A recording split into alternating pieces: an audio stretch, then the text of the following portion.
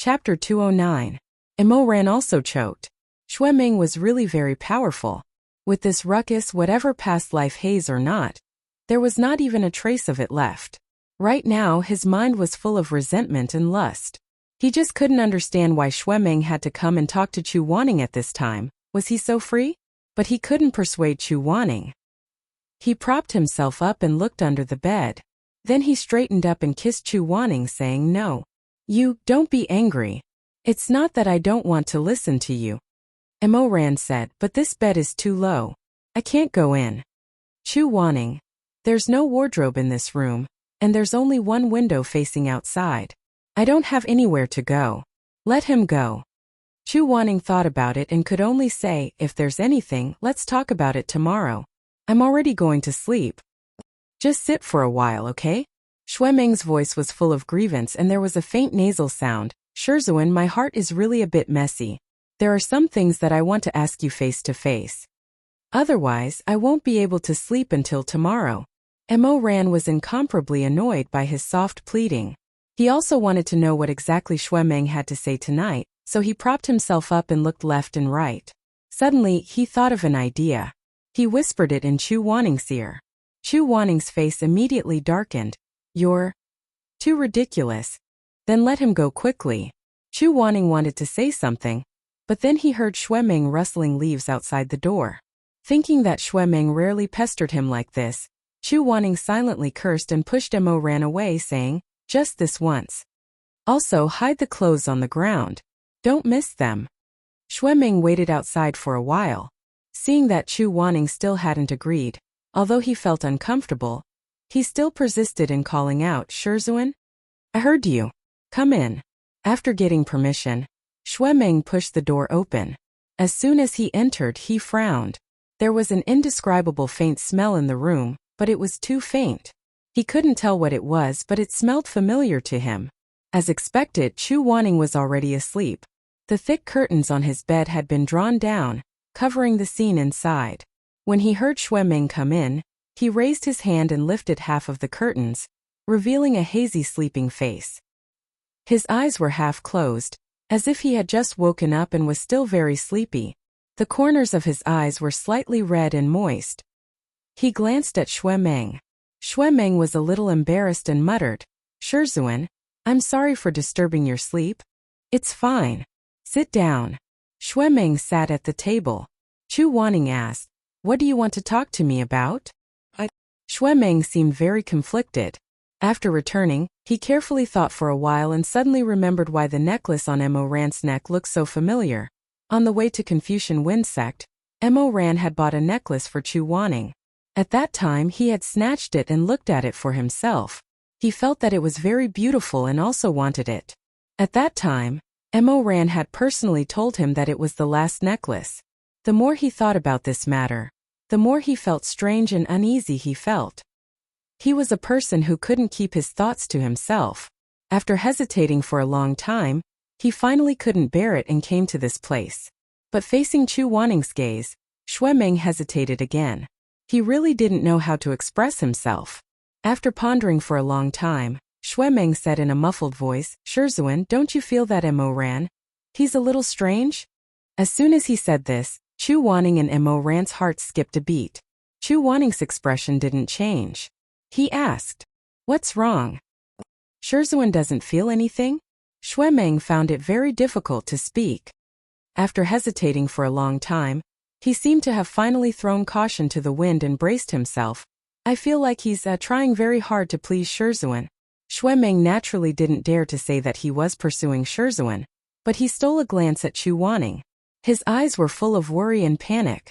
Chu Wanning said, "Why do you say that?" "Actually, it's like this. Today, it was hard to back down." Ming braced himself and said, "Today I saw something on his neck today." Ran, who was hiding behind the bed curtain, was shocked. He raised his hand and touched the crystal pendant hanging around his neck. His expression changed slightly. Chu Wanning didn't realize what Ming had seen. He still looked at him with furrowed brows, waiting for him to continue. After waiting for a while, Ming didn't say anything. Instead, a large warm hand touched his leg. Chu Wanning's expression suddenly changed. He thought that Mo Ran was going to do something absurd. He hurriedly turned his head while Shuemeng wasn't looking. He looked into the depths of the bed covered by the curtain and saw Mo Ran pointing at his chain, reminding him with his mouth. Chu Wanning understood immediately. He thought for a moment and said, "Did you see the same chain as mine on Mo Ran's body?" No, I didn't mean anything else." Shuemeng was anxious and embarrassed. He waved his hands. "I just thought it was a little strange." It's fine," Chu Wanning said. "I was returning that chain to him." Shizun returned it to him? "It was uncomfortable wearing it, so I returned it to him." Shuemeng immediately let out a breath of relief. His face, which had been pale since he came, finally had some color. He smiled. "I was wondering what was going on. At that time he clearly told me that it was the last chain. I thought he kept going back and forth so many times. In the end he just slapped his forehead and said dejectedly, 'Shizun, pretend I didn't mention anything. My mouth is too stupid. I don't know how to explain. I'm really an idiot.'" Chu Wanning didn't know how to lie, so he didn't know how to persuade him. In reality, there were many things that went against one's conscience. Casually saying one sentence could completely cut off the relationship between Mo Ran and himself. Shuemeng only wanted to say this one sentence. As long as Chu Wanning said no, even if the truth was in front of Shuemeng, he would choose to believe his Shizun. But it was this kind of complete trust that made Chu Wanning unable to say it out loud. So he could only silently watch Shuemeng in front of him, scratching her ears and scratching her cheeks while sighing. He didn't want to say anything too absolute. He watched as Shuemeng kept apologizing, saying that he was too stupid and rash.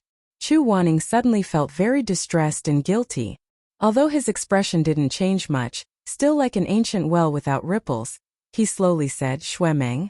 Shuemeng suddenly stopped and waited for him to speak. What should he say? Say "I'm sorry. I hope you won't be disappointed in me in the end. I hope you'll be willing to recognize me as your master." He couldn't say it. These words were too soft, too sweet, and too cruel. Why should he ask Shuemeng to be willing to recognize him no matter what happened? People had to face meeting and separation, growth and change.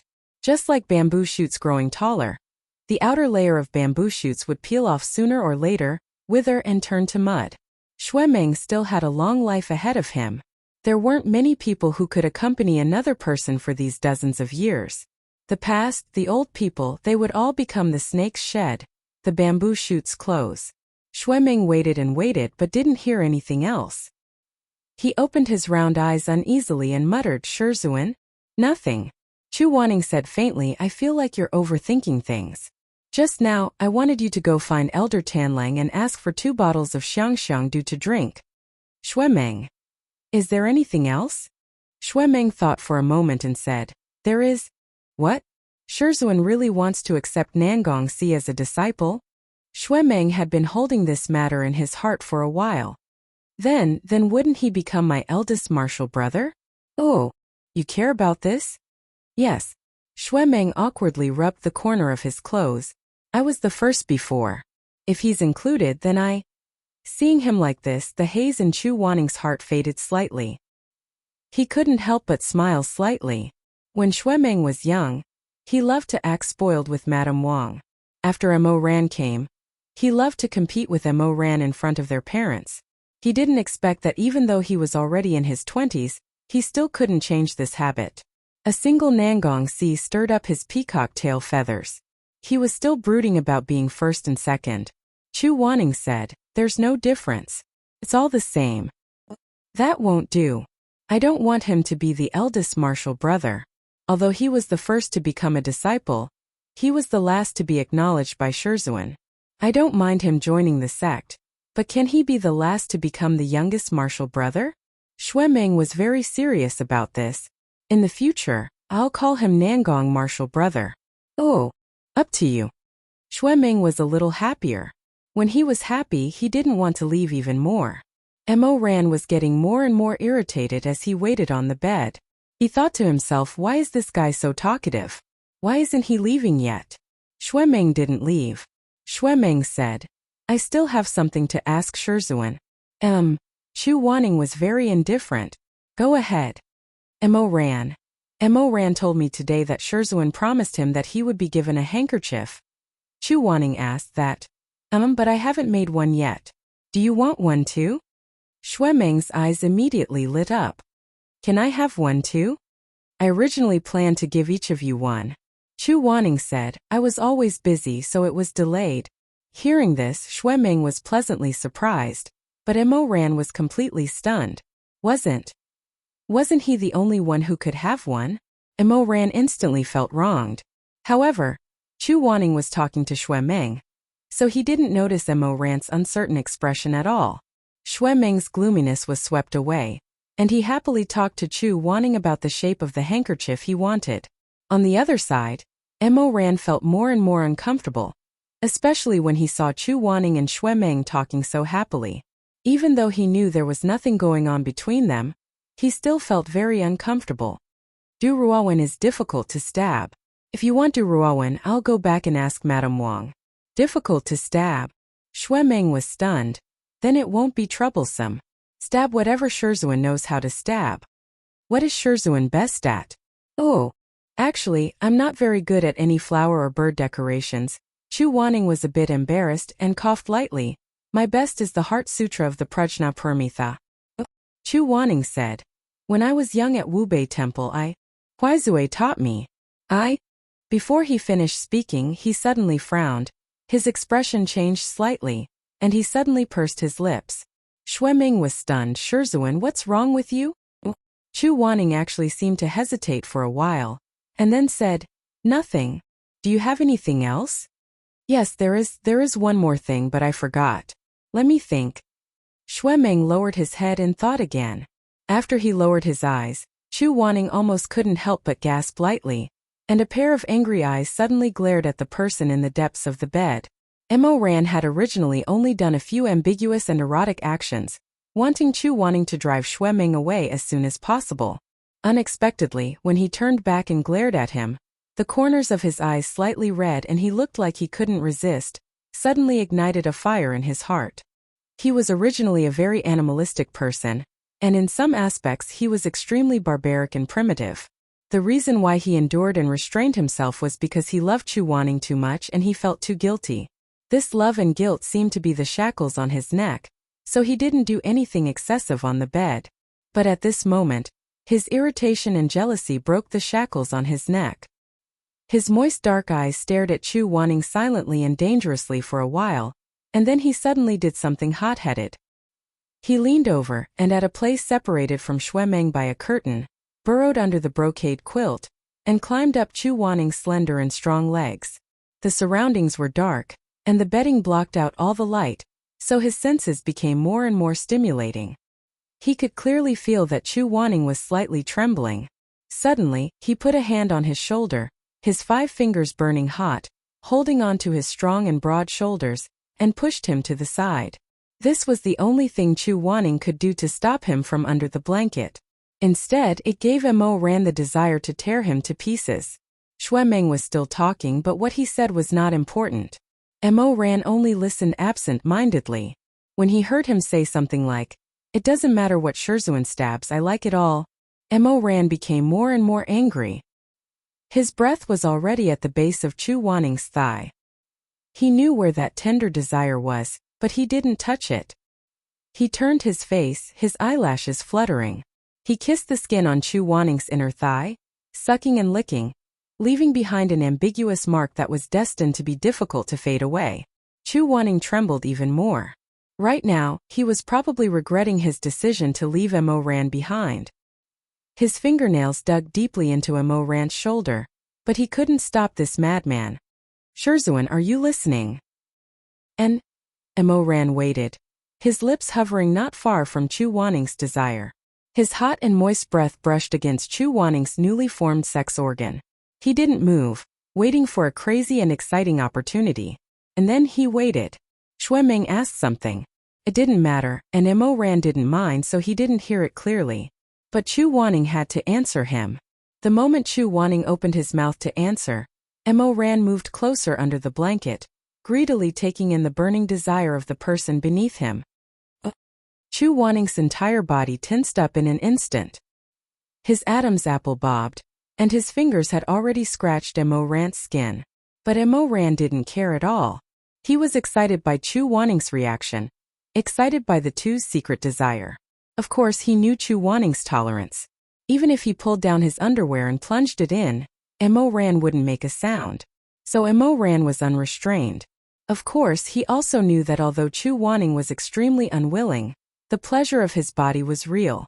The sex organ in his mouth was hard and hot, and the plump and smooth shaft was pressed against his throat.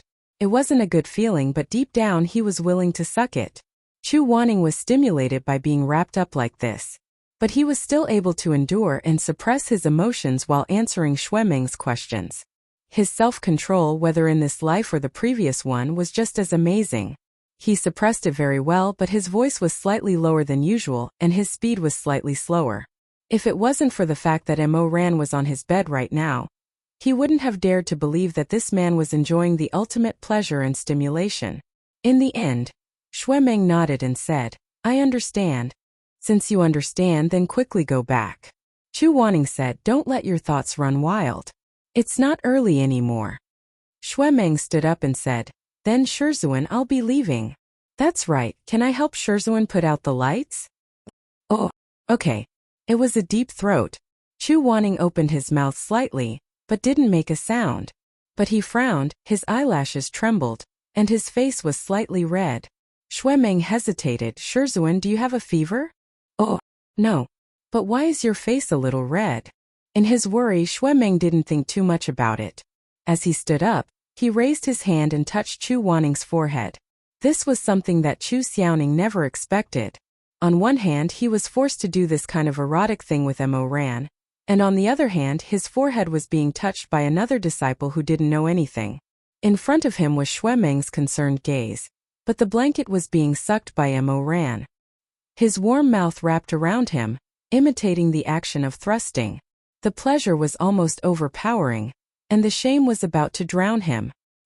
He had no choice but to use every bone, every inch of flesh to restrain himself, to make himself gasp and moan. "It's not hot." Xueming muttered. "Shizun, do you feel uncomfortable anywhere?"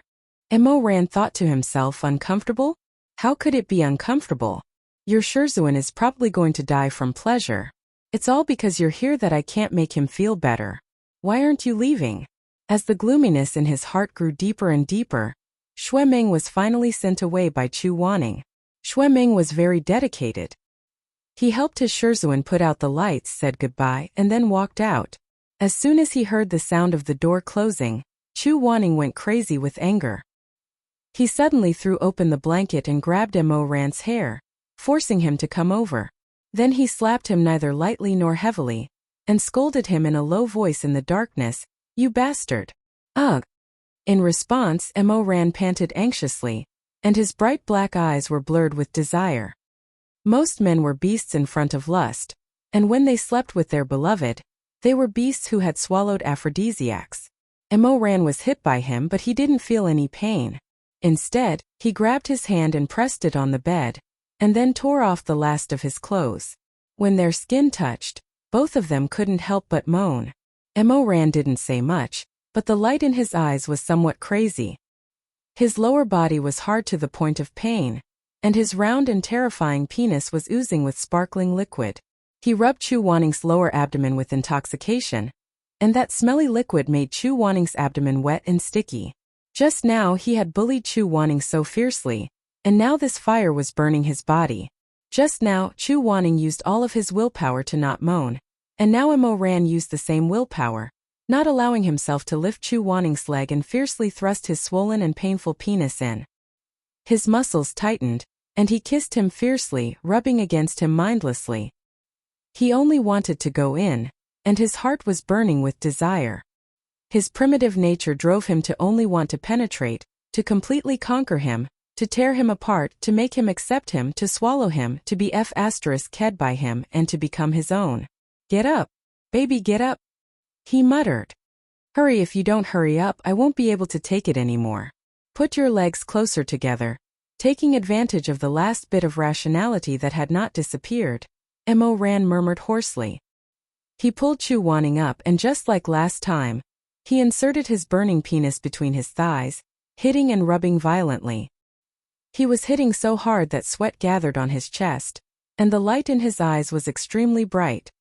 He held onto Chu Wanning's waist, and because of this kind of tickling, he felt more and more dissatisfied, and more energetic. He didn't say too many dirty words, and only fiercely and with all his might, his burning penis rubbing against Chu Wanning's private parts every time.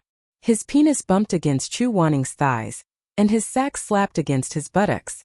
Chu Wanning was knocked into a daze by him, but Mo Ran's other hand still reached over at the wrong time, holding onto his erect penis, rubbing and stroking it. Mo Ran bit his shoulder, nibbling, and then said softly, "Don't shout, the soundproofing here is not good.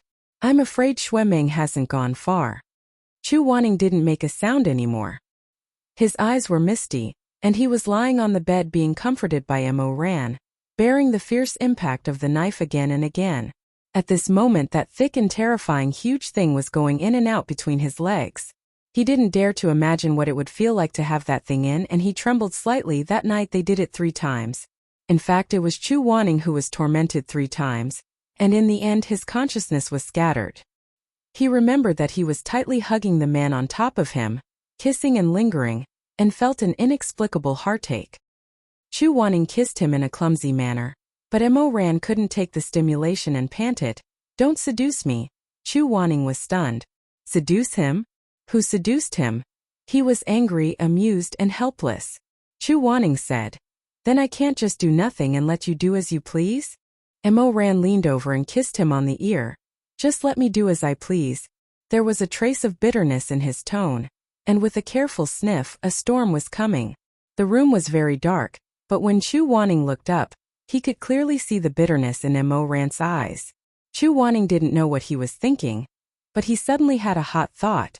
Before Mo Ran could react, he flipped over and sat on Mo Ran's waist, holding Mo Ran's hands and looking down at him. Mo Ran was slightly shocked. "Shizun, you." Chu Wanning didn't make a sound. His phoenix eyes were very bright, and his ears were burning red. "I already said to listen to me today. I don't have the heart to say this." Then he slowly got up and lowered himself. Mo Ran watched his movements and felt his scalp go numb. All the blood in his body was rushing and screaming. He said, "Don't mess around. Phew, you won't be able to make it tomorrow." But Chu Wanning turned a deaf ear. When this person was stubborn, he really did things his own way, and didn't care about other people's words. Mo Ran's back was numb. On one hand, he really wanted Chu Wanning to take the initiative and sit on top of him, but on the other hand, he really didn't want Chu Wanning to do such a thing at this time. He knew that once he went in, after enduring for so long, there was no way he would back out after doing it once. In fact, when he looked back in the days and nights of his previous life, when was there ever a time when he could hold back and only do it once? On the craziest night, the night he applied aphrodisiac on Chu Wanning, he almost tormented the moaning man on and off all night. In the end, he couldn't ejaculate much, but he still didn't know how to stop, and just like that, he stuffed it into the sticky and constricted intestines of his. He rubbed his legs, their tongues tangled, and he inserted himself inside him, saying dirty words that made people blush and their hearts beat faster. "Does it feel good? Shizun, you're still sucking me down there. I ejaculated so much, did it satisfy you?" At that time he even forced Chu Wanning to lower his head and look at the place where they were connected. Then he intimately reached out and stroked Chu Wanning's tight lower abdomen, and said slowly and hoarsely, "Your stomach is full of my semen, what do you do?" He said those absurd words, his eyes full of lust and desire, like a wild beast. "Will Shizun be pregnant with my child?" He thrust inside again, and because of this action, the sticky love liquid that was left behind from the many times before seeped out from the edge of the two of them. The drug had not yet dissipated, and Mo Ran looked at the man in his arms trembling and softening because of his little action. He couldn't help but let out a soft groan, and his eyes couldn't help but darken. In the end, he couldn't bear it anymore, so he began to play with him again and again, to please him at that time. He hated that he couldn't not be the emperor of the cultivation world. His desire for Chu Wanning had always been so strong, to the point that he just wanted to find a room to lock Chu Wanning up, do nothing every day, see no one, and only focus on making love with Chu Wanning. He wanted to let Chu Wanning lie down and be f***ed by him, against the wall and bf***head by him, lie on the bed, spread his long legs and bf***head by him, and ride on his body and be repeatedly thrusted. It would be best if he could see Chu Wanning being f***head until he was speechless, f***head until he cried and begged for mercy, f***head until his sex organ uncontrollably spurted out love liquid. It would be best if he didn't have to come out of Chu Wanning's body at all in this life. That would be the ultimate pleasure of the human world. Mo Ran knew that the bottom of his heart was like lava, and his Adam's apple bobbed up and down. His black eyes stared at Chu Wanning, warning and pleading, Shizun, don't do this. Then do something else. Chu Wanning's cheeks were boiling, but his eyes were very stubborn. Before Mo Ran had time to think about what else he was talking about, he saw him bend down and bury himself. His movements were very fast, not giving Mo Ran a chance to refuse, and not giving himself any time to hesitate. He took Mo Ran's ferocious sex organ in his mouth. His abdomen suddenly tightened, and it was as if lightning had passed through his spine. At first, Mo Ran instinctively closed his eyes because of the pleasure, and then he inserted his fingers into Chu Wanning's long hair. His large hand with distinct joints tightly grasped the back of Chu Wanning's head, and his muscular chest heaved up and down violently. Wanning. Tears seeped out of the corners of his eyes. Was it excitement or gratitude? Was it pain or pleasure? It was no longer clear. His male sex organ uncontrollably swelled in his lover's mouth, and his tendons were clearly defined. It was extremely violent, terrifying, and invasive. Chu Wanning couldn't hold such a big thing at all, but he still imitated what Mo Ran did, licking his penis. He was so ashamed that his whole body trembled, but his love made his chest warm. He tried his best to take that huge penis into his mouth, but halfway through it was already stuck in his throat. That burning sensation and faint smell made him want to vomit. Mo Ran's heart ached. He hurriedly said to Chu Wanning, darling, there's no need, just... Before he finished speaking, he couldn't help but groan. Because Chu Wanning stubbornly refused to admit defeat, even on the bed, he began to move, began to suck and thrust. Mo Ran wasn't a short-tempered person in the past, and it was even more so when he was the Emperor Ta. Those men and women served him in all kinds of ways, but he didn't feel moved. But Chu Wanning leaned on his crotch, kissing him, sucking him. His eyes were filled with white, and then it was pitch black. Then it was colorful, and then it was empty. It was too exciting. Mo Ran couldn't help but tilt his head back slightly, gasping for breath in a low voice. His slender and well-proportioned arms couldn't help but stroke Chu Wanning's long hair, and let out a sexy and deep groan. His Wanning, his Shizun Yuheng Beidou celestial lord. The most handsome man in the world. The white and flawless Chu Wanning was willing to do such a thing for him. There was no drug, no coercion. It was done willingly. Mo Ran's eyes were wet, and his dark eyelashes trembled slightly. It was done willingly. Chu Wanning's technique wasn't good, and his control of strength wasn't right either. Sometimes when he didn't pay attention, his teeth would hurt him, but he almost couldn't help but surrender under Chu Wanning's stimulation. When he finally released, there were wet tears in the corners of his eyes. He pulled Chu Wanning into his arms and hugged him tightly, kissing him non-stop. He only felt that his heart was so painful, but it was also so warm. It was so painful. Wanning. He murmured in his ear again and again, Wanning. Chu Wanning's black phoenix eyes were moist because of desire. He glanced at him, then lowered his eyelashes because of shame. After a while he asked in a hoarse voice, do you like it? That gentle question penetrated his blood and flesh. The pain was deep. Mo Ran hugged him tightly and said slowly, I like it. Chu Wanning's ears turned even redder. He got approval, so he didn't say anything. Mo Ran couldn't help but stroke his hair, and said softly, I only like you. I like you the most. Wanning. There's no one better than you in this world. Other than you, no one can touch my heart.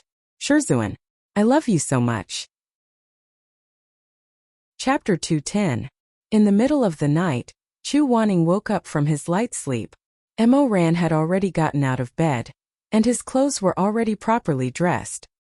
He sat in front of the table with a single lantern lit.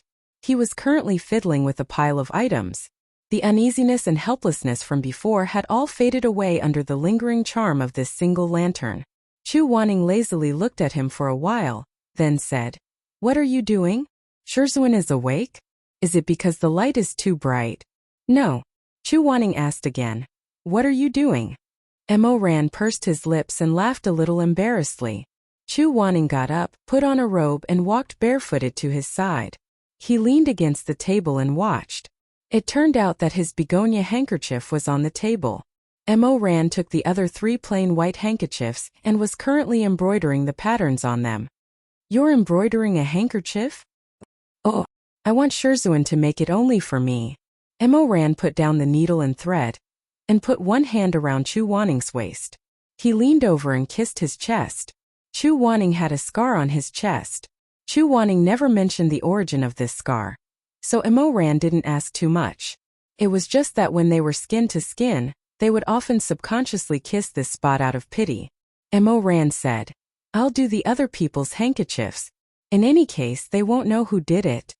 As he spoke, he picked up a handkerchief that had already been embroidered and asked with a smile, "Shizun, look. Don't you think it's similar to yours?" Chu Wanning sighed. "I don't need to look to know it's similar. How could this person's desire to possess be so strong?" Chu Wanning stroked Mo Ran's hair. Mo Ran also smiled and looked up at him. The lights were too dim. Mo Ran's eyes hurt from staying up too long. When he looked up, they were slightly bloodshot, but his face and smile were gentle and bright. Chu Wanning asked, "Are you still thinking about those useless things?" Mo Ran stared blankly for a moment before replying softly, "Don't think about it anymore." "Yes," Chu Wanning said. "That's good. Just let nature take its course."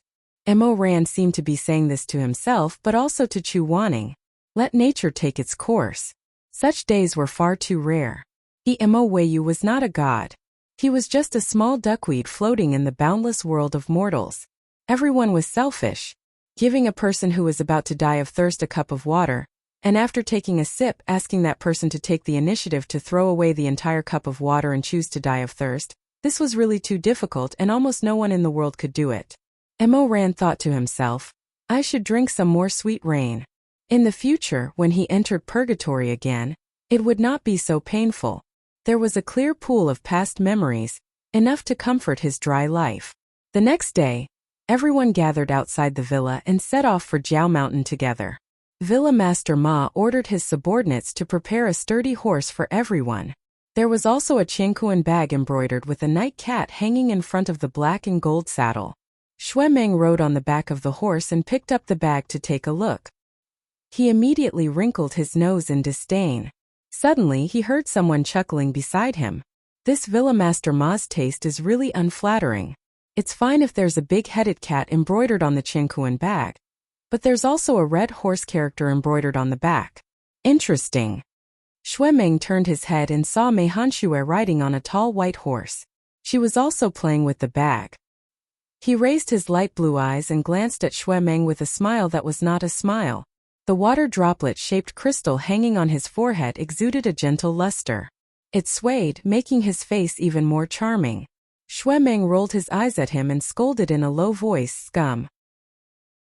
The scum only smiled and narrowed his eyes. He was not angry at all. Instead he said, "Young Master Xue, you don't look too good today. Did you not sleep enough? There's a blue halo under your eyes and a black shadow on your forehead. I have some herbal ointment here that can help you sleep. Mei Hanxue, are you very free?" Xue Meng endured for a while, but found that he could not hold it in anymore.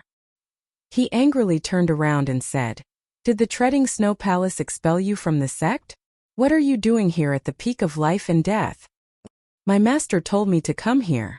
Mei Hanxue still had a smile on her face. "Give your father some of the hidden weapons he wanted yesterday, then get lost after you're done." Mei Hanxue actually did not get angry. She smiled and said, "Well, I'll get lost now." Xue Meng simply felt that this person was sick. The few times he had seen him, he was either as soft as a woman or as cold as a stone. Last time when he bumped into him at the Confucian Wind sect, he was still secretly mocking him. Today he had changed into a good person who said, "You hit my left cheek so I'll send my right cheek to you" kind of face. Xue Meng couldn't hold back anymore. He turned the reins around and stared at the extremely handsome man on the horse's back. No, Mei Hanshua, I don't have any enmity with you, right? No. Then am I very familiar with you? Mei Hanshua smiled but did not answer quickly. However, her pair of light-colored eyes shone with a fine light. When the wind blew, her fine golden hair fluttered under the hood. Under the sunlight, the color was even more gentle. Xuemeng did not really want to hear his answer. He frowned and said, after delivering the hidden weapons, get lost immediately. If you want to hook up with people from other sects, I don't care. Don't think about making a good relationship with me to fish in troubled waters and dirty my little junior sisters at the peak of life and death. Puffed, Mei Hanshua did not hold back and laughed out loud. However, she immediately clenched her hands into fists and coughed lightly. She looked at Xuemeng with interest for a while and said, all right. He took the reins of the horse, and a silver bell was tied to his white wrist. When the wind blew, it jingled. Mei Hanshua smiled and said, let's go. Xuemeng stared at him. Hurry up and leave? Do you want me to set off firecrackers for you? Mei Hanshua really left. After taking 2 steps, he suddenly thought of something and turned his head. Right, there's one more thing. Xuemeng did not want to hear it, but Xuemeng was curious, so he asked in a bad mood, what? Mei Hanshua smiled slightly and pointed a slender white finger at her lips. She was a refined scum dressed like a beast. She laughed in a low voice and said, you're really spicy. Xuemeng's face instantly turned green. You. He was completely disgusted. You've been talking for a long time, but you didn't even come out half a word. This was because the sect leader's team was gathering and preparing to leave. Mei Hanshua smiled and waved at him, urging her horse to go far away. When Mo Ran rode to Xuemeng's side, Mei Hanshua had already disappeared into the sea of people. Mo Ran saw Xuemeng patting her chest in anger and repeatedly retching. Mo Ran was stunned for a moment. Did you eat something bad? Don't talk to me now. King ate dog shit early in the morning. Mo Ran. Although you're very hungry, no matter how hungry you are, you don't have to eat dog shit. Scram! Xuemeng pushed Mo Ran's chest, pushing Mo Ran and his horse away. He was so angry that 1 Buddha ascended to heaven and 2 Buddhas had nirvana. He shouted into the distance with a red face and a thick neck, ugh! Dog shit! King spicy. After a while, thousands of people set off from Lonely Mountain and headed towards Jiao Mountain. This scene was very rare. After all, everyone usually went out on their swords. Even if they gathered a large group, they would arrive in an instant. It was rare to see a group of cultivators on horseback. Many of them had never ridden a horse for such a long time. It was fine on the first day, but they couldn't stand it later. Fortunately, Villa Master Ma's Qinkuan bag had everything. There were pills that could refresh the mind, small fans that could blow in the wind, and even a few books made of silk. These books were printed with the prices and appropriateness of various novel goods in Taba Mountain Villa. Xuemeng stared at Villa Master Ma, who was shouting under the shade of a tree while resting. The second richest man in the world was shouting happily and sparing no effort. Gentlemen, if there's any goods you like, just tick them in the book. Ma will deliver them one by one when I go back. I'll guarantee a return in 7 days and a change in 15 days. When the immortal tools you ordered arrive, I'll pay you in full. Many people really had nothing to do, and Villa Master Ma definitely did it on purpose. He only threw these books in such a big Qiankuan bag. There was nothing else that they wanted to see. After staring for a long time, there were bound to be 1 or 2 items that moved their hearts. Even Xuemeng couldn't help but pick up the pen and draw a circle on the words, delicious for all ages, light taste, good choice of ingredients, great increase in spiritual power, Namping Mountain Spiritual Swallow's Nest Cake. He finally knew how to make money Mo Ran talked about. After 7 days of traveling, Villa Master Ma made a lot of money, and everyone was a little tired. One evening they finally arrived at the Coiling Dragon Mountain Range. Dragons have proud bones. I hope you will respect them. Shuizhengyong looked at the huge rock in front of the Coiling Dragon Mountain Range and read the words on the rock. He turned around and asked Nangong Si, "Young Master Nangong, what does this mean?" Nangong Si said, "It means that for the rest of the journey, you must walk on foot. Moreover, from the moment you enter the mountain until the barrier around Jiao Mountain opens, you must not speak dirty words. Otherwise, you will be punished. Since Nangongsi gave such a warning, all the sect masters immediately passed the message down. However, each sect's method of communication was different. The palace master of the Treading Snow Palace picked up the jade flute at his waist and blew twice. Master Xianjing shook the silver bell in his hand. Jiangxi stood motionless. It was Hua Bainan who passed the message. Hua Bainan waved his sleeve and a cloud of black smoke came out. Upon closer inspection, one would discover that it wasn't actually smoke, but thousands of little flying insects. They all flew to the ears of the Lone Moon sect disciples and warned them. Xuemeng was extremely disgusted and said, Hanlin Shengshou is really abnormal. Could it be that his entire body is filled with insects? He suddenly thought of something and turned to Shimei and said, Speaking of which, you went to Lin Lingyu to study. You didn't interact with Hua Bainan, right? Don't play with insects when the time comes. That'll really be enough for me to deal with. Shimei turned his head and smiled. Young master, you worry too much. At this time, the peak of life and death also began to pass the message. The other sects more or less wanted to show off their skills. Shuizhengyong, on the other hand, used the sound amplification technique and shouted, after entering the mountain range, don't speak dirty words. If you can't control yourself, use the silence spell to block your mouth. Do you all hear me? His loud voice reverberated through the forest, shaking the trees and stopping the clouds. The echoes lingered in the air. Do you all hear me? Do you all hear me? Have you arrived? Have you? All the cultivators were speechless. Chapter 211. They abandoned their horses and entered the mountain. The first day was safe and sound, but on the second night, when everyone was sitting in meditation to rest, something unexpected happened. A cultivator went to the jungle to relieve himself in the middle of the night. After he was done, he felt an itch in his leg. He looked down and saw a huge poisonous mosquito resting between his legs, happily drinking his blood. That cultivator slapped the mosquito to death.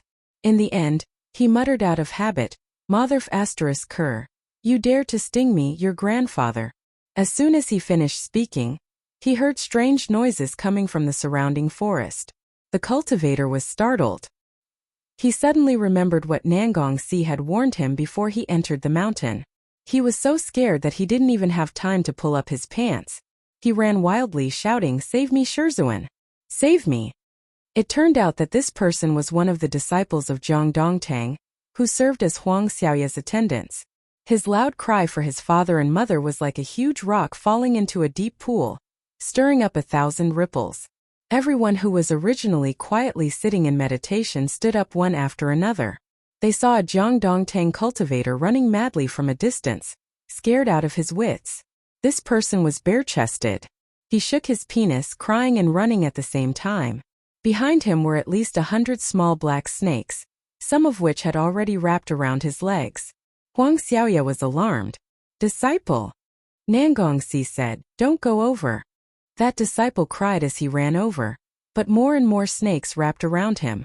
In the end he staggered and fell to the ground. He wailed, Shizun! Shizun, save me! Huang Xiaoya originally wanted to lend a helping hand, but Nangongsi said, These snakes are formed from the dragon's whiskers. If you kill one, it will turn into 2. The more you kill, the more there will be. Moreover, they are extremely vengeful. If Huang Daozhong isn't afraid, then go and fight. When Huang Xiaoya heard this, she immediately cowered, but she muttered, The big picture is more important, the big picture is more important. Seeing his disciple being swallowed up by the tide of black snakes, that person writhed and rolled in the snake tide, twisting and turning in pain. The snake tide had completely covered him, turning him into a black mound. This mound was shrinking at a speed visible to the naked eye. When the tide dispersed, there was only a pool of blood on the ground. Not even a bone was left. Once this matter was made known, no one dared to utter a single word of nonsense on the last day of the journey. The more one talks, the more mistakes one makes. This was a principle that everyone knew. Shuizhengyong even cast a silence spell on himself and Xuemeng. Not for any other reason but because the father and son were too talkative. If they accidentally muttered the word dog, they would become the snake's meal in the blink of an eye. Everyone was cautious with their words and actions. Finally, in the middle of the third night, They passed through the coiling dragon mountains and arrived at the hero's mound of the Confucian Wind sect, Jiao Mountain. Jiao Mountain's barrier was different from Huang Mountain. The Jiao dragon hated deception, so the barrier was transparent. There was no illusion technique, so from the outside, one could clearly see the scene at the foot of the mountain. Jiang Shi looked at the situation in front of him and asked, "This is the burial place of the Confucian Wind sect's heroes?" The moonlight shone on Nangongxi's face. He was silent for a moment, then said, "Yes. Jiao Mountain was transformed by the demon dragon. After the first generation of the Confucian Wind sect subdued this dragon, they established a blood contract, turning it into a mountain to protect the heroic souls and treasures of the Confucian Wind sect, as well as the ancestral temple and ancestral hall. Since Nangongxi could remember, he would follow his father to this mountain to sweep the tombs every winter solstice. In the past, when he came here, he could see endless majestic white marble steps. Dark city guards had already been waiting on both sides of the mountain road. Their clothes fluttered in the wind. "We respectfully welcome the young master." He could still vaguely hear the rumbling of voices as everyone knelt down. He walked along the mountain road, and at the top of the mountain, he could see his father preparing for the sacrificial ceremony. "Young Master Nangong, there's no need to be sentimental. The war cannot be delayed. You should open the barrier as soon as possible, so that we can enter and slay the demons." Nangongxi turned his head. The one who spoke was Huang Xiaoye.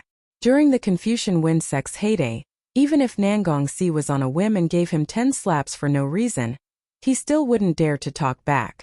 Today he could brag and show off in front of his ancestors' tombs. Nangongxi endured silently. He had no choice but to endure. His teeth clenched painfully, but he had to endure with all his might. "Everyone back off a bit," he said as he arrived in front of the mountain gate. There stood 2 tomb guardians made from evil-warding spirit stone. Just their toes were the size of a 5 or 6-year-old child. These 2 idols each had 3 faces, either benevolent or angry. They each held a magic tool in their hands and had bracelets around their arms. But the strange thing was that this kind of idols usually had their eyes wide open, but this pair of idols had their eyes closed and their eyebrows furrowed. They looked somewhat strange. Nangongxi didn't even blink. He pierced his finger with an arrow and drew a talisman on the evil-warding spirit stone. Then he said, "Confucian Wind sect's 7th generation blood origin sect disciple, Nangongxi, pays respect." Rumble. The earth shook. A strange person exclaimed. They opened their eyes. "That statue." Mo Ran stood in the crowd and also looked up. If the situation wasn't so tense, he really wanted to say to that person, "It's not that statue, it's those 2 statues." The 2 tomb guardians on the left and right opened their eyes. Their eyes were amber and their pupils were narrow, like the eyes of a snake. The statue on the left slowly spoke, his voice like a large bell, ringing out, "Nangongxi, have you memorized the 7 precepts of the Confucian Wind sect?" Nangongxi said, "Greed, resentment, murder, prostitution, and plunder are the 7 precepts of the Confucian Wind sect." Huang Xiaoye sneered behind him. "You speak better than you sing." It wasn't just Huang Xiaoye, but many people were thinking the same thing. These 7 precepts were the greatest mockery to the current Confucian Wind sect. The statue on the right followed with a distant voice that seemed to come from ancient times. "Nangongxi, there is a mirror hanging high above, and there is the boundless yellow springs below. You walk the world, do you have a clear conscience?" A clear conscience. These 2 questions were Nangongxi's memories from childhood to adulthood. No matter who it was in the Nangong family, as long as they stepped into the hero's mound, they had to first answer these 2 questions.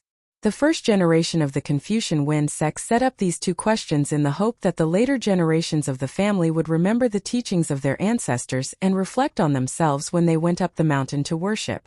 At this moment, Nangongxi couldn't help but wonder. Every year when his father came to worship at the winter solstice and answered these 2 questions, did he ever feel the slightest trace of guilt? Or did he really treat these questions and answers as a key, a talisman to open the enchantment of the Flood Dragon Mountain? Nothing more. The enchantment opened. The 2 stone statues that were originally standing suddenly shook slowly and changed their posture. Finally, they knelt on one knee, one on the left and one on the right. "Please, Master, enter the mountain." Nangongsi stood with his back to the crowd for a while. No one could see the expression on his face, not even Yi Wangxi. Only Neobajin whimpered in his quiver. Her snow-white claws reached out and grabbed the edge of the quiver. Meow meow. Come in. Nangongsi finally dropped these 3 concise and comprehensive words. Then he took the lead and stepped into the Flood Dragon Mountain area. Shuizhengyong removed his silence spell and asked, "Do we still need to pay attention to our words and actions here?" "No need," Nangongsi said. "Speaking and acting cautiously is done in the Coiling Dragon Mountain area. In fact, it is to prevent people who have malicious intentions towards the Confucian Wind sect from entering the mountain. Here, the Flood Dragon believes that the person who comes should not be an enemy, so it will not care about the words and actions." But even though he said so, many people were still worried and did not want to say anything. They just silently followed Nangongsi up the mountain. Every 300 meters, there would be 2 totem stones of the 12 zodiac signs. First were the male and female mice, then the male and female ox, tiger, rabbit. Halfway up the mountain, it was the burial ground of the heroes of the Confucian Wind sect. These heroes were buried in the Flood Dragon Mountain according to their lifetime contribution, from low to high. The first place they came to was the burial ground at the lowest level. There was an 8-foot-tall piece of white jade here. It was shining brightly and engraved with the names of people. At the top, there were 4 words: loyal soul. "I heard that the loyal servants of the Nangong family are buried here." Shuemeng whispered to Mo Ran. "There should be at least 1,000 of them." He was right. This mountain area was densely packed with tombs. There was no end in sight. Sure, Mo said worriedly. "What if these thousands of servants all rise up? What should we do? The servants of the Nangong family are not bad. I'm afraid they can hold them back for a while." Shuemeng hurriedly covered his mouth. "Sure, are you crazy? Hurry up and spit, don't jinx." Mo Ran said gloomily from the side. "I'm afraid it really isn't a jinx." "Hey dog, where are you going?" Mo Ran did not pay attention to Shuemeng. He left the group and walked to the burial ground of the loyal souls. He half knelt down and carefully looked at it. The burial ground of the Confucian Wind sect's heroes was different from ordinary funerals. It did not have a burial ground. Instead, it used a kind of translucent jade coffin. It was like a thick layer of ice. Half of the coffin was submerged in the ground while the other half was exposed. Therefore, the burial ground looked like a continuous stretch of jade that emitted a sparkling brilliance under the moonlight. This kind of cold jade was similar to the mortuary coffin of the Hall of Life and Death, Frost Sky Palace. It could preserve the corpse and prevent it from decaying just like when it was still alive. Mo Ran lowered his head to look at the coffin in front of him. Burial mounds were not taken care of too carefully. Therefore, the surface of the jade coffin was covered with a thick layer of dust. Mo Ran could only vaguely see the outline of the deceased below. He could not see the facial features, but it seemed to be a woman. He stared at the woman for a while. Then he looked around the coffin again. He felt that there was something wrong with this coffin, but he could not tell what was wrong. He looked around. While no one was paying attention, he put his hand on the coffin and closed his eyes to feel it carefully. Suddenly, his palm trembled. Mo Ran opened his eyes. His expression was extremely ugly. There was indeed evil energy in this coffin, but it was not dense. The precious chess piece was not inside. Could it be that he was wrong? Mo Ran. Shuemeng and the others were already far away. They shouted at him from afar. Mo Ran whispered to himself, "I'll be right there." His slender hand rubbed the surface of the coffin inch by inch, wiping off the thick layer of dust. He tried to see the woman's appearance more clearly without opening the coffin. As he was wiping, he suddenly saw a detail from the corner of his eyes. He stopped abruptly. He knew what was wrong. Dust. The dust of this coffin was not right. Besides the area that he had just wiped, Mo Ran suddenly found that there was another place that was not dusty. On the side of the coffin, there were 4 marks of different lengths. He hesitated for a moment and reached out to compare them. He found that it was exactly the place where a person would climb out. Except for the thumb, the other 4 fingers would touch. Mo Ran was frightened. Just as he was about to ask everyone to stop going up the mountain, he suddenly felt a cold and wet air in front of him. He raised his head abruptly and was met with a deathly pale face. A woman in shroud was squatting behind a tombstone, staring at him faintly. Chapter 212.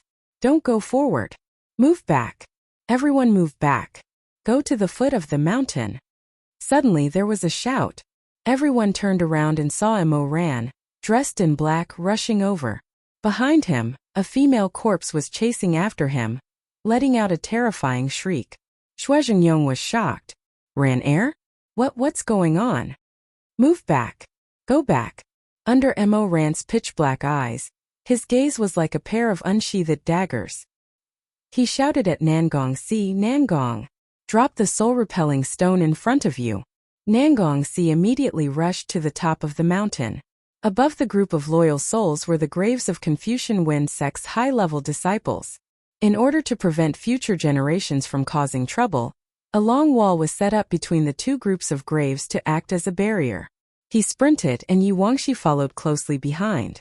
However, before they reached the soul-repelling wall, Nangong Si suddenly stopped. A group of people slowly walked down from the top of the mountain path. They were all dressed in black, and their silk ribbons fluttered in the wind. At first glance, it was as if the Confucian Wind sect had not been destroyed yet, and a group of valiant and formidable disciples of the Confucian Wind sect had just arrived. However, Nangong Si knew that something was wrong. Yu Wangxi also knew that something was wrong. There was a difference between these disciples of the Confucian Wind sect and the ones they used to live with. Each of them had a blue ribbon embroidered with the shadow of a crane in front of their eyes. It seemed like a very small difference, but the people of the Nangong family knew what it meant. Living people would never wear these ribbons to cover their eyes. These ribbons were given to the disciples of the Confucian Wind sect to wear before they were buried. It meant that their eyes would cover the auspicious clouds, ride the crane to the west, and live happily forever. Those who came down the mountain were all dead people of the Confucian Wind sect. Nangong Si took a step back, raised his hand, and subconsciously stopped Yu Wangxi. He did not turn around and only said in a low voice, "Go down. Go down. Go tell Grandmaster Mo that it's too late." Nangong Si took a deep breath and said in a slightly trembling voice, "The previous generations of high-level disciples of the Confucian Wind sect have all been resurrected and are currently rushing down the mountain. What about you? I'll hold them off for a while. Hurry up." Nangong Si turned his face slightly and said to Yu Wangxi, "Tell them to retreat as far as possible to the foot of the mountain. Once they've retreated to that side, send out the smoke signal and I'll come down immediately." Yu Wangxi bit her lip. She was very clear that there was no turning back. The last thing she could do was take off her quiver and toss it to Nangong Si. She said in a deep voice, "Catch. You don't remember to take more." By the time she rushed to the mountainside, a fierce battle had already unfolded. The corpses of the servants of the Confucian Wind sect who had previously hidden themselves rushed out from the bushes, rocks, and all kinds of hiding places like locusts and threw themselves at the cultivators who were engaged in battle. These corpses were all wearing shrouds, and their bodies were completely pale. They were mixed in with the cultivators who were wearing different kinds of clothes, like rolling waves of snow. From a distance it was quite a spectacular scene. However, the price for this spectacular scene was too high. In a split second, the mountain was filled with bursts of mournful cries and battle cries. Yu Wangxi caught a glimpse of several coffins that had been blasted open by spiritual power during the fierce battle. There were only clothes inside, and they were arranged in the shape of a person. Her adoptive father was like a crafty rabbit, leaving them with a peaceful tomb of loyalty. In fact, he had already summoned the corpses inside the tomb and hid them in the dark. He was waiting for them to reach the highest point, then he would mobilize the tomb of high-level disciples in front of them to attack from the front and attack from the rear. He had laid a net, and they were the fish in the net. Yu Wangxi found Mo Ran in the midst of the chaotic battle. Grandmaster Mo. Mo Ran was in the middle of fighting with 5 corpses. When he heard Yu Wangxi's voice, he suddenly raised his head and anxiously said, "What?" Before he could say the word what, he saw Yu Wangxi's face and knew the answer. Mo Ran cursed inwardly.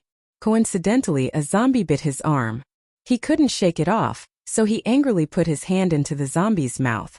With a fierce look in his eyes, he exerted his strength and tore the zombie's tongue out. Ow! Black blood splashed everywhere. The zombie couldn't bite him anymore. It was hit in the chest by his elbow and fell to the ground. Mo Ran's black eyes were terrifyingly bright, and his expression was ruthless. When he looked at Wuxia again, she couldn't help but shiver. However, she immediately steadied herself and said, "Asi wants you to retreat as soon as possible. Retreat to the foot of the mountain and wait for him." Mo Ran nodded. In an instant his voice spread throughout the chaotic battlefield. "Don't fight. Everyone retreat to the foot of the mountain. Everyone retreat to the foot of the mountain." Huang Xiaoye immediately became anxious. "We were already prepared to fight to the death with Su Shuanglin. This scene in front of us is already within our expectations. How can we retreat now?" Mo Ran didn't care about him at all. People die for wealth and birds die for food. Huang Xiaoye wanted to rush to the top of the mountain with all her strength, so that she could find the rare treasures hidden in the Confucian Wind Sect's temple. That was the old man's own business. He still sternly repeated, "If you don't want to die, go down the mountain. Immediately. Go down." Although these servant corpses weren't strong, they weren't the weak corpses of the commoners on Mount Huang. Moreover, their numbers were astonishing, and they didn't fear pain. They rushed up one after another. By the time everyone had retreated to the foot of the mountain, more than 10 cultivators had already died in battle. Huang Xiaoye also retreated. He also knew that with his own ability, it was impossible for him to kill his way to the top of the mountain alone. However, he sneered and said, "Grandmaster Mo, this is great. The one who said that he wanted to come to Jiao Mountain was you. Halfway through the battle, the one who told us to retreat was also you. You're really capable. What do we do now? Why don't you take the lead and we follow you out of the barrier?" In his previous life, Mo Ran wasn't even enough to carry the shoes of the Celestial Emperor treading immortal. Killing him would dirty his hands. In this life, Mo Ran was no longer the Lord of Darkness and had become a righteous Grandmaster. That was why he couldn't slap him in public. However, Mo Ran could choose to ignore him. Huang Xiaoye was about to speak again when he suddenly saw a cloud of rolling smoke in front of him. It was Nangongxi riding the demon wolf Nao Beijing, who had transformed into his true form again. He rushed over like a gust of wind, followed by hundreds of high-level disciples of the Confucian Wind School. Huang Xiaoye looked over and said in surprise, "Oh no, we fell into a trap." Mo Ran narrowed his eyes. This old thing finally reacted. He knew that this was an ambush set up by Su Shuanglin. He wasn't too stupid. However, Huang Xiaoye's second half of his sentence was, "Nangongxi, you've got guts. You actually gathered the remnants of the Confucian Wind School on Jiao Mountain. Do you want to fight the other schools?" Mo ran. Nangongxi crouched low on the demon wolf and rushed forward. Nao Beijing was as fast as an arrow, leaving the pursuing corpses behind him farther and farther away. At this time, Huang Xiaoye realized that he had misunderstood him. However, he didn't feel guilty at all. Instead, he stared at the approaching corpses with wide eyes and gulped. Nangongxi rushed into the crowd and jumped down from the demon wolf. He stuffed the quiver of arrows into Wuxia's arms and said while gasping for breath, "I still have some arrows left. I'll return them to you first. You take everyone and retreat." Wuxia originally relaxed when she heard the first half of the sentence, but the second half made her suddenly raise her head and stare at Nangongxi. "What do you want to do?" "Just a small matter." On the side, Huang Xiaoye watched as the high-level disciples of the Confucian Wind School got closer and closer. Seeing that they were about to fight with the heroes of the Confucian Wind School, who had died hundreds of years ago, he turned his head and cursed, "Nangongxi, you're such a troublemaker. You're just like your father. Why do you want to lead these monsters to us? Do you want us to kill them for you?" Seeing that Nangongxi didn't look at him and didn't say anything, Huang Xiaoye became even angrier. He said in a trembling voice, "Good, I finally know what you're planning. You're afraid that you can't reach the top of the mountain alone, and can't get the treasures your father left for you. That's why you led us here to open the way for you. Nangongxi, you're so vicious." Seeing that his words were becoming more and more excessive, Shuizhengyong couldn't help but frown and say, "All right, Huang Daozhang, you should speak less." "Speak less? Why should I speak less?" Huang Xiaoye didn't put the lower cultivation world in his eyes at all. Normally, he would be a bit calmer and take Xue Zhengyong's face into consideration, but at this critical moment, he didn't have the heart to pretend anymore. He pointed at Nangongxi and cursed, "You're really the son of an evil beast with the heart of a tiger and a wolf. You actually used such a famous hero to clear the way for you. Where did you get the face to do that?" Nangongxi. Huang Xiaoya didn't give up and said angrily, "A person like you should die to appease the world, but you actually escaped from the zombie horde and led these bastards to us." You slap. A very loud slap landed solidly on Huang Xiaoya's face. The gentleman Yi Wangxi was still in the same position as when she slapped Huang Xiaoya. She was trembling slightly and gasping for breath. Her eyes were ruthless as she stared at the person who fell in front of her. "Bastard!" She spoke in a hoarse voice. "How can I tolerate such filthy words in front of the hero's grave of my Confucian wind?" Jiang Dongtang's people drew their swords and pointed at Yi Wangxi. A middle-aged female cultivator under Huang Xiaoya raised her eyebrows and shouted at her, "You're neither a man nor a woman. How dare you attack your elders? You're the bastard. You're the lackey of the Confucian wind." She shouted and was about to rush up to Yi Wangxi to teach her a lesson. Mo Ran was about to help when he suddenly heard the sound of a rattan whip whipping through the air. In a dazzling golden light, Chu Wanning walked out of the crowd. He held the heavens inquisitor and narrowed his eyes. He had his back to Yi Wangxi and faced Jiang Dongtang. "I've said it before." He said word by word, "Nangongxi is my disciple. If you don't want to go through the trial of the Heavenly Music Pavilion, then if you have anything you want to say, please come to me first. Let's talk about justice or let's talk about martial arts." In the dead silence, he threw out the last half of his sentence, "I'll accompany you to the end." The atmosphere was extremely tense for a moment. Jiang Dongtang didn't know whether to advance or retreat. If they retreated, they would lose face. If they advanced, could they really shake the Northern Dipper Celestial Venerable Chu Wanning? Moreover, should they really form a grudge with Chu Wanning and be sworn enemies from now on? The zombies were still approaching, getting closer and closer. Someone couldn't help but shout, "Stop fighting. Let's talk about it outside. Think of a solution first. What should we do? Should we fight? Should we just fight like this? Then why did we retreat to the foot of the mountain? What's the difference between this and fighting on the mountain?" That's right. Mo Ran couldn't help but think, what's the difference? Although he understood that Nangongxi's actions weren't without purpose, as the last descendant of the Nangong clan, Nangongxi must have had a plan in mind since he told them to retreat to the foot of the mountain. He couldn't help but look at Nangongxi, who hadn't uttered a single word since the beginning. He suddenly discovered that the man's eyes were shining with an indescribable light, a light that made him shudder. "Nangong!" he shouted, but it was useless. Nangongxi had been silently chanting a forbidden spell since the beginning. Since Huang Xiaoya pointed at his nose and scolded him, he had been chanting this forbidden spell, but it was already too late to notice. Countless vines broke through the ground with a loud rumble. Mo Ran, Yi Wangxi, Xue Meng. Everyone was entangled by the willow vines at almost the same time. Then, in an instant, they were thrown out of the barrier, out of the mountain range of Jiao Mountain. Yi Wangxi's expression changed. "Ussi, what are you doing?" She wanted to rush in again, but Nangongxi raised his hand and waved. The two tomb guardians stood up with heavy steps. Stone powder fell from their bodies. They raised their left and right hands respectively, facing each other. In an instant, a new translucent barrier covered the entire entrance of Jiao Mountain, blocking everyone's path. Nangongxi stood in front of the barrier alone, facing the thousands of zombies. His back was facing everyone behind the barrier. He said, "There are vines on Jiao Mountain.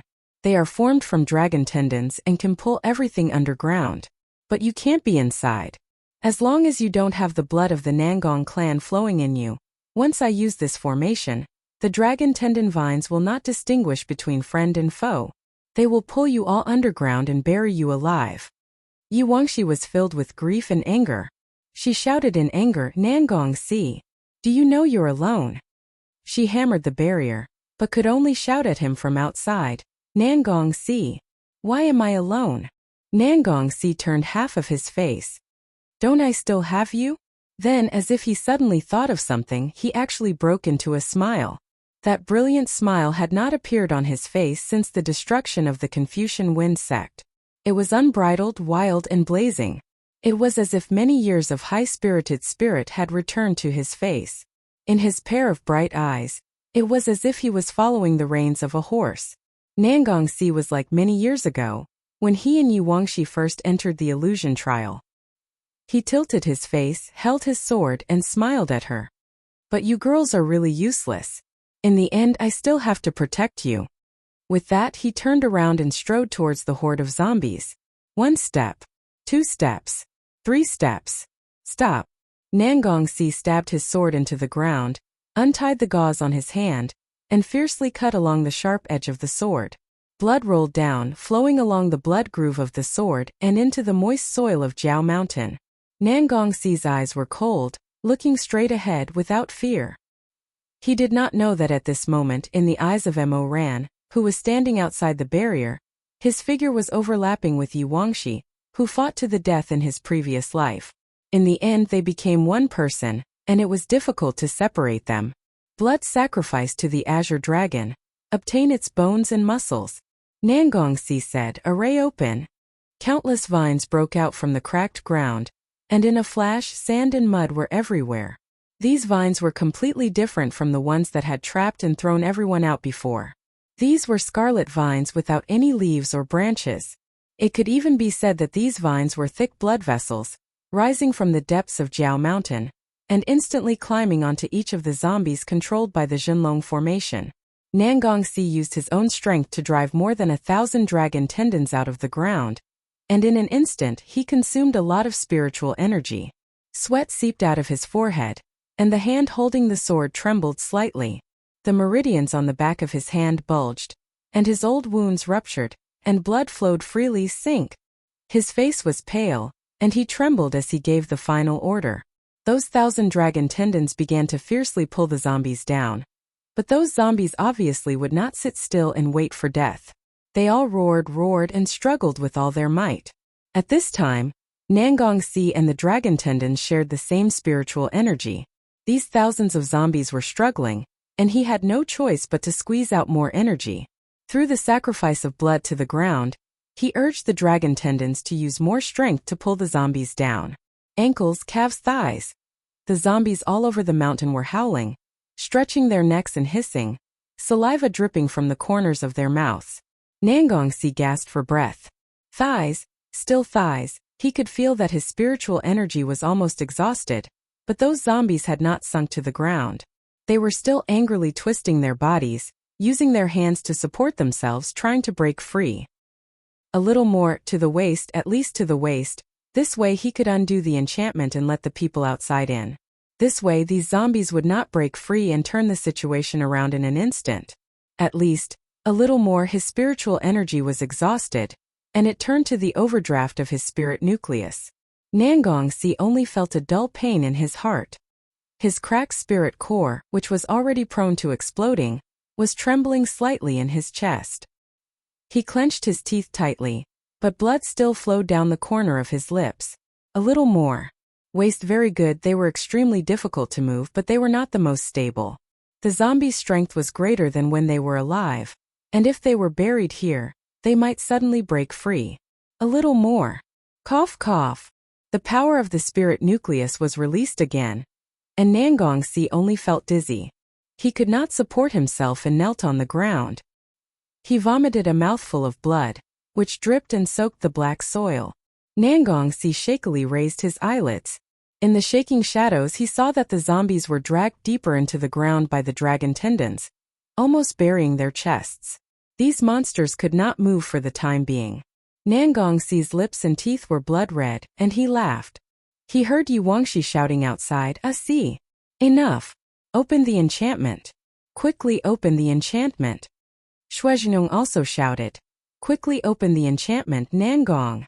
We'll help you. Nangong. Quickly open the enchantment. Open the enchantment. The people shouting gradually increased. In this world, not everyone was completely heartless.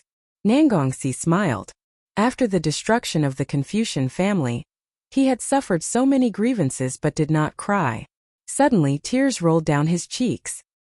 He choked and murmured hoarsely, "I know, I'll open it. I'll open it." He raised his trembling hand, ready to remove the enchantment that was blocking everyone. However, the ground suddenly trembled, and then began to tremble slightly. Nangongsi obviously felt it. He was suddenly startled, then raised his head and looked at the scene in front of him with an expression of disbelief. The dragon tendons that followed his orders to drag the zombies deep into the ground suddenly loosened one by one, and then wrapped around the zombies' chests and backs, pulling them out of the ground one by one. Impossible. Nangongsi said blankly, "This is impossible. How could the Dragon Mountain not listen to its master's orders? Even if Su Shuanglin gave the opposite order, the dragon tendons would never obey, because for the sleeping dragon evil spirit, the descendants of the Nangong family were the same. If the two descendants of the Nangong family gave the opposite order to the Dragon Mountain would only stop its current action and not help anyone, becoming neutral. Unless... Nangongsi suddenly had a layer of goosebumps. He thought of a person. This thought made his whole body tremble, and the pain in his heart seemed to be worse than before. He gasped and slowly raised his head. He walked along the endless white marble stairs, followed the dense corpse tide, and looked at the top. A handsome and dignified, tall and straight man was slowly walking down the long stairs. He was wearing a luxurious brocade robe, embroidered with a dragon swallowing the sun and moon, and a sea of clouds. Every step he took, the gold and silver threads cast on the robe would emit a water-like luster under the moonlight, floating and glittering. Above the bridge of his nose, there was a ribbon that only the deceased of the Confucian Wind sect would wear. It covered his eyes, but that ribbon was not green but black. What was embroidered on it was not a red-crowned crane, but an azure dragon with powerful claws and flames spewing out of it. Nangongsi's face was as white as paper. He stared at the man who was calmly walking down the stairs step by step. He opened his eyes wide in disbelief and muttered, How is this possible? Grand Sect Master. The moonlight peeked out from the forest, illuminating the man's handsome, clean-cut face. It was him, the only person in the world who could make the Dragon Mountain disobey the order of the Nangong family's descendant, who could subdue the demon dragon, who could suppress the ancient evil beast gun under the tower, and who created the first immortal sect for hundreds of years. He was the #1 master in the world hundreds of years ago. He was the first person who gave up on ascending to the heavens in order to cross the suffering of the mortal world. He was the first sect master of the Confucian Wind sect, Nangong Zhongying. Chapter 213. Although sect leader Chongying was a person who had died a long time ago, there were many paintings of him that were passed down in the world. Confucian Wind sect's Hall of Sages even enshrined the dignified jade statue of the first sect leader. Thus Yi Wangxi reacted almost instantly. Si quickly opened the barrier. You can't beat him. Of course he couldn't beat him. Who could beat him? Perhaps even the current most powerful grandmaster in the cultivation world. Chu Wanning wouldn't have a chance of winning against him. Nangongsi was trembling, but it wasn't because he was afraid. Instead, it was because of an extremely intense grief and anger. Grand Sect Master Su Shuanglin had actually turned the Grand Sect Master's remains into a precious chess piece. Crazy, he was really crazy. That was their ancestor, the soul of Confucian Wind sect, the root of Confucian Wind sect, the god revered by generations of disciples and descendants for hundreds of years. It was Nangong Zhongying. The veins on Nangongsi's neck bulged. He let out an extremely distorted roar, like a tiger roaring in the forest. Su Shuanglin. No, Nangongxiu. Come out. Come out. His voice lingered for a long time like a vulture. No one answered him. Of course Su Shuanglin wouldn't come out. The only one who reacted was Nangong Zhongying, whose eyes were covered by the silk band. He slightly turned his face, and his pale fingers slid across the scabbard. The treasured sword that had been buried with him came out of the scabbard. He held the sword and slowly walked down one step. At the same time, Nangongsi took a step back and muttered, Sect leader. Nangong Zhongying's steps were steady. The tip of his sword tapped on the jade steps, making an ear-piercing scratching sound. His eyes were covered, and this silk band was attached to his body after his death. It couldn't be removed, so he couldn't see the path in front of him. He could only rely on sound and smell to determine Nangongxi's position. "Who are you?"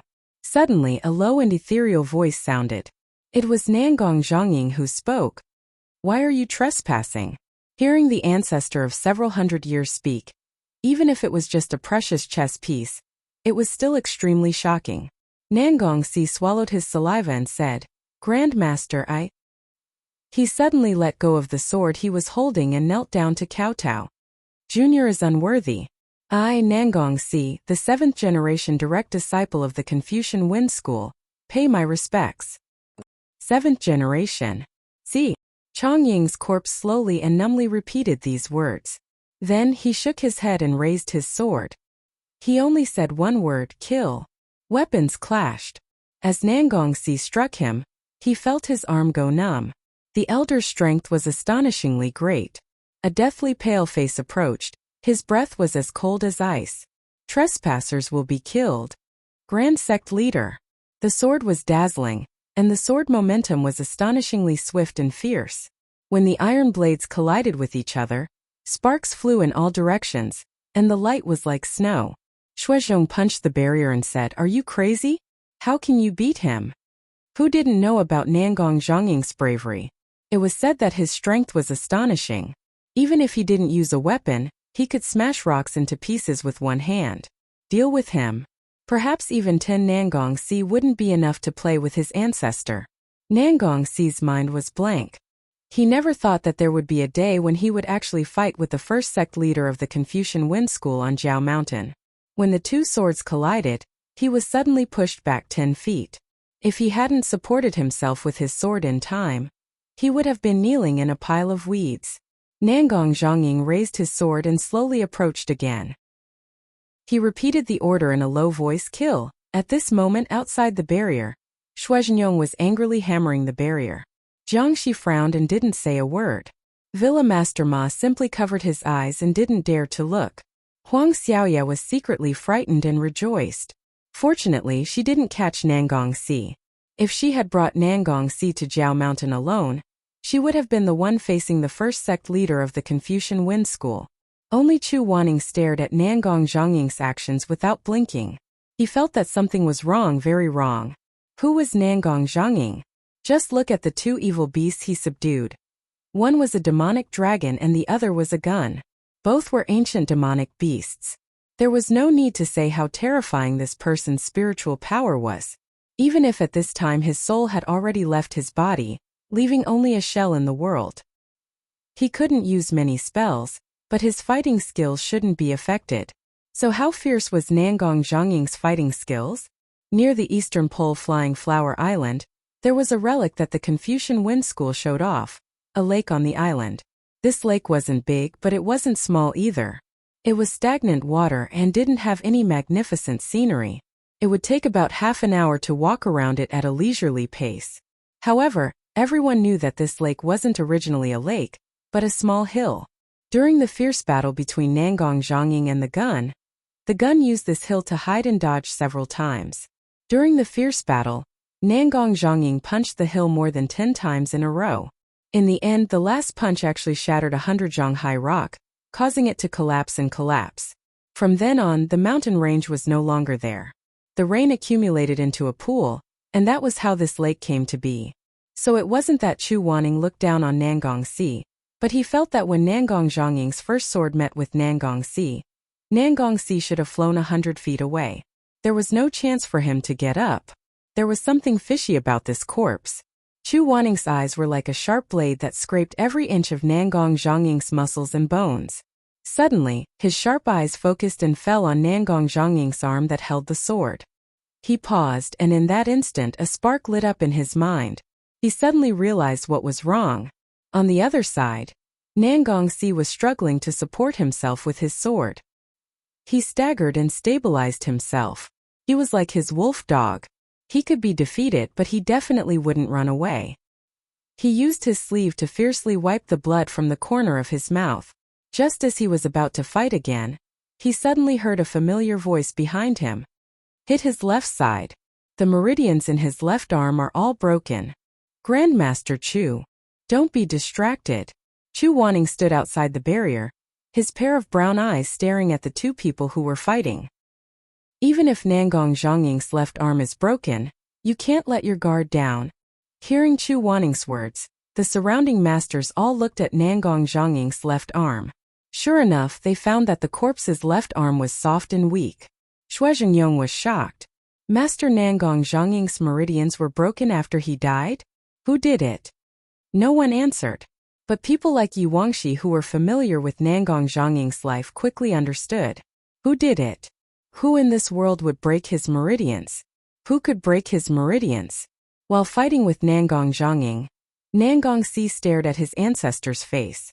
The face was exactly the same as that of the jade statue in the Hall of Sages. It was as if Nangong Zhongying was still alive in this world and had never walked towards death. If he was really still alive, if he really didn't die, if these hundreds of years were written off, then at this moment was he accepting the test of the first generation of masters, accepting his trial, accepting his guidance? Neo Beijing, come here. Nangong Si's senses gradually returned to his body. He sternly called for the demon wolf and flipped over.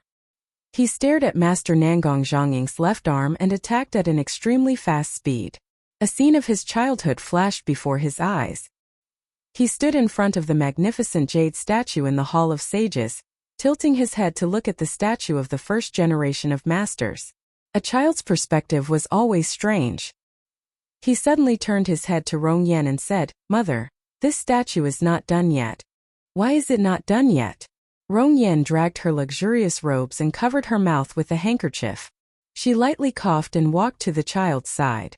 She looked up at the statue of Master Nangong Zhongying and said, "Isn't it very good? It's very detailed, very lifelike." "I don't understand." Rong Yan sighed. She was an impatient person. She hated that she could not shove the knowledge that other people had to spend 20 years to learn into her son's head in just 2 years. It means that it's carved like a living person. Every detail is very lifelike. Didn't I teach you these 2 words last time? Nangong Si curled his lips and said, "But it's carved wrong." "What's wrong?" "Mother, look." He pointed to the left arm of the first generation of masters, then pointed to the right arm. The left arm is 1 size thicker than the right arm. I've been staring at it for a long time. It's definitely carved with different thickness. It's not symmetrical at all. It's wrong. As he said that, he even raised both his arms to show Rong Yan. He seriously reasoned with his mother. My arms are the same thickness on both sides. Mother's arms are the same, father's arms are also the same. So this sculpture is wrong. Let the craftsman remodel it. So that's what seer meant. Rong Yan shook her head and said, "This is not the craftsman's fault. It's just that the grandmaster's left and right arms are different." "Why? Is it natural?" "Of course it's not natural," Rong Yan said. "The grandmaster uses his left hand. The strength of his left arm is much greater than his right arm. After a long time, his left arm will gradually become thicker and stronger than his right arm. Therefore, the craftsman who carved this statue not only did not make a mistake, but also paid attention to these details." Clang! The 2 long swords faced each other. Nangong Si and Nangong Zhongying's faces were very close to each other. Separated by the sparks flying from their weapons, they gritted their teeth and fought against each other. Nangong Zhongying, who lost his left hand, faced Nangong Si, who was full of scars and exhausted his last bit of strength. This was a hand-to-hand battle. Shui Zhengyong had a thought that made him gasp. The meridians in his left arm, could it be? Could it be that he broke them himself? In fact, it was not only Shui Zhengyong. Many people who were watching the battle outside the barrier also gradually had this thought in their hearts. After the high-ranking disciples of the Confucian Wind sect were buried, their eyes had to be covered with a silk band with spiritual power. Was it really just for the sake of traveling on a crane seeing the clouds and sky? Was it possible that Nangong Zhongying had more or less anticipated the vicissitudes of life that would last 100 years? Therefore, when he established the Confucian Wind sect, he had already thought of the Confucian Wind sect's doomsday. The reason why he covered the eyes of every buried disciple was so that they would not be able to display their most powerful fighting strength, so that they would not be able to bring disaster to the world. Therefore, the divine martial skill that accompanied him throughout his life was not in the coffin. He only held a long sword. Therefore, before he died, he cut off all the meridians in his left arm. Even if in the future there really was an unrighteous person who used his corpse to stir up trouble, they would not be able to obtain all of his fighting strength. But the answer was still unknown. After more than 10 rounds of fighting, Nangongsi suddenly caught a glimpse of the Grand Master's eyebrows slightly knitted. He muttered, "Nangong, the 7th generation." Outside the barrier, Mo Ran stared at Nangong Zhongying's every move with rapt attention. As the Emperor Ta, his observation point was different from all the righteous people present. He could accurately perceive some things that people who had not played the exquisite chess game would find difficult to immediately discover. In Mo Ran's view, this corpse was clearly different from the others. He seemed to have been struggling to regain his consciousness before his death. This was also what Mo Ran was worried about before. Although the exquisite chess game was one of the 3 great forbidden techniques, there was no such thing as perfect magic in the world. If a person's willpower was particularly strong, then the caster would have to continuously exert spiritual power to suppress the chess piece's resistance. Once the caster's spiritual power was not enough, the chess piece would go berserk and lose control. Sometimes it would even backfire on the caster. This was also why in the history of the exquisite chess game, there were many people who suddenly died of a disease, or directly reversed the flow of their meridians and died suddenly. Mo Ran's face was burning, and his eyes followed Nangong Zhongying's movements. He was almost certain that Su Shuanglin could not completely control Nangong Zhongying. Bang! The sudden muffled sound made Mo Ran clench his 5 fingers on the barrier, and his veins protruded. The difference in strength was too big. Everyone present clearly saw that even if Nangong Zhongying cut off his main arm and cut off his strength, a great master was still a great master. Even if the sharp claws were pulled out, this empty corpse could still fight evenly with Mei Hanxue and Xue Meng. If they really wanted to suppress him, perhaps they would need the sect leader and the elders to make a move. But the sect leader and the elders could not enter. The barrier was sealed, and inside was the territory of the Nangong clan. If they rashly entered, it would cause the spirit of the Jiao Mountain to go berserk, and at that time it would be more of a hindrance. This was the civil war of the Confucian Wind sect, and no one could interfere. If Nangongsi was full of vitality, he could probably rely on his own strength to deal with the corpse in front of him, but he had already suffered too much. Another heavy blow came. Nangongsi could have easily dodged, but when he grabbed Neobeijan's collar and flipped onto his back, the wound on his palm was torn, and he was momentarily exhausted, unable to hold on. Woo! Neobeijan let out a mournful cry. The sword in Nangongsi's hand was knocked away, and it rolled to the edge of the barrier. Mo Ran saw that the sword hilt was already stained with blood from Nangongsi's palm. See, don't fight anymore. Come out. Let's think of another way. Yi Wangxi shouted at him again. People were always like this. Yi Wangxi would not beg for mercy, but Nangongsi was her weak spot. She was crying and she was crying non-stop.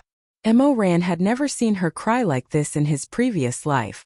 At this time she really had the shadow of a young girl. Nangong Lu and Nangongshu, the 2 brothers, had selfishly put a resolute and cold mask on her face. She had always felt that she would never be able to take off this mask, but the moment she saw the blood-stained sword, it turned to ashes. See, this blow was too heavy. Nangongsi gritted his teeth as beads of sweat dripped down his forehead. He didn't utter a sound as he tried to force himself up from the ground. However, a cold light flashed past and a sharp blade as bright as snow shone on his face. Nangongsi slightly gasped for breath and raised his face, which was slightly similar to Nangong Zhongying's, to stare at his ancestor through the dazzling sword light. Nangong Zhongying's sword was already hanging above him. Inside and outside the barrier, there was a deathly silence. Chapter 214. Mo Ran clenched his fists in the dark. His heart beat like a war drum, and the veins on his temples twitched. He stared at the tense situation in front of him, and a crazy thought roared in his mind. Nangong Zhongying could take Nangongsi's life at any time. But was he really going to stand like this? Could he really stand there with a clear conscience? He was trembling. He was suffering, but fortunately, no one saw anything strange about him. The line between life and death in the barrier was like fine sand absorbing water, and everyone's gaze was focused on it. The sharp sword could be stained with blood at any time. Thousands of trees rustled. Mo Ran grasped the concealed weapon in his sleeve and rubbed the sharp edge of the sleeve arrow with his finger. He wanted to do something, but that something made his fear grow like wild weeds. Suddenly Nangong Zhongying's body trembled. The trembling was too obvious and everyone could see it clearly. Shui Zhengyong was shocked. What's wrong? Nangong Zhongying couldn't see Nangong Xi's specific position, and the position where he raised his sword was a bit off. However, Nangong Xi couldn't make a sound. Even the slightest sound or movement of the wind could make Nangong Zhongying react. He stared at his ancestor's face with a pale but stubborn expression, and pursed his lips. The corners of his lips were full of blood that hadn't dried yet. You are Nangong Xi. This time not only Shui Zhengyong, but many people standing in front of him who heard this sentence also shivered. Nangong Zhongying had a consciousness? Mo Ran's expression also changed. A cold light flashed in his sleeve, and he put away the concealed arrow that was about to be used. His back was already soaked in cold sweat, and his heart was beating wildly. That was close, he was almost exposed. He felt lucky that he didn't have to make a move, but then he felt uneasy and disgusted by his own luck. In front of this Jiao mountain, the two spirits of his past life and present life were fighting fiercely. They kept biting and tangling, tearing at each other until blood was dripping, and flesh was badly mangled. He didn't know how long he could hold on. Nangong. The 7th within the wizardry barrier, Nangong Zhongying's sword, which was hanging high in the air, was slowly shifting. Little by little, inch by inch, Shui Zhengyong was extremely shocked. Does he really have consciousness? No, it wasn't conscious. He was restoring his consciousness, restoring the remnant consciousness of this corpse. Mo Ran knew that Su Shuanglin, who was hiding in a corner of Jiao Mountain, was like a clumsy puppeteer. He had never danced with such a complicated and huge puppet before. He could not hold on any longer. Nangong Zhongying was about to break free of his swoosh. Before Mo Ran could finish his thoughts, a muffled sound of flesh being pierced rang out, causing his scalp to go numb and his pupils to contract. In that instant, blood splattered everywhere. After a moment of silence, an extremely distorted scream suddenly exploded in his ears. A cold sword pierced through his bones. "Si! Miss Yi! Yi Wangxi!" They clamped down on Yi Wangxi, whose eyes were red and whose expression was almost crazy. They were afraid that she would do something extreme, but they soon realized that it was unnecessary. What could she do? She was not a member of the Nangong family.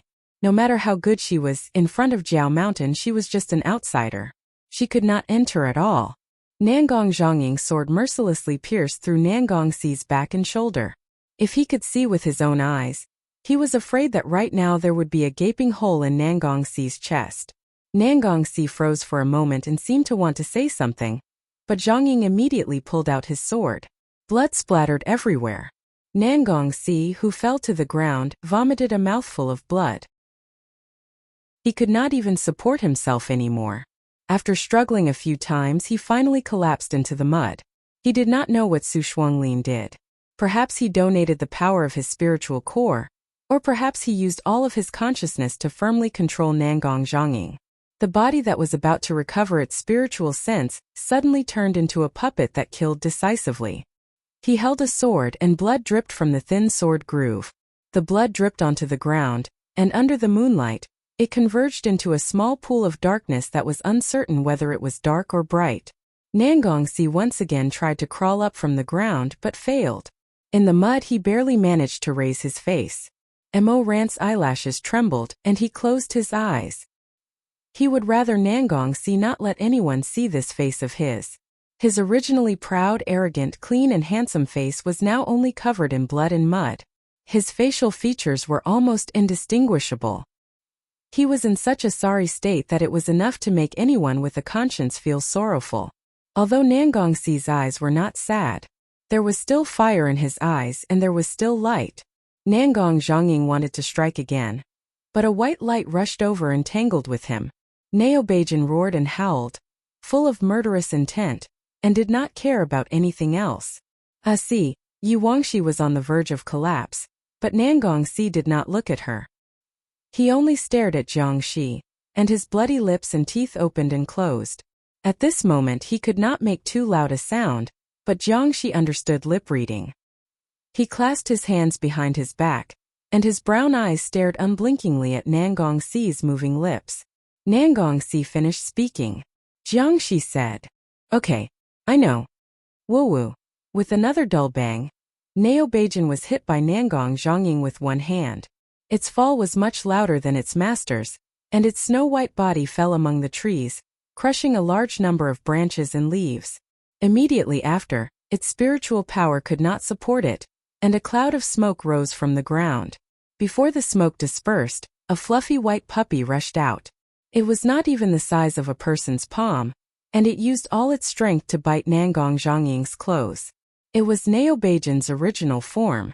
Nangongxi turned his head and coughed softly. Go quickly. Oh. Neo Beijing did not leave. However, its little bit of strength was like a clay ox entering the sea when it bit Nangong Zhongying. Nangong Zhongying was too lazy to pay attention to it. He moved his fingers and the ground of Jiao Mountain shook. The thousands of corpses that Nangongxi had previously tied up were instantly pulled out of the ground by vines. He had the strength to pull up mountains. He was unstoppable. Nangongxi's eyes flashed with a fierce light. He also pressed his hand hard on the ground. In an instant he felt a sharp pain in his chest. His spiritual core was crushed. He used his spiritual core, which he had cultivated for more than 20 years, and his painstaking efforts to cultivate for more than 20 years, to stake everything on one throw and never look back. He shouted with blood in his eyes, "Sink! Collapse!" He could clearly feel that the core that had accompanied him for 20 years in his heart had collapsed in an instant. It was very light, like the ripples of a spring lake blown by the wind. It was very heavy, like the rolling stones of a broken mountain. In the end it turned into fine powder. At that moment, Nangongxi vaguely felt a sense of relief.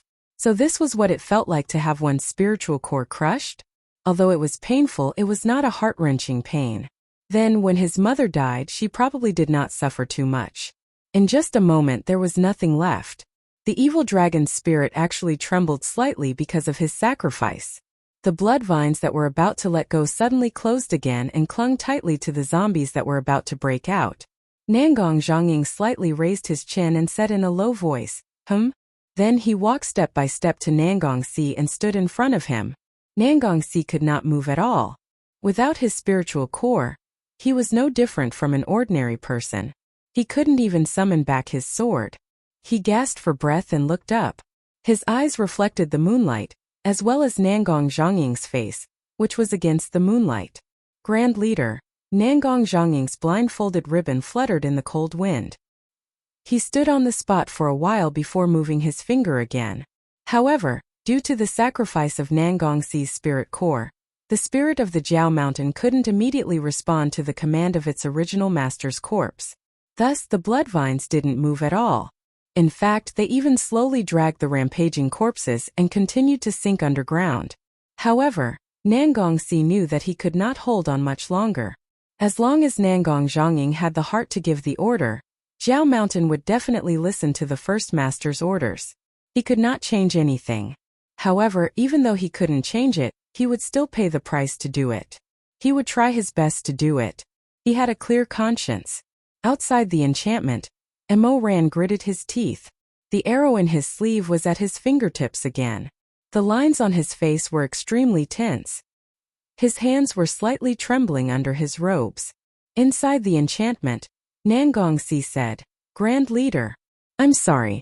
I still didn't do anything. The ancestor's sword was raised again. Nangongxi slowly closed his eyes. Suddenly, just as he was about to be killed, he saw Nangong Zhongying turn his neck. With difficulty, he squeezed out a sentence from between his teeth. We're called Nangong. See. Nangongxi suddenly trembled. He said hoarsely, Grand Leader, you have consciousness? Can you understand what I'm saying? Mo Ran could not hear the rest of the sentence clearly. However, everyone could see that Nangong Zhongying's hand suddenly slowed down. His lips moved slightly. It was obvious that he was talking to Nangong Si. I shouldn't fight with you. Nangong Zhongying's sword was still hanging in the air. However, his throat was intermittently making very soft sounds. My heart still has memories of the past. Before I died, I was worried that there would be changes in the future. He had just recovered his consciousness. His words were not clear. He said hoarsely, I didn't expect that there would be such a day. Nangong Zhongying paused for a moment. He continued, Nangong. See, later after I finish chanting the incantation, you immediately take away the bow and arrow. Bow and arrow? What bow and arrow? Nangong Si's mind was buzzing. He did not react for a moment. However, Nangong Zhongying had already turned his long sword. With a whoosh it scraped against the ground. He let out a long roar like a dragon's cry. Then he moved back a few feet. His clothes fluttered in the wind. He looked like a banished immortal. Nangong Zhongying was trembling. At this moment, he was barely able to free his lips and tongue from the spellcaster's control. Every word he said required a lot of energy. Piercing, cloud, summon. After he said this sentence word by word, a clear and melodious cry suddenly came from the heart of Flood Dragon Mountain. The ground in front of Nangong Si suddenly split open. Amidst the rolling sand and sand, a deep blue horn bow continuously rang out, illuminating the endless night. Everyone was frightened. Even someone as cold as Chu Wanning slightly changed his expression. The legendary divine weapon that accompanied the first sect master of the Confucian Wind sect, Piercing Cloud. Quickly take it away. Nangong Zhongying said hoarsely. His hands trembled violently, as if he was resisting an invisible spider web. He did his best to not go forward and take his divine bow, Piercing Cloud. Piercing Cloud arrow can burn flesh and blood burn. Nangong Si actually already understood what he meant. However, this stimulation was too great. He could not believe it. So he opened his mouth and asked hoarsely, burn what? Me. Nangong Zhongying suddenly roared in anger. Grand Sect Master. Don't let my corpse do the thing that I hated the most when I was alive. Nangong Zhongying stood tall and straight, his robes fluttering in the wind. He left behind his last word after 100 years, burn. Chapter 215. For thousands of years there had been many heroes in the world of cultivation, but now there were only 10 people who could be listed on the list of immortals, and Nangong Zhongying was one of them. In the past, Mo Ran did not think much of it. He once crushed the 72 cities of Confucian Wind with just a little finger. He only thought that there were hundreds of useless people hiding in the immortal city. Before the knife was placed on their necks, they began to cry in pain. Before the sword was cut, they began to beg for mercy. Just like what Yu Wangxi said before he died in his previous life, in the 70 cities of Confucian Wind, there was not a single man. In Mo Ran's eyes, Confucian Wind sect was a plate of loose sand. And the Nangong Zhongying who gathered this plate of loose sand, what kind of great person could he be? Bloodstains were everywhere. And the foundation of 100 years was razed to the ground by the latecomers in an instant. There were dead bodies everywhere, and crows were pecking at the stomachs of the dead people. The Emperor Ta of that year walked up the stairs. There was no expression on his face, and he pushed open the door of the Hall of Sages. He wore a black cloak that reached the ground, and walked through the long corridor that was hung with the portraits of the previous leaders and elders of Confucian Wind sect. He finally stopped at the end of the Hall of Sages. The celestial treading monarch raised his head. He was wearing a cloak, and under the hood, his entire face couldn't be seen clearly. Only his pale chin could be seen. It was arched fiercely and arrogantly. He raised his head slightly and sized up the statue that was taller than a real person in an inquiring manner. It was a statue carved with white jade spirit stone. It was a young immortal wearing a wide robe and wide sleeves.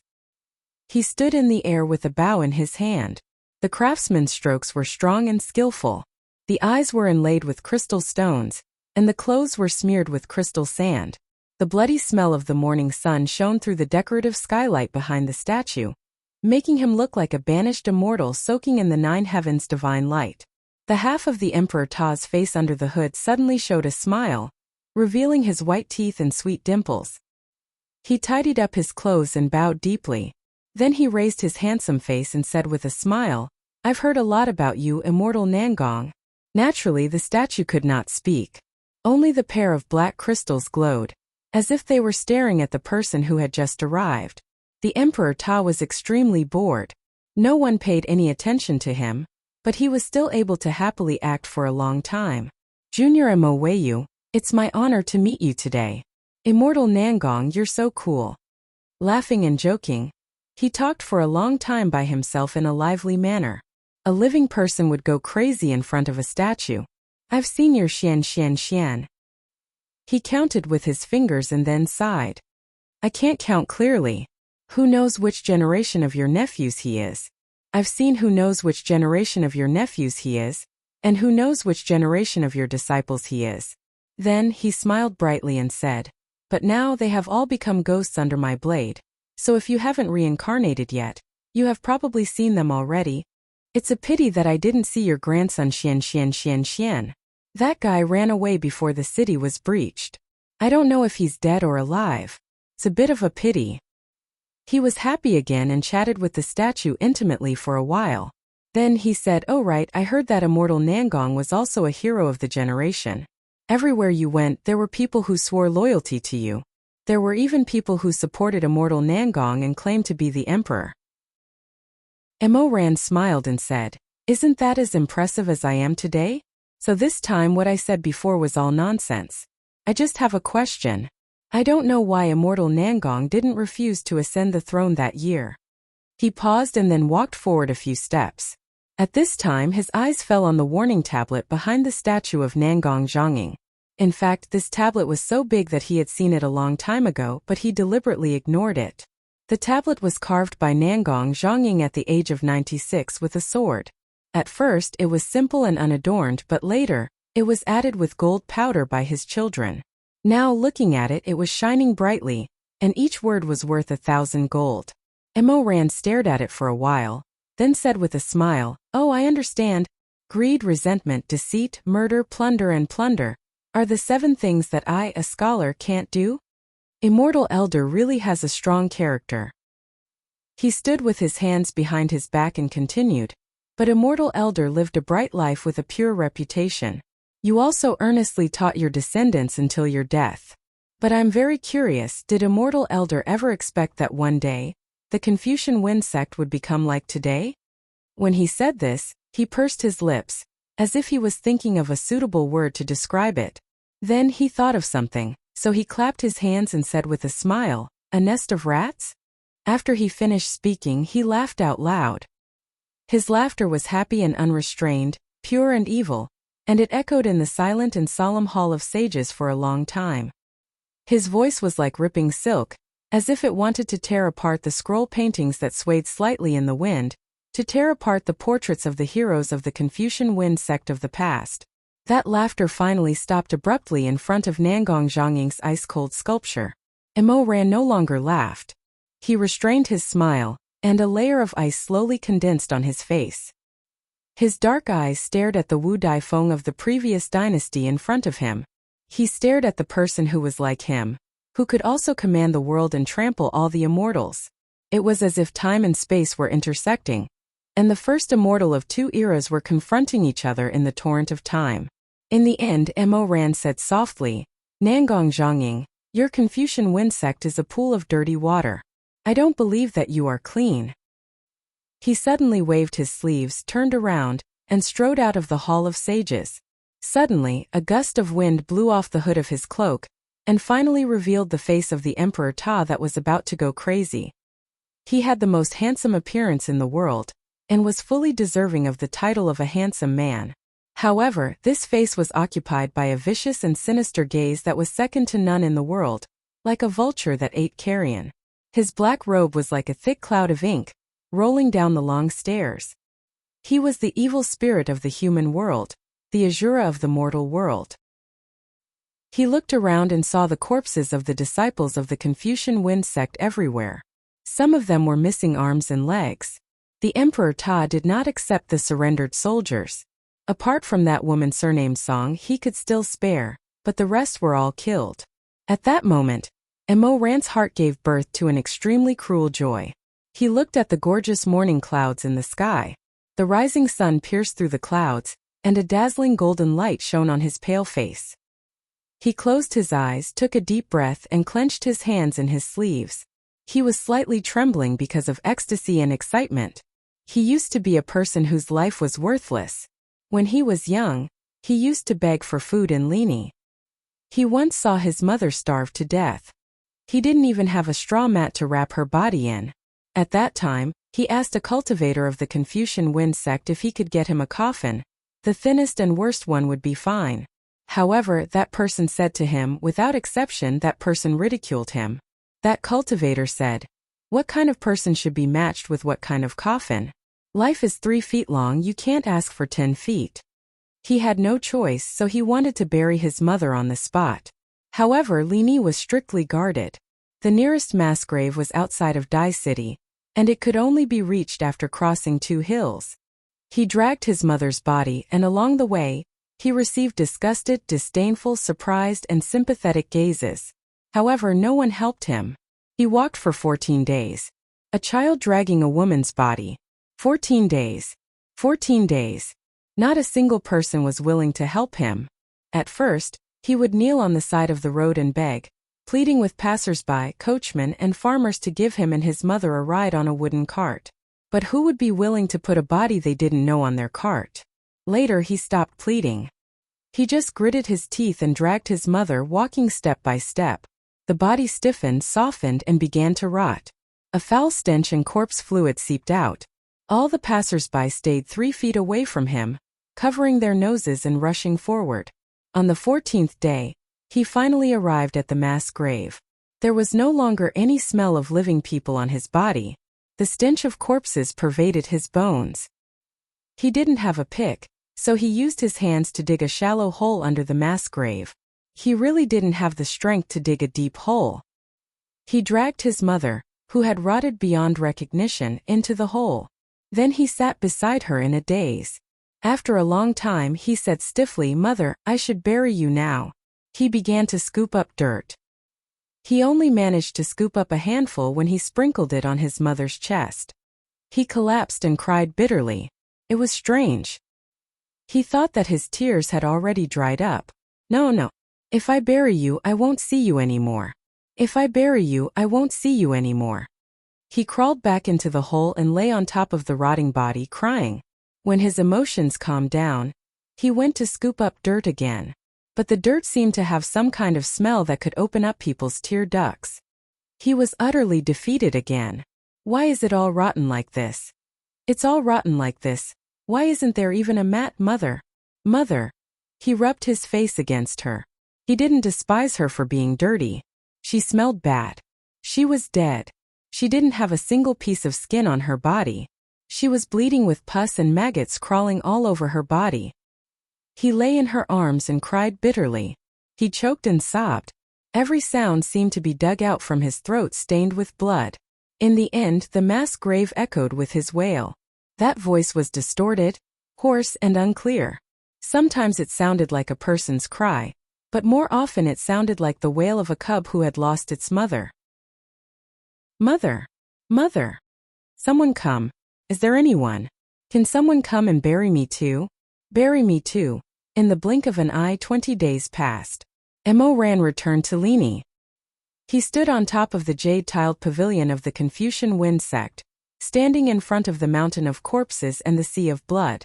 The young cub who smelled of corpses back then had become brightly furred and had sharp fangs. He opened his eyes again. His pupils flashed with a crazy and intense brilliance. Today he stood here. Who would dare to say to him that you can't get 10 feet of accuracy? Ridiculous. He wanted 10 feet, 1,000 feet, 10,000 feet, 10,000 feet. He wanted everyone in this mortal world to kneel down and rub their knees on the ground. He wanted them to kneel down and present his 10,000 feet, 10,000 feet, 10,000 feet. Trample all the immortals and rule the world. He entered the Hall of Sages and saw the Nangong Zhongying. He became more and more certain of his own desires and ambitions. Yes, trample all the immortals and rule the world. He could grasp everything in the palm of his hand and grasp everything in his grasp. He would no longer be the child who cried bitterly while holding a corpse. He would no longer let the people he loved die in front of him. He would no longer let them rot in front of him. Their skin would grow white bones, and their beauty would decay into mud. He would never do it again. 100 years later, he would also become a deity like the Nangong Zhongying. He would be worshipped by people, admired by the high mountains, with white jade as his body and gold as his calligraphy. No, he would be better than the Nangong Zhongying. His life and death would be far better than the Confucian Wind sect. And he, the first monarch of the cultivation world, would be more admirable and praiseworthy than the Nangong Zhongying, a hypocrite who couldn't pick up and let go of things. Sin. He didn't believe that the Nangong Zhongying didn't have any sin. How could a person who could create a monster like the Confucian Wind sect be a righteous and noble gentleman who sacrificed himself for justice? Wasn't it just greed, resentment, deceit, murder, rape and plunder are the 7 things that I, the Confucian Wind gentleman, mustn't do? Who didn't know how to say beautiful words? Before Mo Weiyu died, he could have found someone to come up with some brilliant and admirable words to enlighten the world. He could have found a bootlicker to write a history book for him. The darkness of the past would be written off. From then on he, the Emperor Ta, would be a sacred master who cared for the common people and had great plans for the world in one fell swoop. It was really wonderful. There was no better ending than this. Greed, resentment, murder, rape and plunder is my Confucian Wind gentleman some mustn't do. A faint murmur exploded in his ears like a clap of thunder.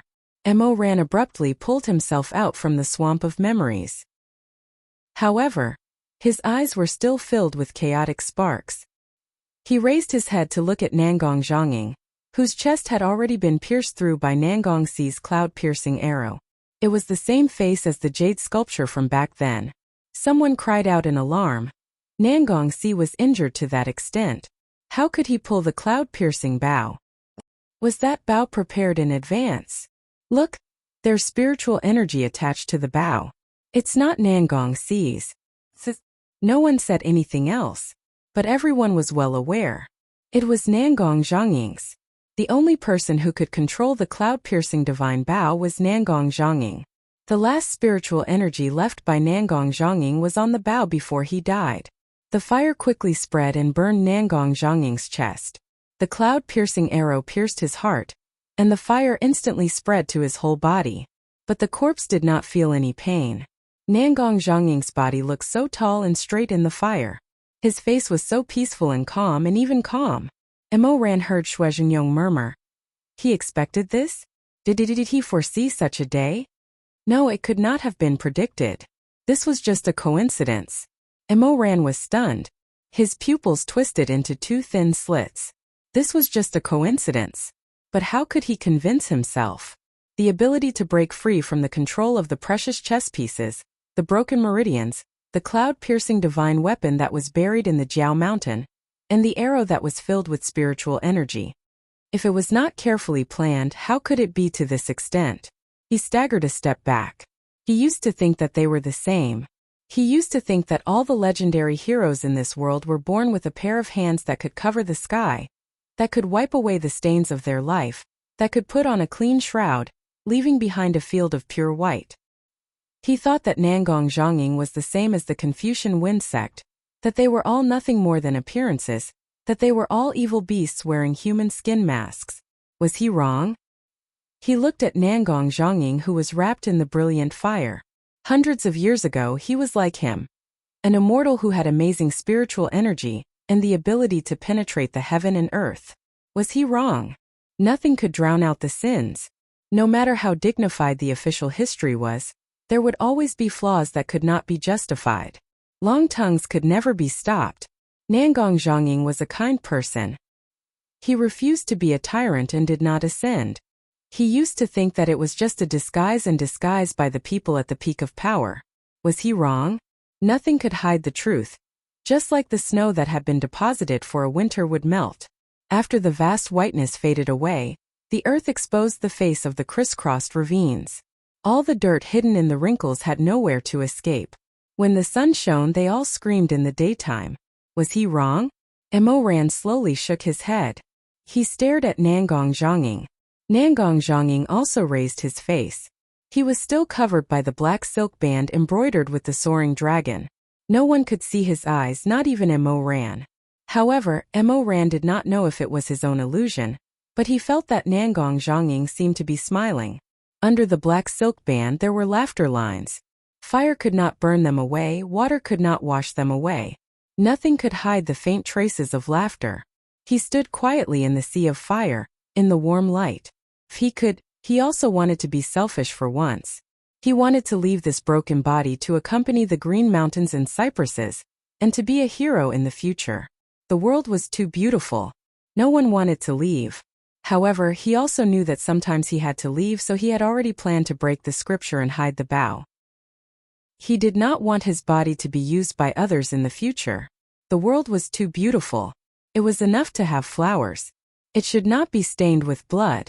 Sect leader Tai Nangong Si held the cloud-piercing divine bow and knelt on the ground. The light of the fire illuminated his young face, as well as the traces of tears on his face. Junior is unworthy. The cloud-piercing fire burned away the precious black seeds in Nangong Zhonging's body. He was about to be burned to ashes. His whole body became fainter and fainter in the light of the fire. Nangong Zhonging, who had completely regained his freedom, asked Nangong Si, "How many years has it been since the Confucian Wind sect was established?" He was only a corpse. His soul was no longer there. There were not many memories and consciousness left in the body, so he could only ask such a simple question. Nangong Si did not dare to be negligent. He answered with a choked voice, "The Confucian Wind sect was established 421 years ago." Nangong Zhonging tilted his head. This time, even the corners of his mouth were smiling. He said, "It's been a long time." His voice was faint, like a cold wind passing through the mountain forest, dispersing without a trace. "I originally thought that it would end in 200 years. Nangong Zhonging's voice was gentle and broad, flowing through the grass on Jiao Mountain. All things in the world have a lifespan. When their lifespan is up, no one can continue it. Besides, there will be a day when aging will be replaced by youth. There will be a day when the old will be replaced by a new one. Anything that is used for a long time will become dirty and old. Someone will throw it away and overturn it. This is a good thing. Seer, you don't need to blame yourself." Nangong Si suddenly raised his head. Because he had lost too much blood. His face was as white as a sheet of paper. His voice trembled slightly. "Sect leader Tai. Actually, how long the Confucian Wind sect has existed does not depend on how many years it has been established or how many disciples it has." Nangong Zhonging's figure was almost fading away, and his voice was getting more and more distant. "It depends on whether there are still people in this world who remember that greed, hatred, deceit, murder and plunder are the 7 things that I, the Confucian Wind gentleman, cannot do." As he spoke, he gently waved his sleeve. In an instant, the grass on Jiao Mountain shook, and vines rose from all directions, sinking the corpses that were about to escape into the depths of the earth. "Remember and do, the fire has been established." After saying this, Nangong Zhonging's body suddenly broke into pieces in the raging fire, turning into specks of firefly powder. The golden-red starlight drifted in the vast mountain forest. His body had disappeared, but his voice did not disperse. Inside the enchantment, Nangong Si had long been sobbing. Outside the enchantment, Yi Wangxi knelt down. She knelt down. One after another, people knelt down. A lifetime of heroes, immortal Nangong. In life and in death, they were all heroes. Chapter 216. The enormous Jiao Mountain returned to its tranquility. The blood vines disappeared, and the corpses controlled by the exquisite chess pieces all sank into the depths of the earth. Nangong Zhonging's final order to the Jiao dragon spirit was death. Even his descendants couldn't change it. The moonlight illuminated the mess on the ground. After Nangong Si released the last arrow, the cloud-piercing bow in his hand gradually dimmed due to the loss of Nangong Zhonging's spiritual power. In the end it sank. He dripped blood on the ground. Almost at the same time that the barrier was undone, Yi Wangxi rushed over and knelt by his side. "Don't move, don't move." Her voice was trembling. "I'll heal you. Forget it. I was originally still alive and kicking, But after you heal me, I'll probably have to go see the Grand Sect Master. Nangongxi coughed softly and pushed Yuangxi away. His black eyes looked towards Jiangxi. Sect Master Jiang, I'll have to trouble you. Jiangxi nodded and said, I'll do it. He was the sect master of the medicine sect. If he was willing to lend a helping hand, it was naturally something that others couldn't do. Jiangxi's jade-white fingertips rested on Nangongxi's wrist. Almost as soon as they touched, his pupils slightly contracted. Then, without saying a word, he and Nangongxi looked at each other. He could clearly feel that Nangongxi's spiritual core had already shattered. From now on, he was no different from an ordinary person. He couldn't use magic or spiritual power anymore. There was no way Nangongxi didn't know about this matter, but Yuangxi was right by his side. As such, he looked at Jiangxi, slightly shaking his head in an imperceptible manner. How is it? Sect Master Jiang, how is Ussi? Jiangxi silently withdrew his hand. Then, he took out a light crimson porcelain bottle from his Qiankuan bag and handed it to Yuangxi. He's fine. His injuries aren't critical, so Miss can rest assured. Keep this medicinal powder and apply it to the affected area every day. You will be healed in 10 days at most. After Jiangxi finished speaking, he condensed his spiritual power into his fingertips and successively tapped several acupoints on Nangongxi's body. Finally, he covered the sword wound with his palm and the blood stopped flowing after a while. After doing all this, Jiangxi stood up and said to the crowd, We can't stay here for too long. I'm afraid something might happen. Let's go up the mountain. He turned to leave, but the conversation between Yuangxi and Nangongxi still drifted into his ears. He heard Nangongxi whisper to Yuangxi, I already said it's fine. It'll be fine in a few days. Why are you still crying? Sai, how did I become so useless? Alright, it's just some small wounds. Jiangxi closed her eyes. He recalled the words that Nangongxi had mouthed to him when he thought that his life was hanging by a thread. He sighed and led the crowd up the long white jade stairs leading to the ancestral hall Heavenly Palace. From the foot of the mountain to the top, they still had to pass through 3 checkpoints, all of which required the blood of the Nangong family to be smeared on. However, Nangongxi didn't need to cut his finger and drip blood at this moment. He was already injured all over, so he could easily dispel the enchantment barrier with just a touch. All the way up, they didn't encounter any more obstacles. When Nangongxi smeared his blood on the dragon eye of the white jade dragon carving, the last heavy stone gate slowly and solemnly sank into the ground. The heavenly palace at the top of Jiao Mountain appeared in front of everyone. It was a divine palace surrounded by fairy aura. Outside the palace gate was a dense forest. At this moment they were standing outside the forest. Through the colorful flowers and vines and the gurgling water, they could see a long flight of stairs leading up to the sky. There were a total of 9,990 steps. The stairs were so high that the ancestral hall at the top seemed to be lying on the clouds. They could only see an ethereal shadow. Under the moonlight, it emitted a lustrous light. It was like the Guanghan Palace, like the Lingshao Hall, not knowing whether it was heaven or earth. Almost everyone who saw this ancestral hall was shocked by its magnificence and workmanship. Then they felt anger, jealousy, greed, and covetousness.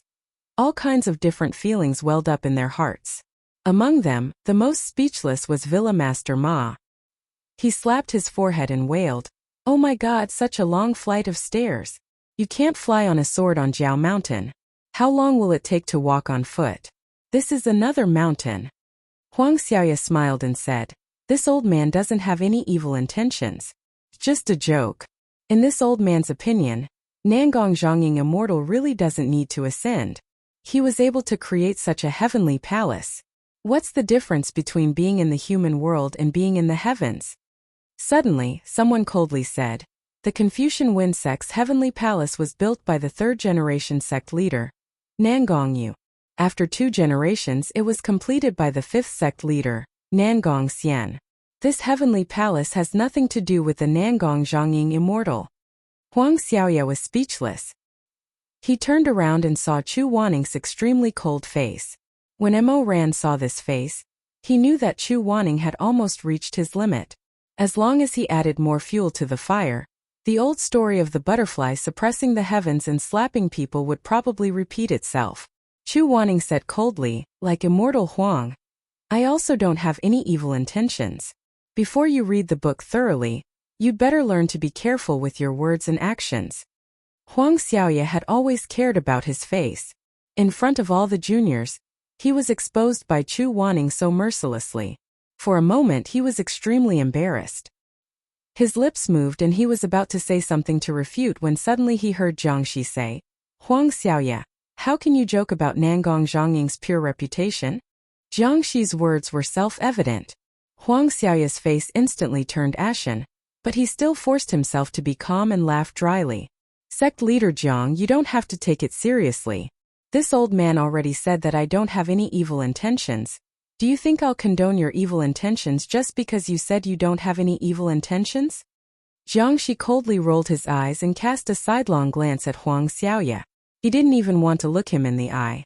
Do you think I'll tolerate your ignorance just because you're old?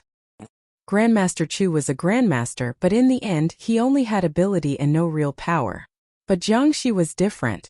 Now, if Lone Moon coughed, the world of cultivation would tremble. Huang Xiaoya broke out in a cold sweat and suddenly didn't dare to say anything more. Jiangxi flicked his sleeves and coldly entered the forest. He walked towards the long stairs at the end of the forest. The rest of the sect leaders glanced at Huang Xiaoya with either disdain or sympathy. Of course, there were also those who completely ignored Huang Xiaoya and followed him and left. The abbot of Wubei Temple even sighed. Ba. If it weren't for the situation, Mo Ran probably would have laughed out loud. They walked in the forest, but after a few steps, Nangongxi said, Jiangxi asked, what's wrong? Orange trees. Nangongxi looked around. There were orange trees everywhere. Blooming white-orange flowers. How can there be orange trees? What was originally planted here were all Dragon Lady spiritual trees. Look over there. Before he finished speaking, a sharp-eyed young cultivator suddenly pointed at the spring in the distance and said in a low voice, there's a person over there. Everyone looked in the direction he was pointing.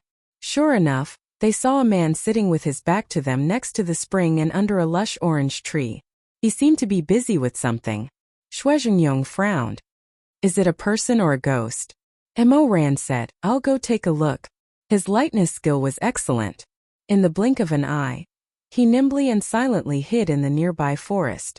Then he cautiously circled around to the side. He was stunned, because he saw the man's face clearly. It was Nangongxi's father, the last sect leader of Confucian Wind sect. Nangong Lu. What's going on? Wasn't Nangong Lu fed with the lingqi fruit? He should have been tortured to death for 365 days, but why did he look so calm and composed right now? He was even in a good mood sitting next to the clear spring. Washing a basket of oranges? The clear spring rippled with waves of light. The bright silver moon was ground in the spring water, shining on Nangong Lu's face. He had a dreamy expression on his face. He hummed a little tune as he washed the oranges one by one, and then put them into the basket on his back. It's best to be in the prime of your life. Light hooves and fast horses, see all the flowers in the world. Nangong Lu gently hummed. His sleeves were rolled up, and his arms were soaked in the clear water. His arms were intact, and there were no mottled scars on them like those who ate the lingqi fruit. Mo Ran's brows furrowed. He could clearly feel that something was wrong with Nangong Lu. This person had obviously been made into a precious chess piece. Moreover, unlike the corpses in the tomb, Nangong Lu had obviously retained a large part of his consciousness. Just by looking at his behavior, he was not much different from a normal living person. How is it? Shuizhengyong saw that Mo Ran had returned so quickly. He immediately asked anxiously. Mo Ran first looked at Nangongxi, and then said in a low voice, it's Nangong Lu. Many people present had a grudge against Nangong Lu. On the spot, there were cultivators who pulled out their swords. That bastard. I'm going to kill him now. Nangongxi's eyes were dim, and his face was charred. He lowered his head and said nothing. Mo Ran said, something's wrong. This Nangong Lu is obviously also controlled by the precious chess game. But what's strange is that there are no scars on his body from eating the lingqi fruit. I think it's better not to rashly alarm him. Chu Wanning thought for a while and asked, can the effect of the lychee fruit be removed? Lone Moon was the best at this kind of question. The divine hand said, it can be, but it's more troublesome. I think that Su Shuanglin would not give him the lychee fruit, and then go through so much trouble to help him remove the curse of the fruit. It's completely meaningless. Jiangxi said, no matter what, Nangong Lu is here. Su Shuanglin should be in the ancestral temple. This time we didn't come here in vain. As he said this, he suddenly caught a glimpse of a shadow in the distance. Jiangxi turned his head, and the others followed his gaze. They saw the former sect master of the Confucian Wind sect walking out of the forest with a basket full of oranges on his back. He was holding a cane in his hand, which tapped on the ground. His steps were light and quick. When he got closer, they could see that there was actually a bright smile on his face. Nangong Si had originally made up his mind not to look, but in the end, he couldn't resist. He looked up at his father, and his eyelashes fluttered like cotton in the wind. He couldn't tell what he was feeling at this moment. Hatred, heartache, or something else. He didn't know. He wanted to look away, but that figure was like a fish hook.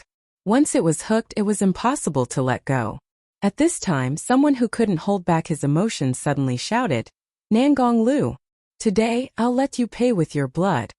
With a whoosh, the arrow left the bowstring and went straight for the back of Nangong Lu's head. It was too late for the others to stop it. Fortunately, that person's archery was not good, so the arrow was slightly off target. The whistling arrow pierced straight into the basket on Nangong Lu's back, piercing through several oranges. Immediately, many people cursed in their hearts. This was the disadvantage of having so many people. There would always be a few idiots who mixed in the water. But at this moment, it was meaningless to care about which idiot shot the arrow. The important thing was that Nangong Lu had already noticed their existence and slowly turned his head. Seeing so many people standing in the mountain forest, Nangong Lu was stunned for a moment. Then he walked towards them. His face still had that illusory color. He walked closer and closer. Many of the cultivators had already flashed their swords a few inches. Pairs of eyes stared at him with extreme vigilance. Under the pressure of these thousands of eyes, Nangong Lu seemed to finally feel some pressure.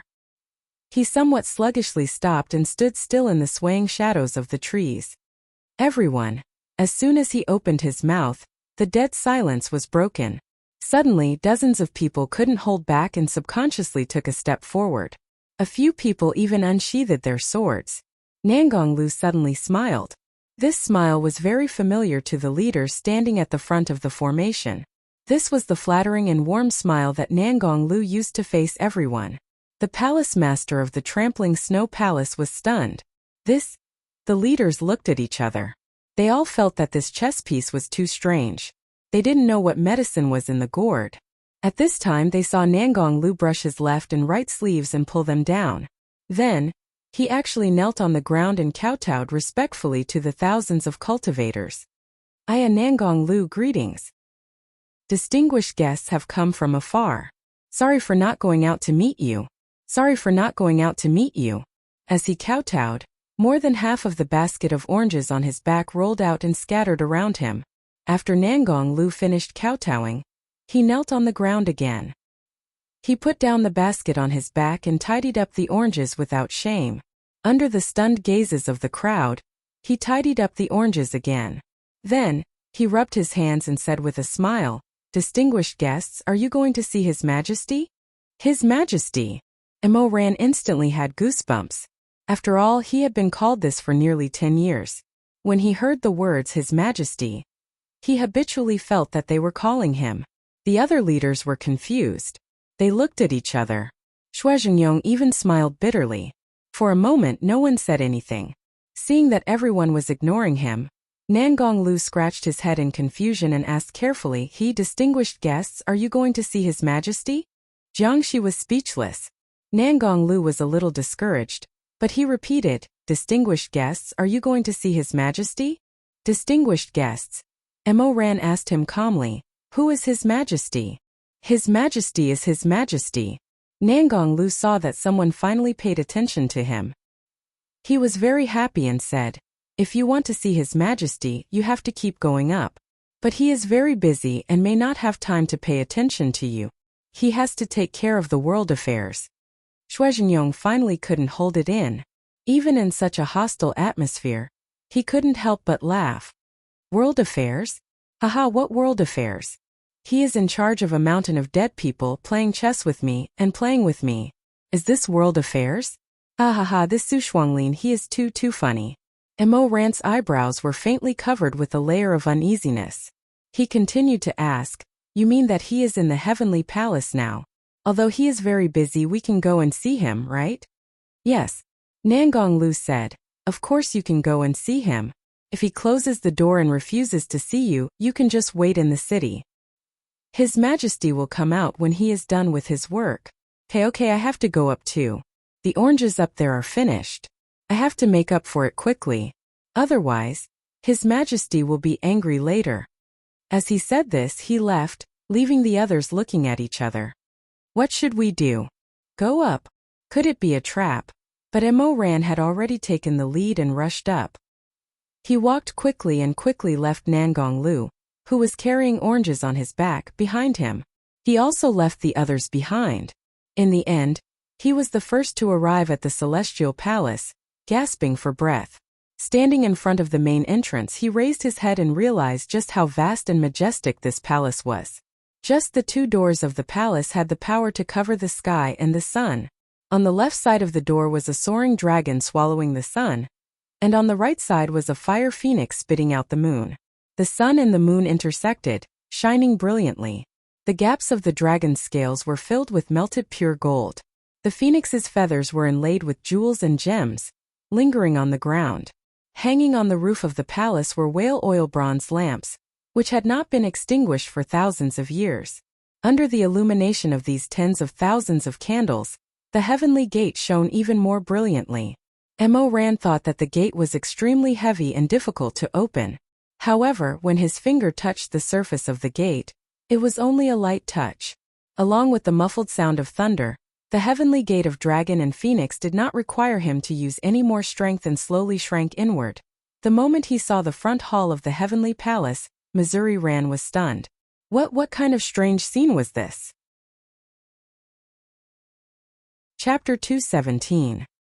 He walked on the long central walkway in the front hall of the heavenly palace.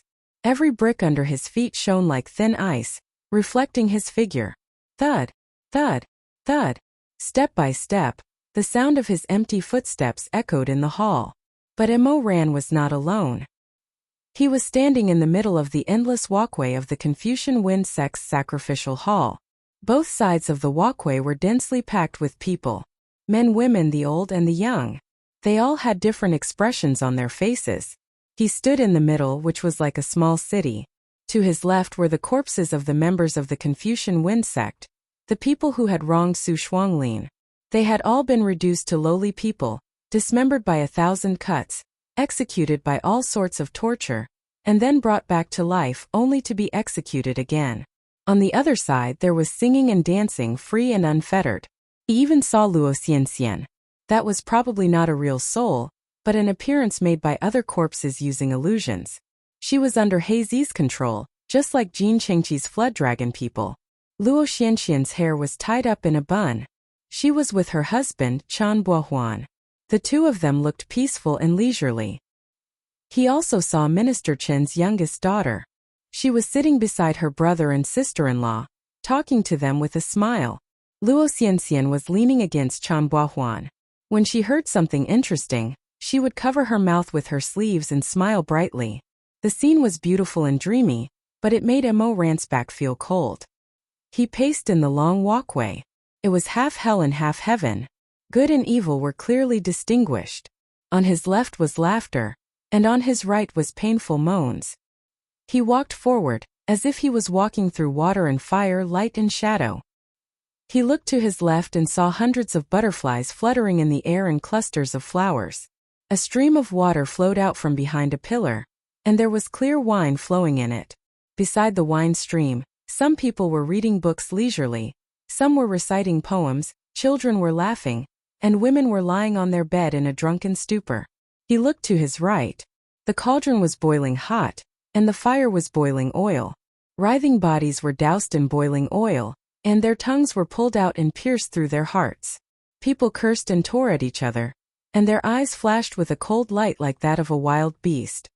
He also saw the former abbot of Wubei Temple, the old monk who had single-handedly plotted the conspiracy behind the Holy Mountain Conference. He was surrounded by 3 people, each holding a small rusty knife in their hands. They were cutting his face, legs, and chest separately. Cut after cut, the flesh that was cut quickly recovered, and the cycle repeated. The old monk kept screaming, but it was only a roar of unknown meaning. His rumor-making tongue had long been torn off. The more Emoran walked, the more he shuddered. He didn't even want to look around anymore. Crying, laughing, angry, happy. A woman on the left was chanting softly, life and death, lonely and cold life. A lover can't call out his lover's response. On the right, a woman was being bitten by a vicious dog and was screaming. Half of his peripheral vision saw light, and the other half saw darkness. The light and darkness were absolute, like chess pieces on a chessboard. Black and white faced each other, and good and evil were clear. Emoran only felt a splitting headache. He stood in the middle.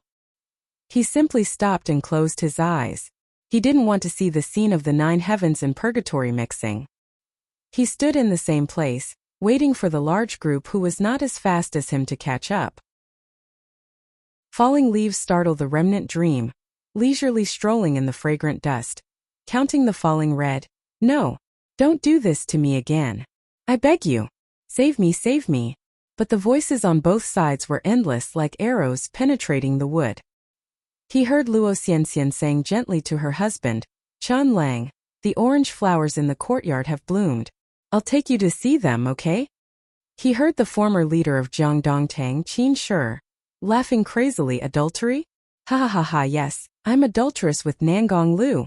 I'm a slut, a whore, I'm a slut, a poisonous woman. I killed my own husband, I want to be the leader, ha ha ha ha.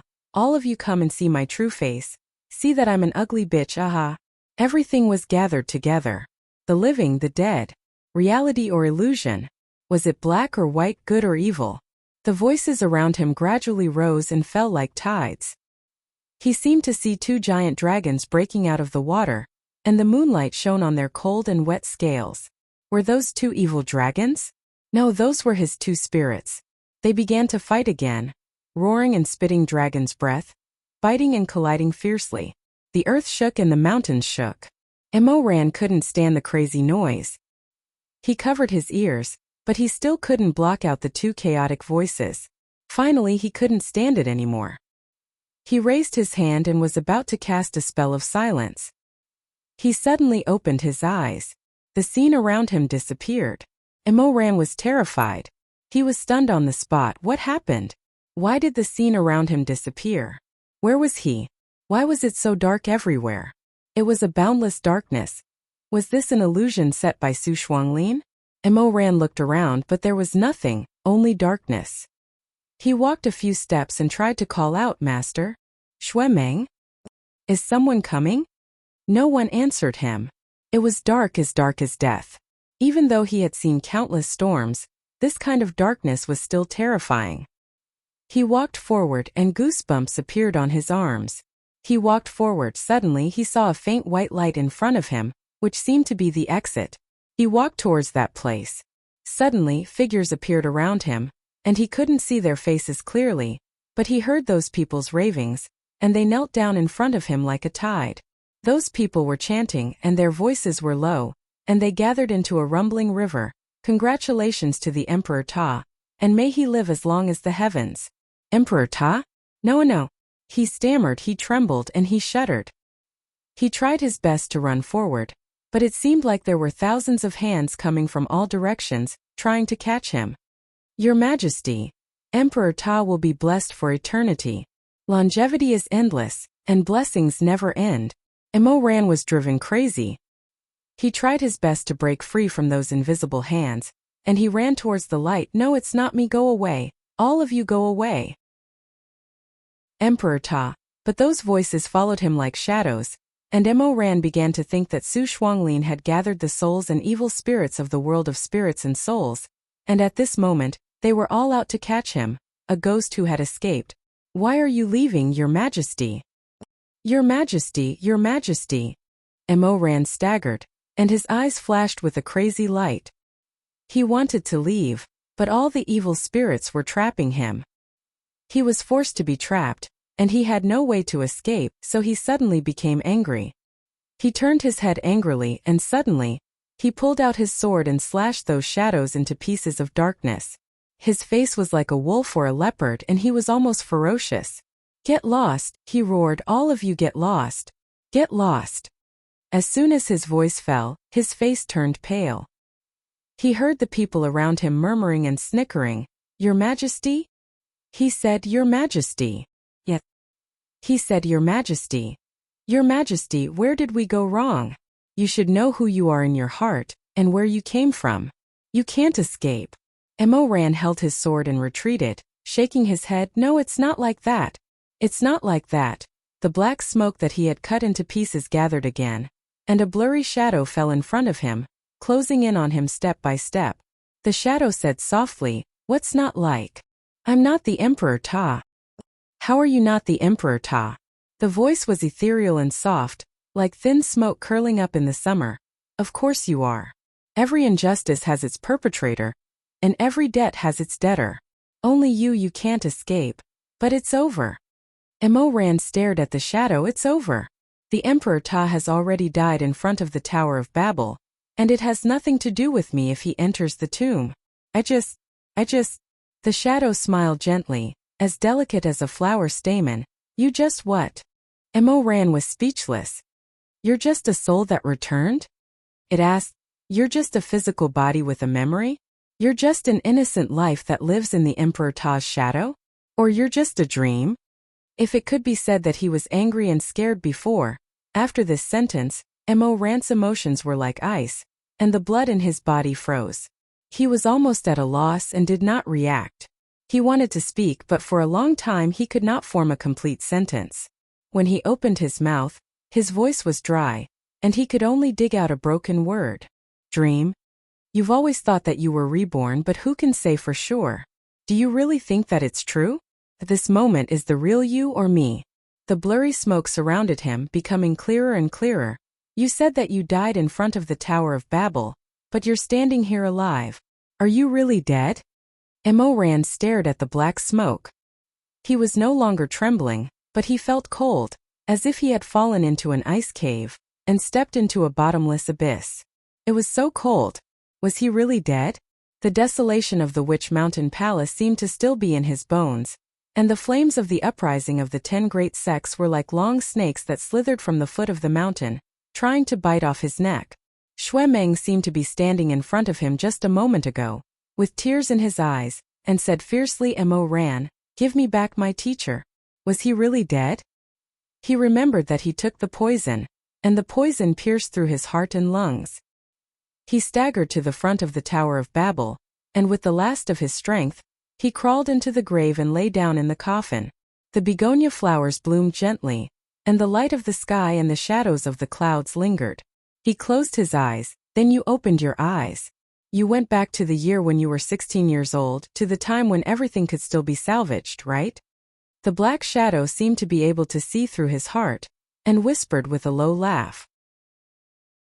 Yu Wangxi didn't die, and neither did Shi Mingjing. You've seen through your own thoughts. You've fallen in love with Chu Wanning. You've become Grandmaster Mo, and he's finally accepted you. You thought you were free. Now you're the leader of the rebel army Daoist Qingzheng, and the young hero of the generation who's going to arrest the leader of the evil tyrants, Su Shuanglin. There was a deathly silence. The blood vessels on Mo Ran's neck were pulsating, along with his intense heartbeat. The black shadow did not have a face, but it was staring at him. He knew it was staring at him. You wish. The cold sword pierced his heart, and the poisonous fangs pierced his neck. Mo Ran could hear despair spreading in his body, spreading like a poison, just like the deadly poison he took when he was 32 years old. It spread into his liver and gallbladder, into his heart. You didn't come back to life at all. Everyone is dead. Shui Meng is still alive, but he hates you very much, the black shadow said. Now you have woken up from your dream. Open your eyes, Emperor Ta. You are still the Lord of Darkness. No. Mo Ran heard someone speak. The voice was so weak and broken, as if it had been broken down countless times and then glued back together. Then he was surprised to find that the person who said this was actually himself. No, he urged the courage in every inch of his bones and every drop of his blood. He opened his eyes and there was a burst of madness in them. You are lying. Absolutely impossible. Impossible. He gathered his sword and slashed, panting furiously. The cloud of black smoke dispersed again. But its voice did not disperse. It was laughing in a low voice. Lie? But your majesty, why don't you look down and see what you are holding in your hand? Chapter 218. He lowered his head. He suddenly lowered his head. His blood almost flowed backwards, his brain was buzzing, he saw. No return. In his hand was the sword of 100 battles, the divine martial no return. The pitch-black modeo was placed horizontally in the night. The hilt was slender and hard, the style of the tang sword, without a sheath, very similar to a sword. On the hilt of the saber, which was inlaid with a golden ring, there were two extremely muscular words, no return. Green fields and vermilion bridges, the past. Another year, June, no return. Mo Ran was as if he was struck by lightning. The light in his eyes was as thin as a needle. His face was paler than a dead person, more ferocious than a ghost. No. He was almost desperate. He threw no return to the ground, but the divine martial was connected to his heart. It automatically returned to his waist. No! Mo Ran was hysterical. He tried to summon the ghost. He wanted the red willow vine. He summoned it again and again, but the ghost did not come. There was no ghost, there was no vine whip. Only no return accompanied him. Do you believe it now? The haunting shadow gathered again. This time it gathered faster than before. Soon it had a shape. 4 limbs, a waist, a head. Mo Ran refused to believe it. He refused to believe it. He no longer cared about the black smoke. He ran to the end of the light. This was the illusion set up by Su Shuanglin. This was just an illusion. Go to the place where the light was and everything would be over. He ran madly in that direction, he ran madly. But once again his arm was held tightly. Mo Ran did not want to care about it anymore. He shook it off. He shouted angrily, "Go away! Go away! What is real? Do you know what is real better than me? I know what is real. He treated me well, it is real. He did not die, it is real. How can the things that he and I have been through all these years be fake? Jincheng Pond, Peach Blossom Origin, Ghost World, Colorful Butterfly Town, we married." That voice gently interrupted him. Almost sighing, Mo Ran. "I'm the one who married you. How can you not remember?" He suddenly turned his head around and saw that the black fog had already condensed into a form. A face was as beautiful as a lotus flower, extremely charming. It was truly a peerless beauty in the world. She gently snuggled up to him. She wore a head full of pearls and jade hairpins, and draped in the bright red robes that she wore when she got married. "Rising Sun Peak, I can't walk anymore.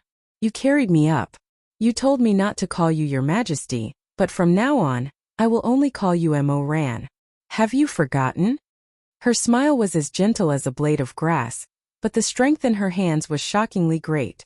Mo Ran struggled to break free from her grip. This was definitely not Song Chiotong. His wrist was already bruised. He continued to move forward. The white light was getting closer and closer. He seemed to know that it was the way out. "Go over there. I just need to go over there." He heard Song Chiotong laughing behind him. "Your Majesty, where are you going? Chu Wanning is already dead. He was killed by you. Do you really want to go over there?" "Over there is..." He did not hear clearly.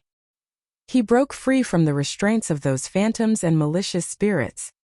He ran wildly, throwing her voice to the back of his mind. The pure white light in front of him grew brighter and brighter, bigger and bigger. He was like a person who was about to drown at the bottom of the sea. He used all his strength to push his legs and swim towards the shaking and shattered light. He suddenly plunged into the magnificent white light, and the darkness disappeared.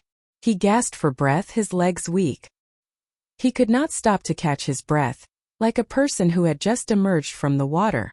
He greedily breathed in. He could not adapt to such a strong light for a while. He raised his arm to block his eyes. After a while, He heard the chirping of birds and smelled the faint fragrance of Shifu's begonia. He slowly opened his eyes. Oh, where was he? The first thing he saw was a lush begonia tree. The branches were bright red, like the multicolored light of a brocade. He was not in the ancestral heavenly palace of the Confucian Wind sect. Was this illusion still not over? But his heart was gradually falling apart. He suddenly was not so sure about who he was. Where was a dream? Where was reality? He sat up. A begonia flower that had fallen on the tip of his nose drifted to his knees. Oh, sit up? Only then did he realize that he had been lying down, as if he had just finished a nightmare. He looked around. He was in front of the sky-split tower, the pinnacle of life and death. As for himself, he was sitting in a pitch-black coffin with its door open. In an instant, Ran felt as if his fingertips were cold. He was in a daze for a while. Then he suddenly got up and staggered out of the coffin. He saw a tablet in front of the coffin. There was not a single word on it. Instead, there was a bowl of wontons and several plates of stir-fried food, all of which were his favorite food. He stared at those things. He stared at the coffin. Oh, the nightmare was not over. He fell into an even deeper nightmare. Or was he actually awake now? Could it be that what the Black Shadow said was true? Did he really just take poison, lie down in front of the Tower of Babel, and have a very long dream? Everything in the dream was. He did not dare to continue thinking. He got up like crazy and ran straight to the South Peak, the peak of life and death. But it was different from what he remembered before he died. He remembered that he had clearly told everyone to disperse, but when he was halfway through running, a group of palace servants rushed out.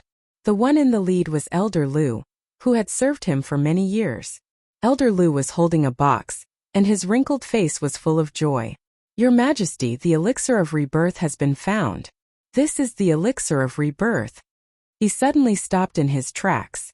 Everyone knelt down to congratulate him. Elder Lu also knelt down. A pair of withered hands held up the brocade box. He trembled as he handed it to Ran. He said hoarsely, the elixir of rebirth. Your Majesty has been looking for the elixir of rebirth. Finally, the god has been moved. This is it. Ran said in a daze, no. Didn't I chase you all down the mountain? The servants' faces were ashen. They kept kowtowing. Elder Lu was also extremely frightened. Your Majesty, why did you chase us away? But where has this old servant failed to serve you? What about the 10 great sects? Elder Lu was confused. He looked up blankly. What 10 great sects? Your Majesty, what happened to you? Ran knew that he could not explain clearly, so he pulled him to the Tower of Babel.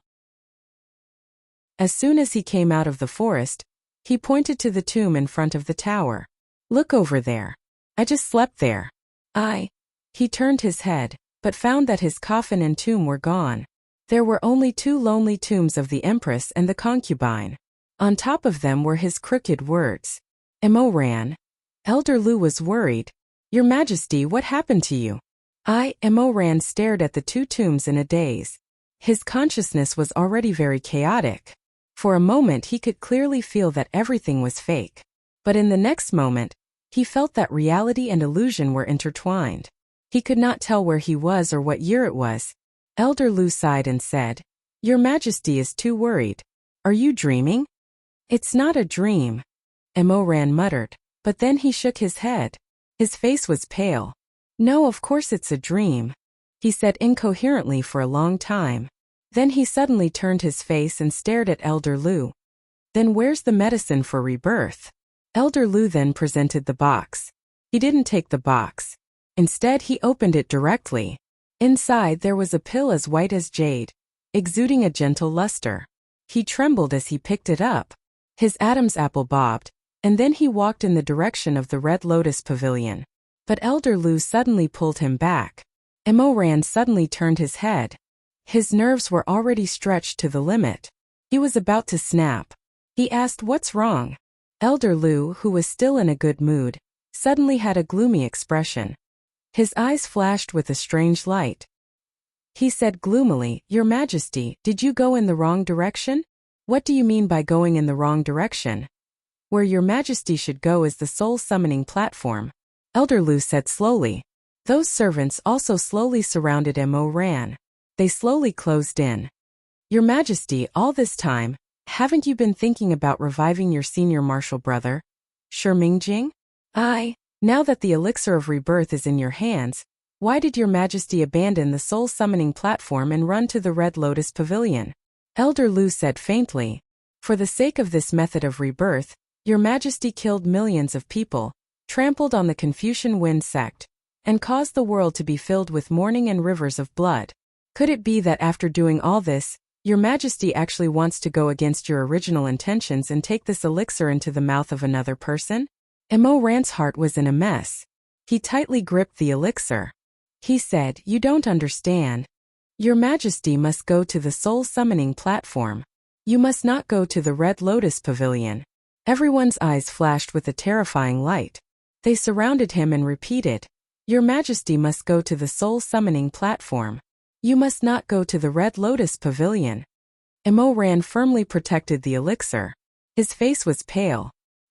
He said, "All of you get out of my way. Your Majesty must go to the soul summoning platform.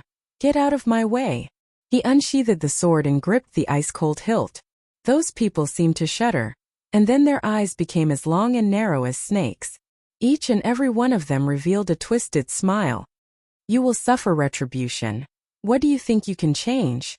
You don't keep your word. You're fickle. How can this kind of heartless person be worthy of the elixir? Take it back. Take it back." Mo Ran protected the elixir. He fiercely cut open a bloody path and ran towards the South Peak, the peak of life and death. Whether this was a dream or reality, he knew that Chu Wanning was there. Whether he was alive or dead, he had to go there. He had to be by Chu Wanning's side. Only then could he feel at ease. He ran into the barrier of the Red Lotus Pavilion. Elder Lu and the others were blocked outside the barrier. He turned around and glanced at them. Then he closed the jade bamboo door. He didn't want to see anyone else. This was the Red Lotus Pavilion. He was the only one here and... Master? His eyes widened in shock. He saw that Chu Wanning was standing under a begonia tree. His hair was tied up in a high ponytail and he wore metal gloves. His expression was focused on adjusting a night patrol god mech that was almost completed. The wind rose. Light pink flower petals rustled and fell. They fell like the first snowflakes on the stairs and the table. They were gentle like ripples. Mo Ran's eyes were wet and red. In an instant he was choked with sobs. "Master." Chu Wanning heard his voice and raised his head. Because he was busy, he was still biting on a small file. When he saw Mo Ran, he was slightly surprised. He put down the file and then straightened up. He nodded at him. "Why are you here?" Chapter 219. Mo Ran didn't answer, or perhaps he couldn't answer. He walked forward and hugged Chu Wanning. "What's wrong with you?" In his arms were slightly cold clothes and a warm body. "Why are you crying?" He didn't know. Dream reality? He wasn't sure. But in the Red Lotus Pavilion, there was no Chu Wanning's cold body lying there. His teacher was still alive. He was still worried that the joints of the god of night were not flexible enough.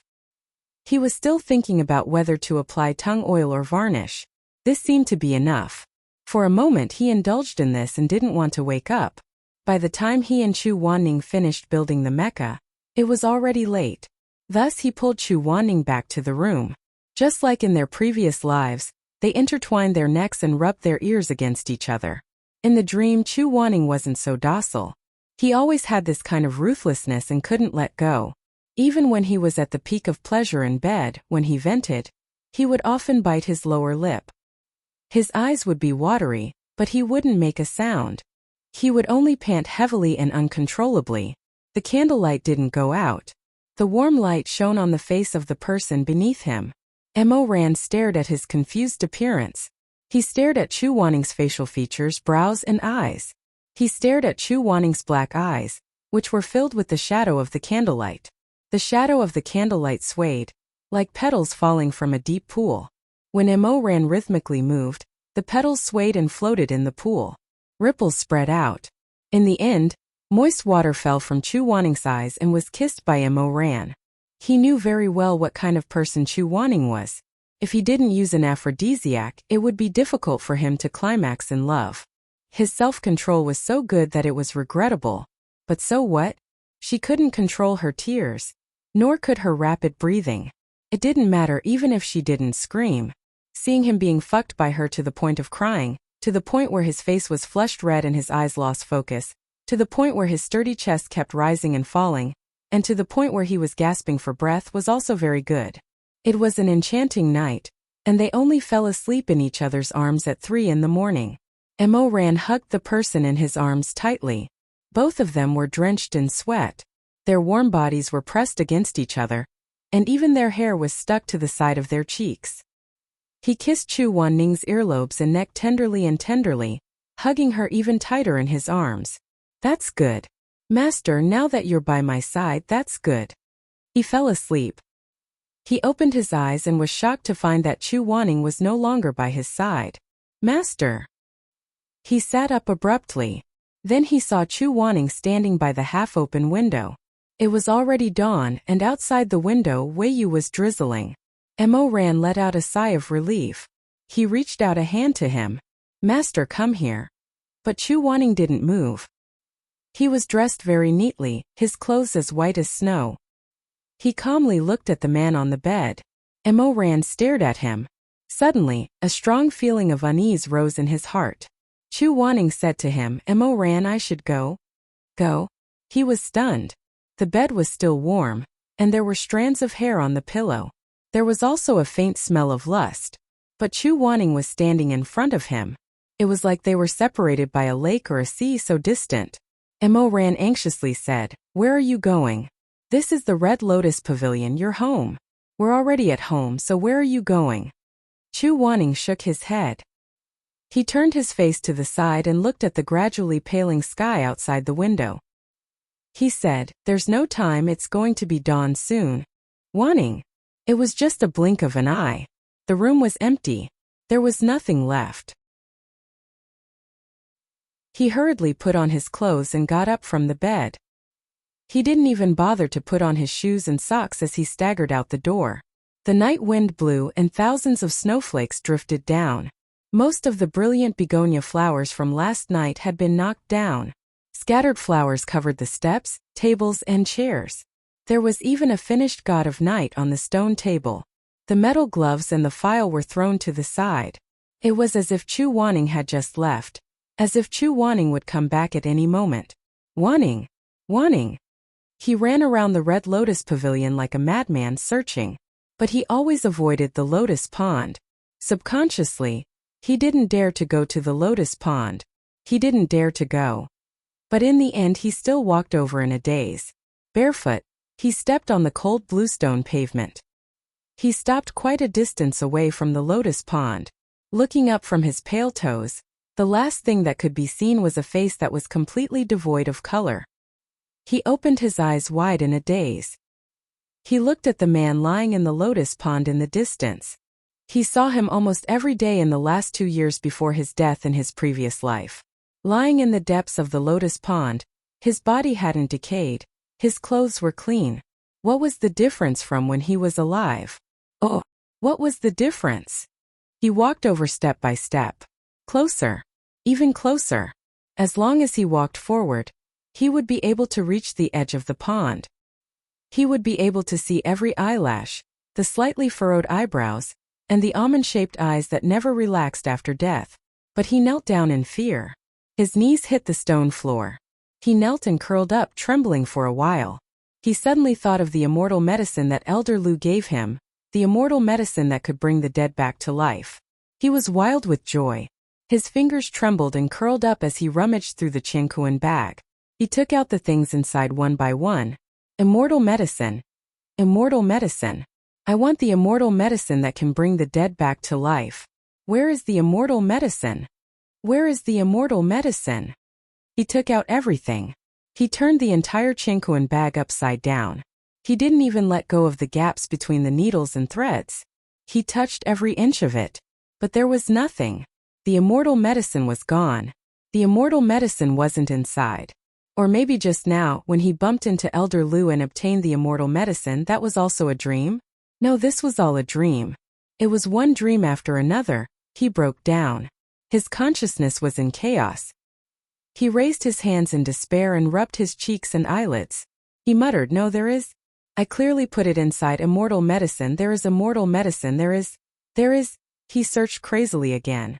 Just like that, he knelt in front of Chu Wanning's corpse and searched hysterically. His eyes flashed with a terrifying light, but his voice became more and more choked.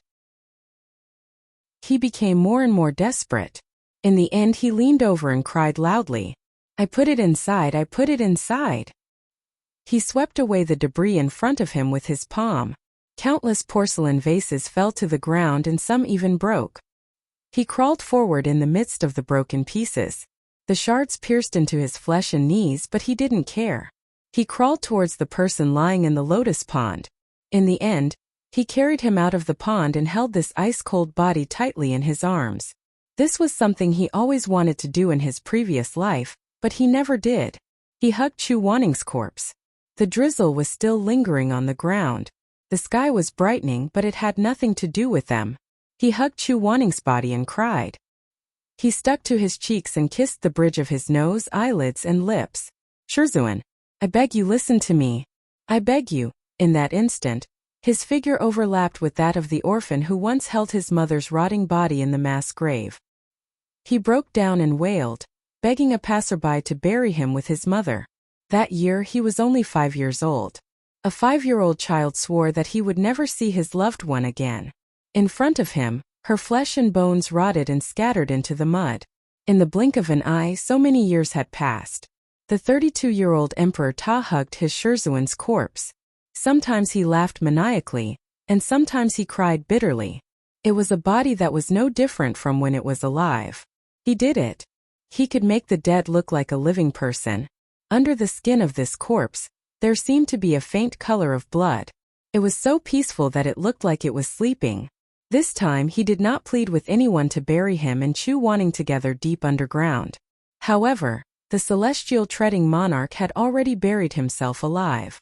On the day after Chu Wanning's death, he drank a jar of pear blossom white.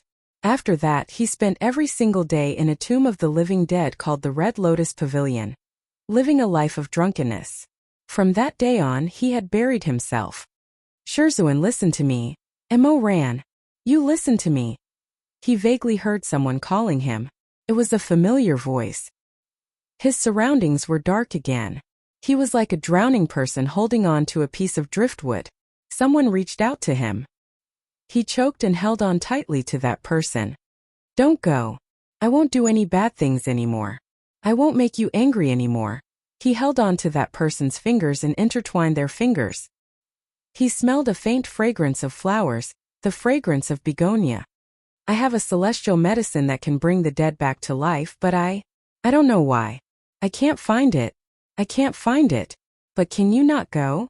I beg you." He ignored everything and followed the warm body. He hugged that body. "Please, I'd rather the person who died was me. Mo Ran. Wake up." But he couldn't wake up. The pain was deeper than the sea. He was drowning, but he couldn't wake up. His throat choked. He hugged the person who was calling him tightly. His eyelashes were wet. "I'd rather the person who died was me, Shizun. You dog. What are you doing? Hey!" Suddenly, a person rushed over and grabbed him. Then the surroundings were in chaos. Someone poured a pool of cold water between his lips and teeth. Mo Ran suddenly felt cold all over. The water was as cold as 1,000-year-old mysterious ice. It almost froze his lungs. He suddenly opened his eyes.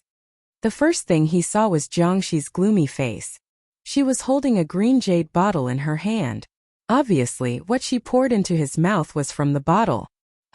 When he opened his mouth, he found that his throat was hoarse. He couldn't say anything for a while. Then, he looked around and found that he was back in the ancestral hall celestial palace again. His clothes were soaked in cold sweat. The people around him were looking at him strangely, especially Shui Meng. His face was green and white. He didn't look good. He was lying on Chu Wanning's knees and hugging Chu Wanning's waist tightly.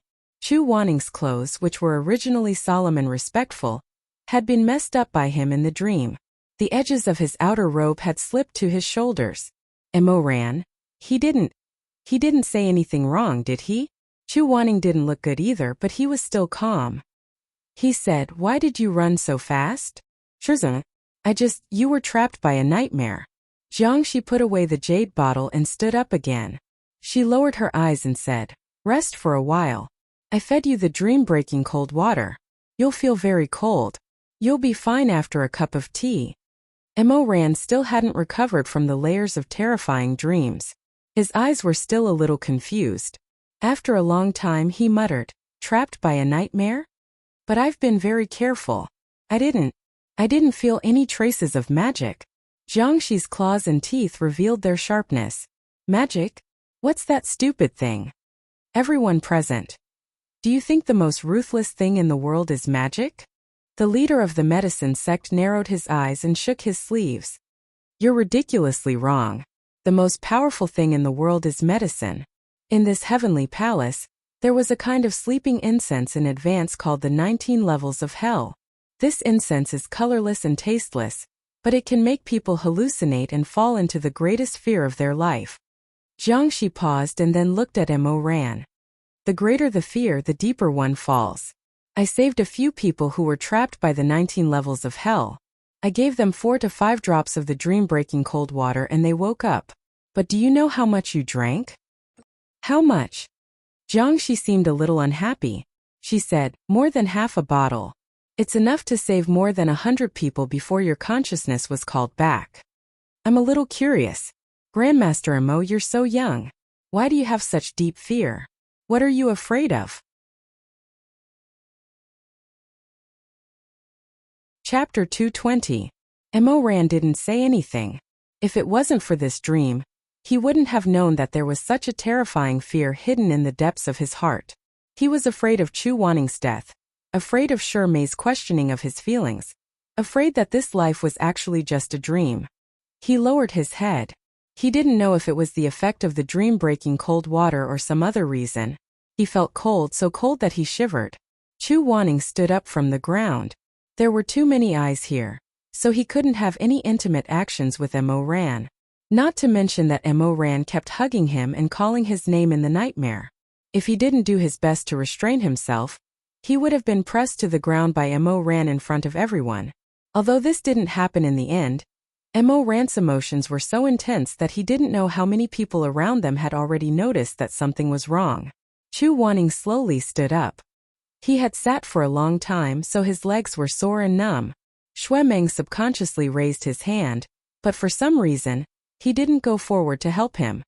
Mei reached out and said softly, "Shizun, take a break." Chu Wanning lowered his eyelashes. He didn't say much, nor did he explain. He just took off his already messy outer robe. His white robe fluttered and fell on Mo Ran's shoulder. "Wear it. When the cold of the medicine disappears, return it to me." Mo Ran didn't dare to look at him too much. He said softly, "Yes, Shizun." The others were carefully inspecting the scene in the hall, or checking if there were any hidden weapons or traps. Then they all dispersed. Shui Zhengyong asked Mo Ran a few questions. When he saw that his nephew was fine, he patted his shoulder and strode towards the other leaders. Meng didn't leave. When the others were far away, he suddenly bent down and looked left and right. He lowered his voice and said angrily, "What did you dream of just now?" Mo Ran. Meng gritted his teeth. "I'm asking you a question. It's just a dream. That's what you're thinking about." Meng's eyes were a little chaotic. He was very anxious. "What are you thinking about? Are you? I dreamed that I killed someone." Mo Ran trembled slightly because of the bone-chilling cold. His lips were also pale. "I dreamt that I killed Master." "You? That's nothing else." Meng's words, but it didn't seem like he was lying. But he said that he dreamt of killing Shizun. Not to mention the fact that Mo Ran now respected his teacher. But why would he feel such fear? Just now when he hugged Chu Wanning so tightly, that expression. Was that what a disciple should have? More. Meng didn't dare to think about it anymore. It was like one more step and he would fall into a bottomless abyss. The effect of the drug gradually disappeared. Mo Ran slowly stood up from the ground. Xue Ming hesitated for a while but still supported him. Mo Ran said, "Thank you." Then he looked at the cultivators walking in front of him. "Did anyone else get drugged by the incense?" "No, only you. You ran too fast." Xue Ming still had a lot on his mind, but his emotions weren't as intense as before. The moment we entered the hall, Jiangxi sensed that the incense of the 18 ghosts was lit here. "Oh, it's not 18 ghosts, it's the 19 levels of hell. Anyway, it's this thing." "The name isn't important," Xue Ming said. He dispelled it, and we came in again. "It's fine." He paused, suddenly thought of something and said, "But this is also a coincidence. If something had happened just now, it would have been troublesome." "What do you mean?" "You walked too fast so you didn't see it. On our way to the Heavenly Palace, several poisonous snakes suddenly jumped out of the rattan basket Nangong Lu was carrying. Many people couldn't dodge in time and were bitten. Those people all stayed where they were and couldn't move. The snake's venom is very poisonous. Jiangxi wanted us to go first, and he stayed there to help them remove the poison. After that, he would follow us." "Oh, if that's the case, I'm afraid that everyone who reached the Heavenly Palace would have been poisoned," Xue Ming said. "He only had a bottle of dream-breaking cold water. He couldn't have saved so many people." Mo Ran vaguely felt that something was wrong, and asked, "Then why didn't he stay there to help everyone remove the poison?" "He has a young disciple who said that he could do it, so Jiangxi left his disciple there and came up with us first." Mo Ran's frown deepened. His gaze followed Loman's group, circling the crowd, but he couldn't find the person he was looking for. If Jiangxi's disciple didn't know how to deal with the snake's venom, then there were only two people left, Jiangxi and Hua Bainan. "Where's Hua Bainan?" Xue Ming was stunned. "Are you suspecting cold-scale divine hands?" "I'm just asking. There's nothing to suspect. Hua Bainan was bitten himself, and he's meditating below. But there's a lot of poison in his body, so he said that he'd be fine after a while. He'll come up and meet us later." Mo Ran's expression became even more gloomy. Cold-scale divine hands was injured and couldn't move, so the only one left who could heal him was Jiangxi. Fortunately, Jiangxi had a disciple who happened to know how to deal with the snake's venom. Without this person, Jiangxi would probably still be down there trying to extract the poison from the injured cultivators. When he came up again, what kind of scene would this ancestral temple Heavenly Palace be like? Would a bottle of dream-breaking frost water be enough to salvage the situation? Xue Ming. Keep an eye on Hua Bainan. As soon as he said this, he suddenly felt the ground shake. Then the distant cry of a dragon pierced through the sky, coming from outside the palace. Someone was like a bird startled by the twang of a bow. "What's going on? What was that noise just now?" A courageous cultivator said. "I'll go take a look." He quickly rushed to the entrance of the palace and looked down, then looked up at the sky. Then he turned back and said, "It's nothing. It's probably just some noise coming from this mountain. After all, it's the manifestation of a flood dragon evil spirit." After he finished speaking, he prepared to head back. But at this moment his ankle was suddenly grabbed by something. The cultivator lowered his head and saw a deathly pale hand. For a moment he didn't react and was still in a daze. Xue Jingyong's eyes were sharp, and he shouted from a distance, "Be careful!" But it was too late. A corpse leaped into the air. The corpse was wrapped in the Wind Scholar sect's crane robe, and its eyes were blindfolded with a silk ribbon. It soared firmly and accurately pierced the cultivator's chest. The cultivator's eyes widened in confusion. He subconsciously raised his hand to touch the sword that pierced through his chest. Then, he spat out a large mouthful of blood and fell to the ground with a thump, never to move again. After a few moments of deathly silence, the ground started to shake again. Everyone looked at the entrance of the hall and saw thick dragon tendons rising from the ground, piercing through the clouds. Each of the dragon tendons was holding the body of a Confucian Wind sect's first-generation disciple. From a distance it looked like a dense swarm of bees, ready to rush into the hall at any time and crush everyone into meat paste. Villa Master Ma screamed and covered his eyes. "Heavens, heavens, I'm going to die, I'm going to die." Xue Jingyong was so angry that he spat out blood. He slapped the back of the merchant's head to shut him up. Then he shouted at the crowd, "Quickly close the palace's entrance. Hurry up and block the entrance of the palace. Don't let them rush in." As he spoke, he took the lead and faced the zombie that was swaying and walking over with a sword dripping with blood. He waved his folding fan and knocked it out of the hall. He kicked it down the long stairs and then grabbed the spirit stone door on the side, roaring as he tried to push it up. But for some reason, the door was easy to push from the outside, but it was as heavy as a rock from the inside. Shuizhengyong's blue veins bulged, but his strength was like a clay ox entering the sea. Seeing the group of zombies being lifted closer and closer by the dragon tendons, Shuizhengyong cursed, "What's going on? Didn't the Nangong Zhongying just seal them? These bullshit flood dragons are not obedient. They are going against their master." Mo Ran and Xue Ming immediately rushed to Shuizhengyong's side to help. Nangong Si said, "It's useless. These 2 spirit stones were transported by my great-grandfather's 4,000 porters. It's impossible for you to move them." Huang Xiaoya was so angry that smoke was coming out of her mouth.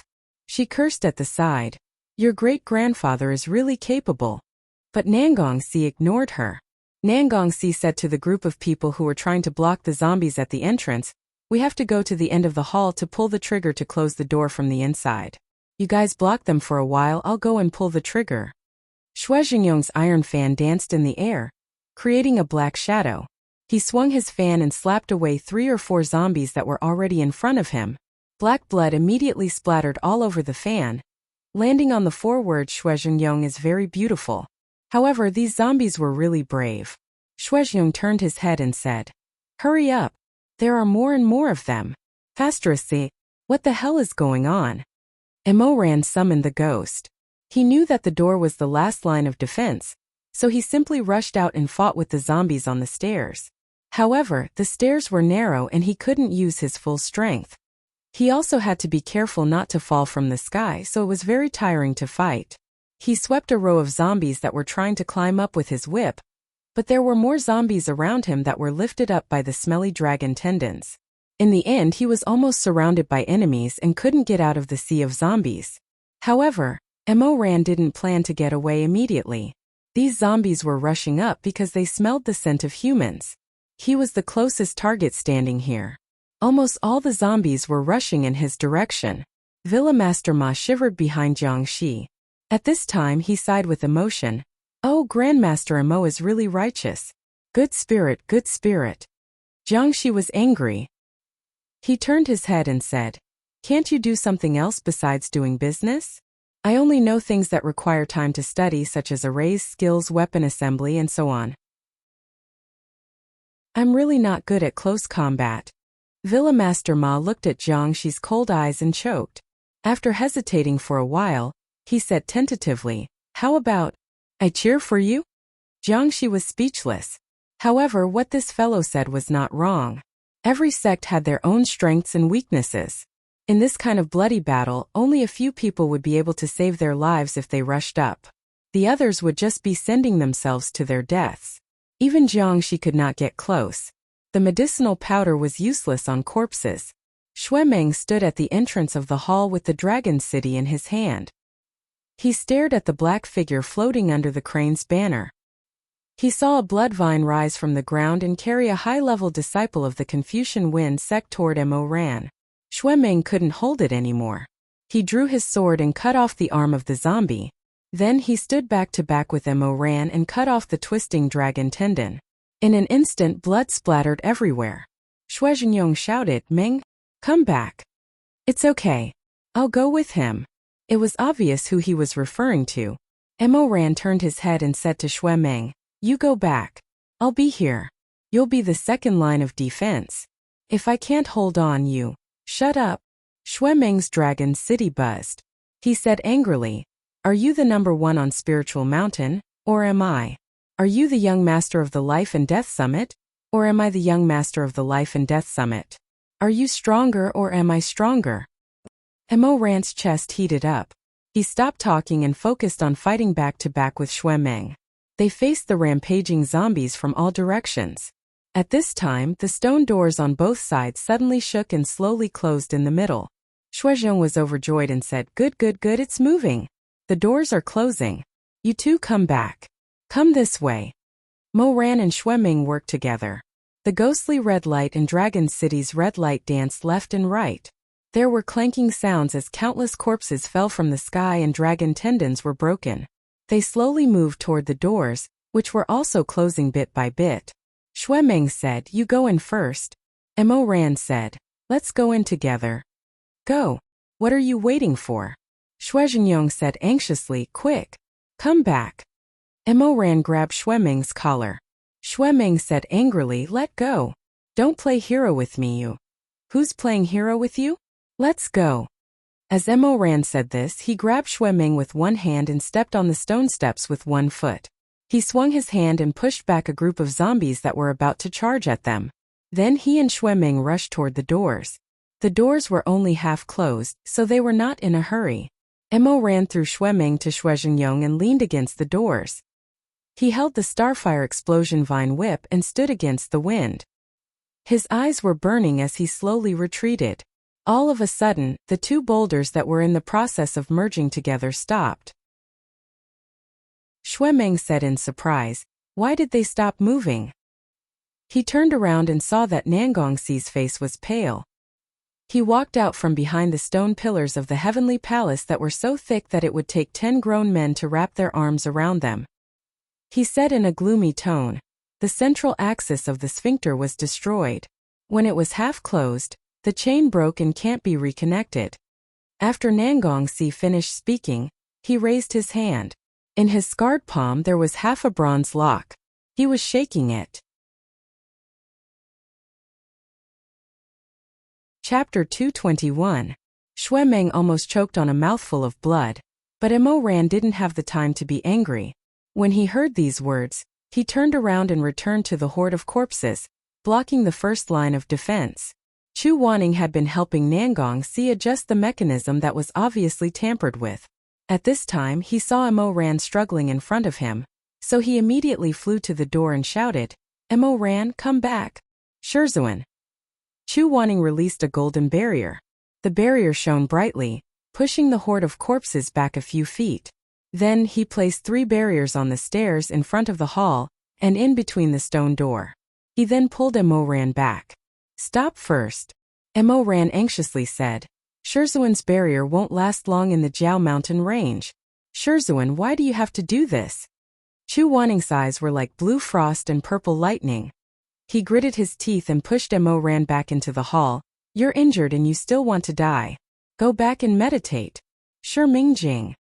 "Shizun, I'm here." Chu Wanning fiercely pointed at Mo Ran. "Heal him." Shi Mei nodded. "Yes, Shizun." Mo Ran pressed down on Shi Mei's outstretched hand and said to Chu Wanning, "These are all superficial wounds. Shizun, your barrier can only last for a stick of incense's worth of time. It will also consume a lot of your spiritual power. You?" Chu Wanning didn't turn his head and stood in the light. "Then I'll hold on for a stick of incense's worth of time." Mo Ran still wanted to say something, but Shi Mei pulled him back.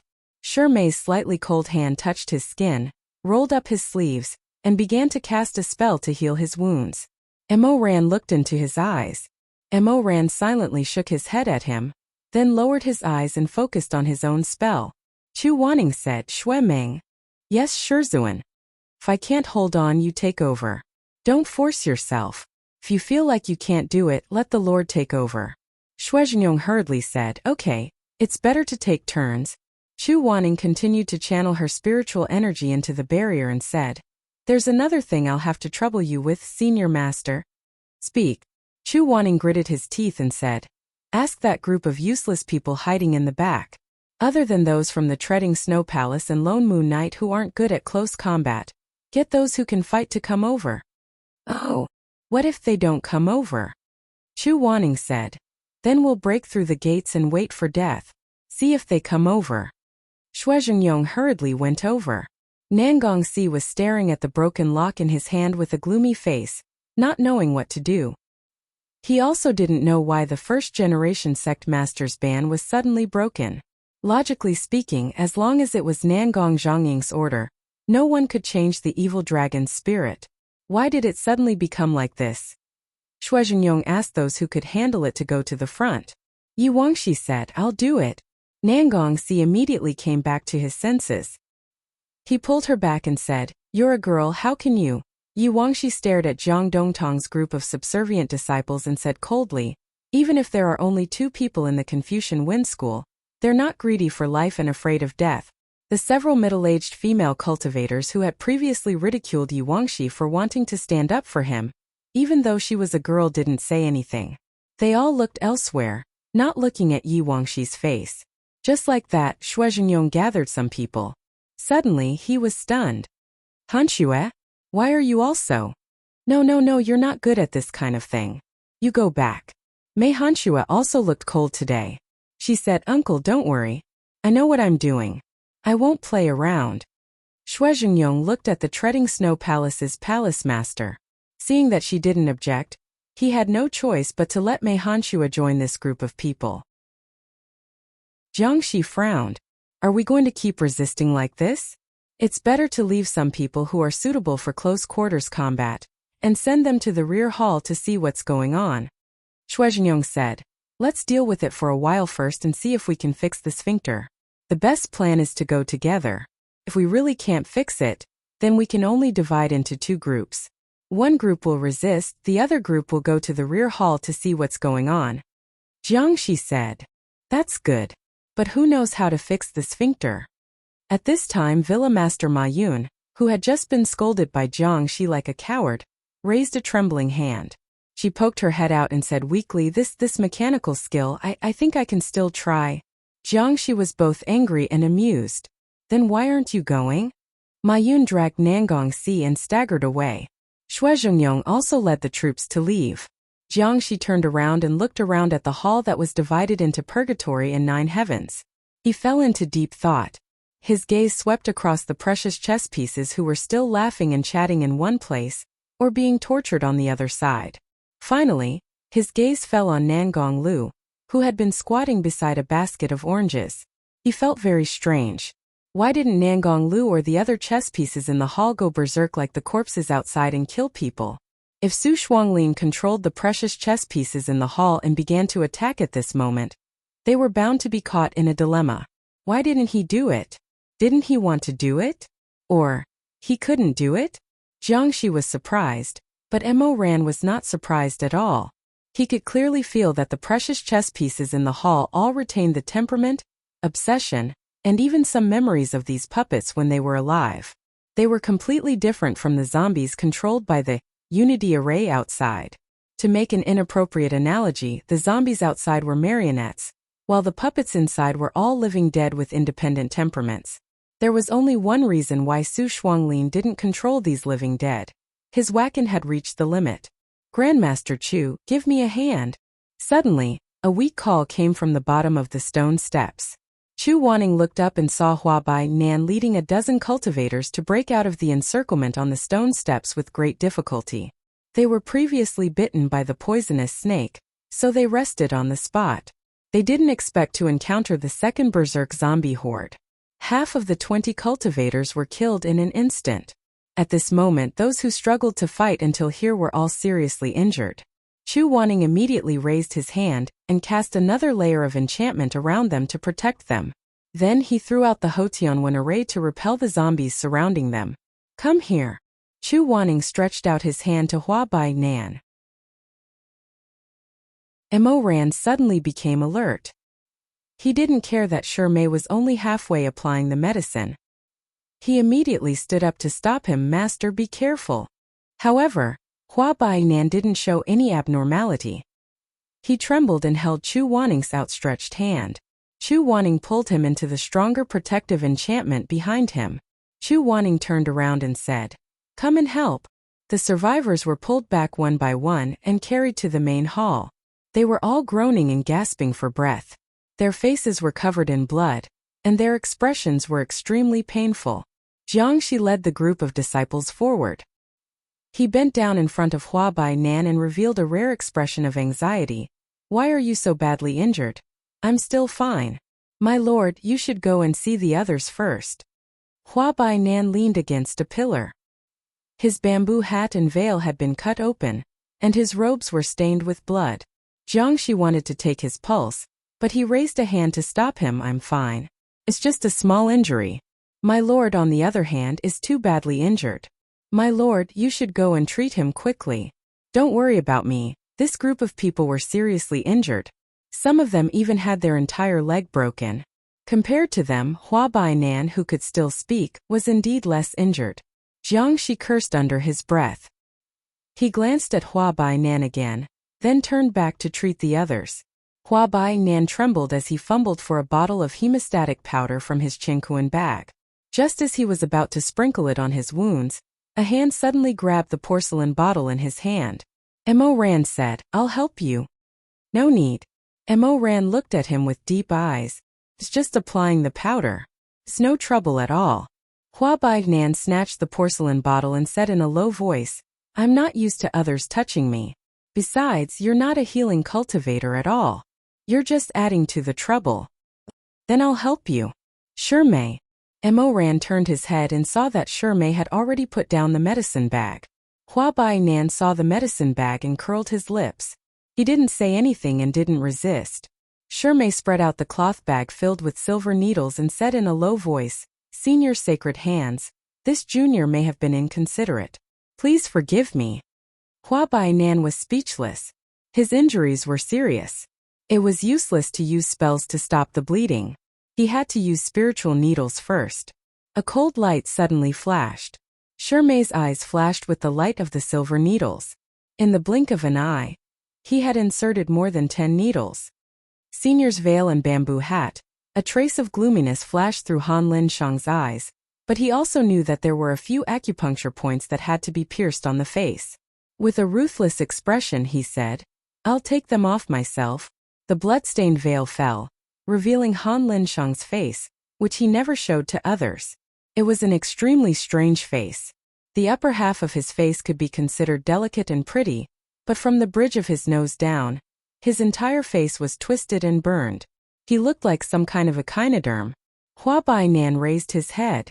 There was a faint trace of hatred and ridicule in his eyes. What's wrong? Grandmaster Mo, why aren't you leaving yet? Do you think it's nice to stay here? I'm sorry. Hua Bainan sneered behind him. I already told you not to stand here, but you didn't listen. Now you're saying sorry, but I don't know what you're thinking in your heart. You're probably thinking this Han Linshang is really ugly. Mo Ran shook his head. It was inconvenient for him to say anything more, so he left. Villa Master Ma was still fiddling with the broken iron lock. In front of the Temple of Heaven, Chu Waning's spiritual power was almost depleted. He turned to Xuemeng and said, Xuemeng, take over. Xuemeng immediately understood and raised his sword. The exchange between the two of them was completed very smoothly. Not a single zombie was able to squeeze in during the exchange. As soon as Chu Waning removed the barrier, he couldn't help but take a step back. Mo Ran saw his pale face and felt very distressed. However, he couldn't do anything in front of everyone. He couldn't even hold Chu Waning's hand. He could only suppress himself and ask, Wan, Master, are you okay? I'm fine. Chu Waning lightly coughed. I just used a bit more spiritual power. However, Mo Ran knew that Chu Waning's spirit core was originally very weak. Using more spiritual power might not be a big deal for others, but for Chu Waning, Mo Ran closed his eyes. In her past life, the master and disciple were at odds with each other. Chu Waning had used up all of her spiritual energy in that battle, and her spiritual core had instantly shattered. From then on, she was no different from a mortal. In fact, her body was even weaker than a mortal's. How could he be fine? Mo Ran's heart was very uncomfortable. His eyes were slightly red. He silently put the clothes that Chu Waning had just given him back on the other shoulders. Only at this time could he gently pinch Chu Waning's shoulders through the clothes. All of his heavy love for him could only be hidden in this moment of light touch. He supported Chu Waning to the side.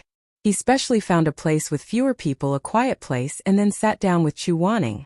While no one was looking, Mo Ran quietly held Chu Waning's hand. It was very cold. It was the same cold feeling as that year when Chu Waning was defeated by his blade. He leaned over and stepped on his chest. He reached out and pinched his chin. Mo Ran lowered his eyes. The tips of his fingers were slightly trembling. Chu Wanning originally wanted to pull his hand away. After all, there were too many eyes here. However, he felt that weak tremble. So the hand that was about to pull away turned and interlocked their fingers. Let me see. Chu Wanning raised his other hand and had Mo Ran lift his face. There were wounds on his cheeks and the bridge of his nose. Does it hurt? Mo Ran shook his head. He stared at Chu Wanning's face. He looked at the person who clearly cared about him even though his lips were pale. He felt that it was very painful. It wasn't the wound. It was the heart. He finally learned to lie like Chu Wanning. Mo Ran said, "It doesn't hurt." If it doesn't hurt, then why are you trembling? He didn't make a sound. He couldn't make a sound. So Chu Wanning misunderstood that he was still trembling because of the pain. A faint green light surrounded his fingertips. Mo Ran's pupils suddenly shrank. He grabbed Chu Wanning's hand that was about to touch his cheek. Are you crazy? You're even using spiritual power. This little bit is nothing. Chu Wanning said. It's just the tiniest healing spell. It's to stop the pain. His fingertips touched his scar. It was to stop the pain. But his heart felt like it was being cut by a knife. Death by 1,000 cuts was probably nothing more than this. Mo Ran naturally knew that this was just a little bit of spiritual power. It was like a drop in the ocean, a cup of water. Chu Wanning gave almost all of his spiritual power to everyone. He only gave a little bit to him. In his previous life, because Chu Wanning always gave the world too much and gave him too little, he resented Chu Wanning. But at that time he didn't know. In fact, Chu Wanning gave him a little bit. Although it was pitifully little, it was all he had left. The only thing he had left. All right. It's fixed. It's fixed. Suddenly, a cultivator under Manor Master Ma's command hurriedly ran to the door. His cheeks were red as he shouted, "Quickly prepare to retreat. We're closing the door. We're about to close the door." At this time, the person resisting the zombie horde had already been replaced by Mei Hanxue. After Xue Ming retreated, he was also injured. But his injuries weren't serious. He wrapped himself in gauze and didn't check much. He bit on the gauze and tied a knot while watching Mei Hanxue retreat. It was strange. He remembered that Mei Hanxue clearly had a water and wood-type spirit core, but he didn't know why she was able to use a fire-type technique. He was alone. He cut off the water and lay on the Kongho. His fingers were clanging and his face was ice cold. What he used was a fiery red barrier of flames, forcing back the zombies that tried to approach. Close the door. Young Master Mei. Mei Hanxue let the Kongho hang in the air. Step by step she retreated. When she retreated to the door, Xue Ming suddenly discovered that something was wrong. He turned his head and said, "Can you open the door a bit more? This zither is too wide. I can't get in." "No need." Mei Hanxue coldly and concisely interrupted Xue Ming. She suddenly put the Kongho back into the music box, losing the zither's spiritual fire suppression. In an instant, a group of zombies surged forward. Xue Ming knew that she wasn't good at close combat. His expression suddenly changed. He pulled out Longcheng and was about to rush out to help. Unexpectedly, before he even arrived, he saw a flash of silver light. At some unknown time, a silver sword appeared in Mei Hanxue's hand. The sword's chi was awe-inspiring. He only saw his sword dance into a shadow. Then, he swept the ground and retreated. He suddenly threw the sword. Before the door was about to close, Mei Hanxue raised her hand and sternly said, "North Wind, come back." The sword turned into a snow-white light and entered through the gap. Mei Hanxue suddenly caught it. Her arm pulled the sword flower and returned to her side. The Heavenly Palace's door closed with a bang. A muffled sound came from outside. It was the sound of the corpses and dragon tendons smashing into the door. However, it seemed to come from very, very far away. The Nangong clan's construction of the palace gate was not that easy to break through. Everyone let out a long sigh of relief. There were quite a few disciples of the upper cultivation world who had never seen the world. Their legs went soft and they knelt on the ground. There were even some who didn't have a future. They even cried out, "Mom, what is this all about?" Mei Hanxue, who was at the back, also let out a slight sigh of relief. However, his appearance of relief was not clearly different from usual. If it weren't for Xue Ming staring at him from the side, He probably wouldn't have noticed that he slightly opened his lips and lightly exhaled. Suddenly, she discovered two terrifying gazes beside her. Mei Hanxue turned her head. What? Why are you looking at me? Xue Meng's throat was somewhat dry. Your sword. Mei Hanxue glanced sideways at the long sword flowing with silver light. North wind. Xue Meng's face was cloudy and uncertain for a good while. He opened his mouth and said, When did you learn how to use a sword? No, it should be, when did you have a divine martial skill? I've always had one. Xue Meng was stunned. Then why didn't you use it during the Spiritual Mountain Conference? Mei Hanxue was silent for a moment. I don't want to use it. Xue Meng seemed very puzzled. He was even a little angry. Are you looking down on us? If you take out the divine martial skill, you might be number 1, number 2? Mei Hanxue rolled her eyes. Her usually cold eyes seemed to be somewhat mocking. She looked at Xue Meng, whose cheeks were slightly red because of anger. After a while she said, 3rd place is very good. 1st place. She pursed her lips and brushed past Xue Meng as she walked over. A few words casually fell into Xue Meng's ears. 1st place is too stupid. Chapter 222. Xue Meng stood there in a daze for a long time before he suddenly regained his senses. He shouted angrily at Mei Hanxue, You dog, who are you calling stupid? Xue Zhengyong pulled him back. Menger, this person said I'm stupid. Okay, you heard wrong. Hanxue clearly didn't say anything. That's because he lowered his voice next to my ear. While they were making a ruckus, Jiangxi was checking the wounded and checking the situation. After checking the situation, Jiangxi ordered everyone to rest in place for a while. Those who needed to treat their wounds should treat their wounds, and those who needed to meditate should meditate. There was no other way. Their fiercest fighting force had been greatly depleted. It was like a bow that hadn't been fully drawn yet, and the arrowhead was already blunted. If they rashly continued to move forward like this, they might not be able to deal with any unexpected changes. After giving these orders, Jiangxi walked to Nangong Si. Nangong, I have something to ask you. Please go ahead, Sect Master Jiang. Jiangxi didn't say anything. Instead, he glanced at Yi Wangxi first. Nangong Si said, She doesn't need to leave. It's better to leave for a while, Jiangxi said. His gaze fell on Nangong Si's chest, where Nangong Si's spiritual nucleus was located. After Yi Wangxi left, Jiangxi sat down next to Nangong Si. What about your spiritual nucleus? Are you planning to hide it from her? Nangong Si's eyes dimmed. I don't know how to tell her. You're afraid she'll dislike you because of this? Actually, you're overthinking it. Miss Yi isn't, no? Nangong Si interrupted Jiangxi. I'm not afraid she'll dislike me. I'm just afraid she'll be sad. Jiangxi was silent for a while. He seemed to be stung by Nangong Si's inexplicable arrogance. He sneered. You're really confident. Sect Master Jiang is wrong. I'm not confident, I'm trusting her. Jiangxi could hear the stubbornness in his tone, so she said indifferently, You're like a tiger in the plains, yet you still speak to me in such a tone. Aren't you afraid that I'll make trouble for you in the future? You won't. Jiangxi paused. Does that mean you trust me? Along the way, I also know what kind of person Sect Master Jiang is. Nangong Si said. That's why I said those words to you when I thought I was going to die. Jiangxi had been staring at Nangong Si the whole time. He only looked away when Nangong Si mentioned this. Now that you're still alive, do those words still count? Yes, Nangong Si said.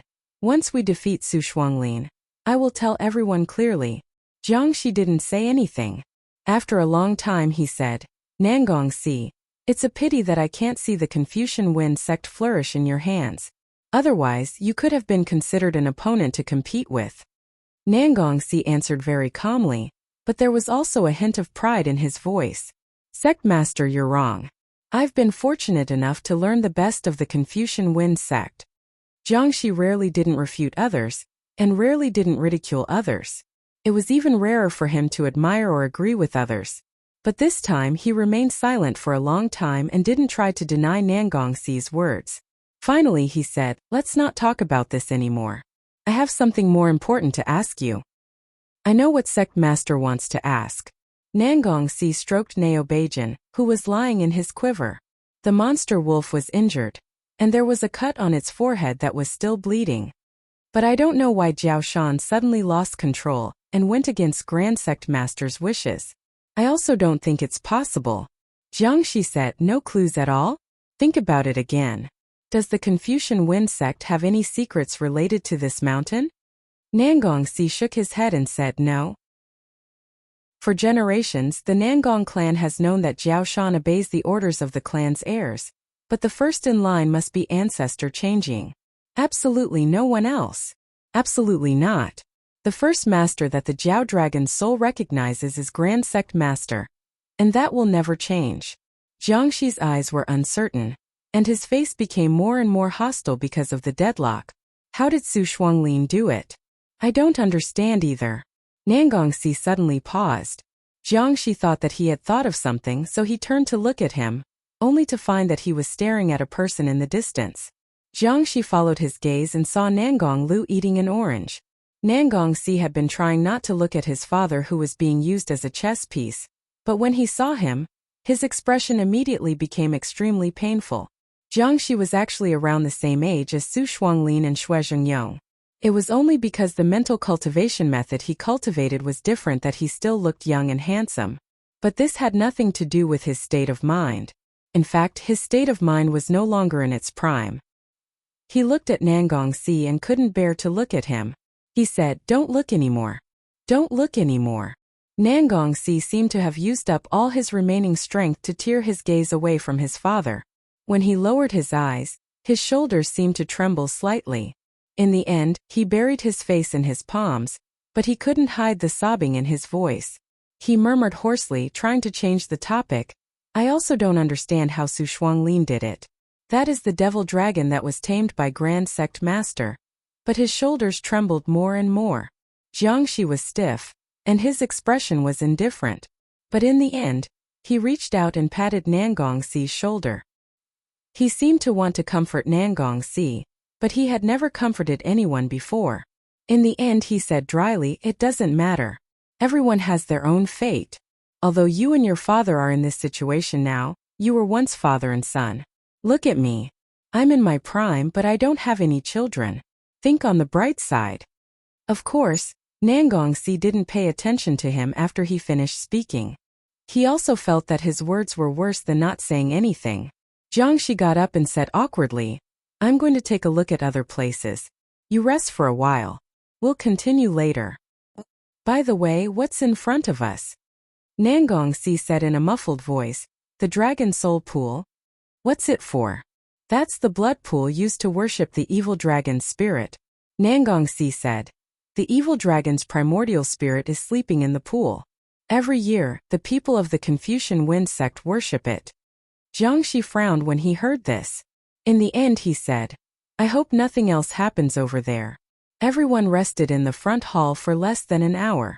The injured and those who had used up too much spiritual power gradually recovered with the help of the healing cultivators. Jiangshi looked at the good and evil made by Su Shuanglin on both sides. The two extremes made him frown even more.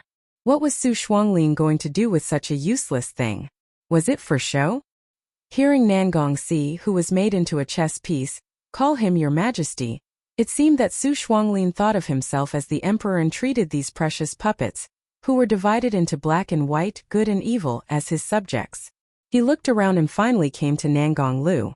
Nangong Lu was sitting on his bamboo basket and slowly peeling oranges. Jiangshi paused for a moment. Then, he suddenly leaned over and asked the question he had asked him before. "Can you take us to Her Majesty?" Nangong Lu still gave the same answer as before. "Her Majesty has her own matters to attend to. How can she see you just because she wants to?"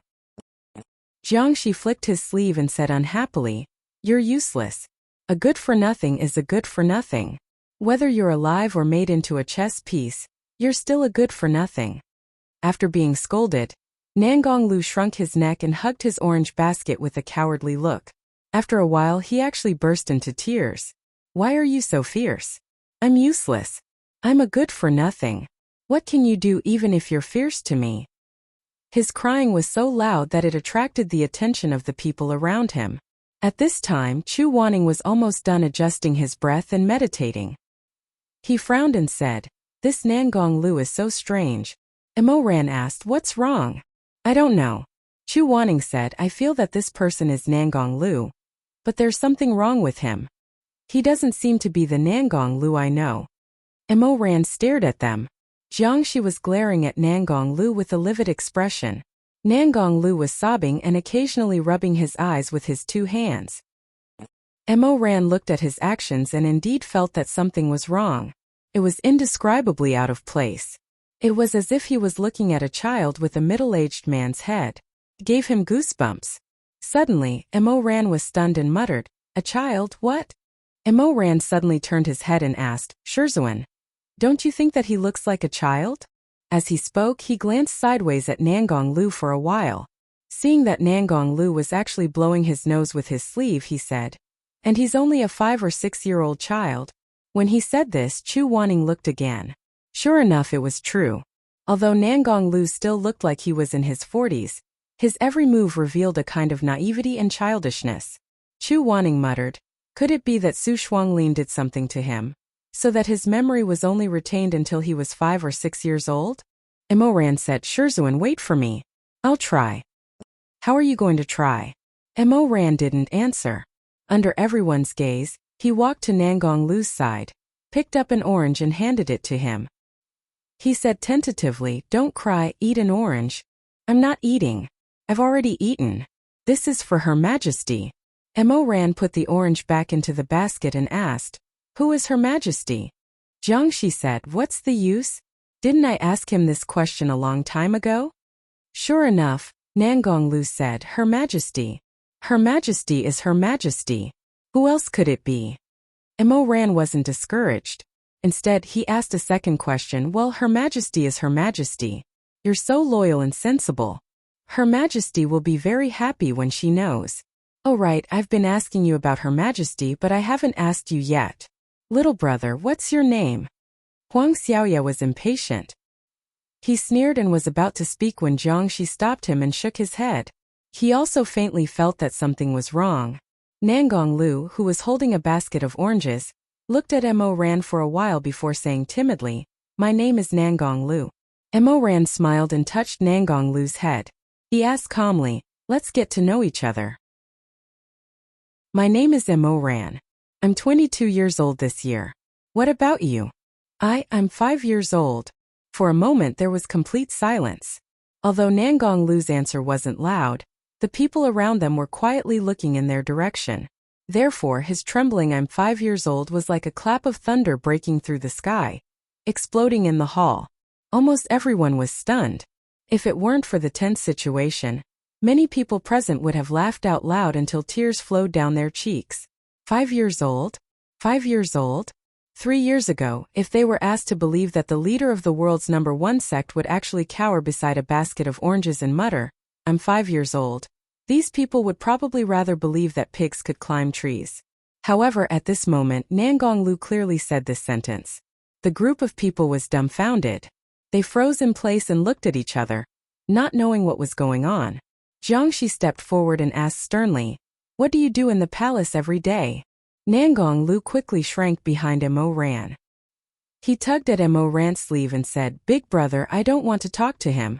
This uncle is so fierce." Jiangxi was speechless. Nangong Lu was older than him. Even in his dreams, he never thought that there would be a day when Nangong Lu would call him uncle. Emo Ran also couldn't stand it. If it was really a 5-year-old child, it would be fine. However, at this time the person who pulled him was a man with wrinkled eyes. Emo Ran's mouth twitched. He coughed twice and comforted him. Okay, you don't have to pay attention to him. Then let me ask you, what do you do in the palace every day?" Jiangxi widened his eyes. At this time he somewhat admired Emo Ran. This guy was really good. How could he tolerate this? "I pick oranges every day. After picking them, I wash them and carry them to His Majesty. I wait for him to come out and eat them." Nangong Lu said, "His Majesty likes to eat oranges the most. He can eat a whole basket of them every day. At the foot of the mountain, there used to be a kind of tree that only blossoms but doesn't bear fruit. His Majesty said it was boring, so they all changed to orange trees. I also think orange trees are good. The fruit is sweet. He talked endlessly. Suddenly, his eyes dimmed. It's a pity that His Majesty hasn't been in good health these days. After picking a basket of oranges, he can only eat half of them. Jiangxi caught the key. His Majesty hasn't been in good health recently? Nangonglu was very vengeful. He pouted and puffed up his cheeks. You're so annoying. I won't talk to you. Jiangxi held back for a moment, but he couldn't. He quickly turned his head and covered his mouth and nose with a handkerchief. Huang Xiaoye asked with concern, Master Jiang, what's wrong? Don't talk to me. Jiangxi frowned in disgust. He refused to look at the giant Nangonglu squatting there. I'm a little King disgusted. Mo Ran asked, what's wrong with His Majesty? It's just that he always coughs and all he coughs out is blood. He's so skinny, yet he refuses to eat. Many parts of his body are rotten. As Nangonglu spoke, her tears dripped down like a pillar with a broken string. She cried sorrowfully, I'm so worried about him. If he's gone, what should I do? In the future, no one will play with me, talk to me, or feed me oranges. He still feeds you oranges? However, from what he saw last time at the Confucian Wind sect, Nangonglu and Su Shuanglin had a blood feud between them. It was already a miracle that Su Shuanglin didn't continue to feed his brother the slicing death fruit. Feeding it to Tangerine? He couldn't imagine it. Jiangxi fell into deep thought. Many parts of his body are rotten, Shuizhengyong said. It sounds like the backlash of the exquisite chess game? Mo Ran was also very clear about this. The exquisite chess game was one of the 3 forbidden techniques. If the caster didn't have enough spiritual power and forcibly controlled the chess pieces too many times, his body would slowly begin to fester. When he first started to cultivate in his previous life, his body had also festered starting from his toes. At that time, Mo Ran was afraid of being discovered by Chu Wanning, so he didn't dare to act rashly. Later, he invented the formation of unity, so he could continue to cultivate. Later, when he became the Emperor Ta, his spiritual power was abundant and vigorous. He didn't need the formation of unity to control thousands of troops and horses. However, the necrotic little toe on his left foot could never be restored. Mo Ran couldn't help but feel strange. The zombies outside were all controlled by the symbiosis formation. Only the zombies that could move freely in the hall were completely controlled by Su Shuanglin's spiritual power. Since Su Shuanglin couldn't control so many chess pieces, why did he do something that didn't make up for the losses? Trapped here, it was useless to think too much. Jiangxi said, let's go forward. The door to the Dragon Soul Pool also needed a mechanism to open, but this mechanism wasn't destroyed. After it was activated, the front and back doors inlaid with the 7 stars array immediately rumbled. The stone door retracted into the wall, and the middle hall of the Confucian Wind sect's ancestral temple slowly revealed its appearance in front of everyone. It was a hexagonal sealed chamber. The walls were cold and damp, and there was a sculpture of a dragon at the ceiling. Its muscles and bones were distinct, and its eyes were wide open. The dragon held an oil lamp in its mouth. It was unknown what kind of oil was lit inside, but the light it emitted was actually a deep blue. In the center of the hall, there was a pool with blood-red foam bubbling and steaming hot steam coming out of it. Nangongxi said, this is the Dragon Soul Pool. The primordial spirit of the demon dragon is sealed in this blood pool. Some people wanted to get closer to take a closer look, but Nangongxi said, don't look too much. This pool is full of evil qi. If you stare at it for too long, your mind will be scattered. Let's go. The group walked past the blood pool one by one under the leadership of Nangongxi. They walked into the corridor behind the middle hall. Although it was dark and there was no light, Mo Ran could feel that they were walking uphill. After walking for about an incense stick's worth of time, Nangonglu stopped. In front of him was a door that was narrower than the previous one, but it was decorated with jewelry. After this door is opened, we'll reach the exit of the tunnel after walking for a while. Nangongxi said, after we go out, we will reach the last place in the Celestial Palace, called the Soul Summoning Platform. Su Shuanglin should be on the Soul Summoning Platform. Huang Xiaoye suddenly asked, Are there only these few places in the Confucian Wind Sect's celestial palace? The front hall, the dragon blood pool, and the soul-summoning platform? Yes. Is there no secret room? In a moment of impatience, he almost said that it was a treasure room. Fortunately, he reacted in time. I mean, Su Shuanglin could also be in the secret room. Nangongxi looked at him meaningfully. That kind of gaze made Huang Xiaoya somewhat anxious. Finally, Nangongxi said, "Let's go to the soul-summoning platform first." To open this last door, they needed the blood of the Nangong clan. Nangongxi smeared his blood on the eyes of the dragon engravings on the stone door. The mechanism on the door moved with a click, and then they heard a faint sigh. Huang Xiaoya was frightened. Who said that? Then he pointed at Nangongxi and said, "Brat, you're not playing tricks, right? Are you trying to trick us?" Nangongxi said indifferently, "If Daoist Huang doesn't believe me, it's not too late to leave now. Sit in the main hall and wait." Of course Huang Xiaoya didn't want to, but before he went in he was careful. Along the way, he found that all the important doors required the blood of the Nangong clan to open. The legendary treasure room was probably the same. Therefore, before Huang Xiaoya entered the door, she unintentionally wiped her hand on the longan and secretly stained it with Nangongxi's blood. All of a sudden, an empty voice rang out in this pitch-black passageway. "Who is it?" Huang Xiaoya had a guilty conscience. He was so startled that he almost jumped up. The others also looked around. Nangongxi said, "I am the 7th generation of the Confucian Wind Sect, Nangongxi. Wangli respectfully welcomes." "Master."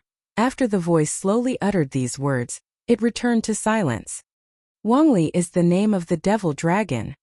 Nangongxi said to Jiangxi, "Sect leader Jiang, please." Jiangxi looked at the passageway in front of him. About 100 feet away there was a white light. Presumably, that was the soul-summoning platform. Jiangxi took a few steps forward. Suddenly the ground shook violently again. The empty voice sounded again. "Wangli respectfully welcomes." "Master, what's wrong with this dragon?" Jiangxi frowned. "It's saying the same thing twice?" However, Nangongxi's expression had already changed. He immediately turned his head to look in the direction of the soul-summoning platform. There was suddenly a faint flicker of light. Before he could see it clearly, he heard the hissing sound of spitting. Immediately after, a flood surged into the sky. Nangongxi's pupils suddenly shrank. He shouted, "Run!" Chapter 223. What was rushing towards them was not a flood at all. They were clearly poisonous snakes converging into a stream. In an instant, the narrow passageway was in chaos. Everyone was pushing and shoving each other. In an instant, many were trampled to death. Jiangxi pushed Nangongxi forward. "You go first. I'll deal with this." As he spoke, he released some sparkling powder from his sleeves. When the snakes smelled the powder, they all froze and curled up in place, not daring to move forward. Jiangxi angrily shouted to the front, "Calm down. Quickly retreat to the middle hall. Don't push." He suppressed the snake tide and quickly caught up with the main group. When he retreated to the stone door, he found Nangongxi looking at the dragon relief sculpture. He asked Nangongxi, "What's going on?"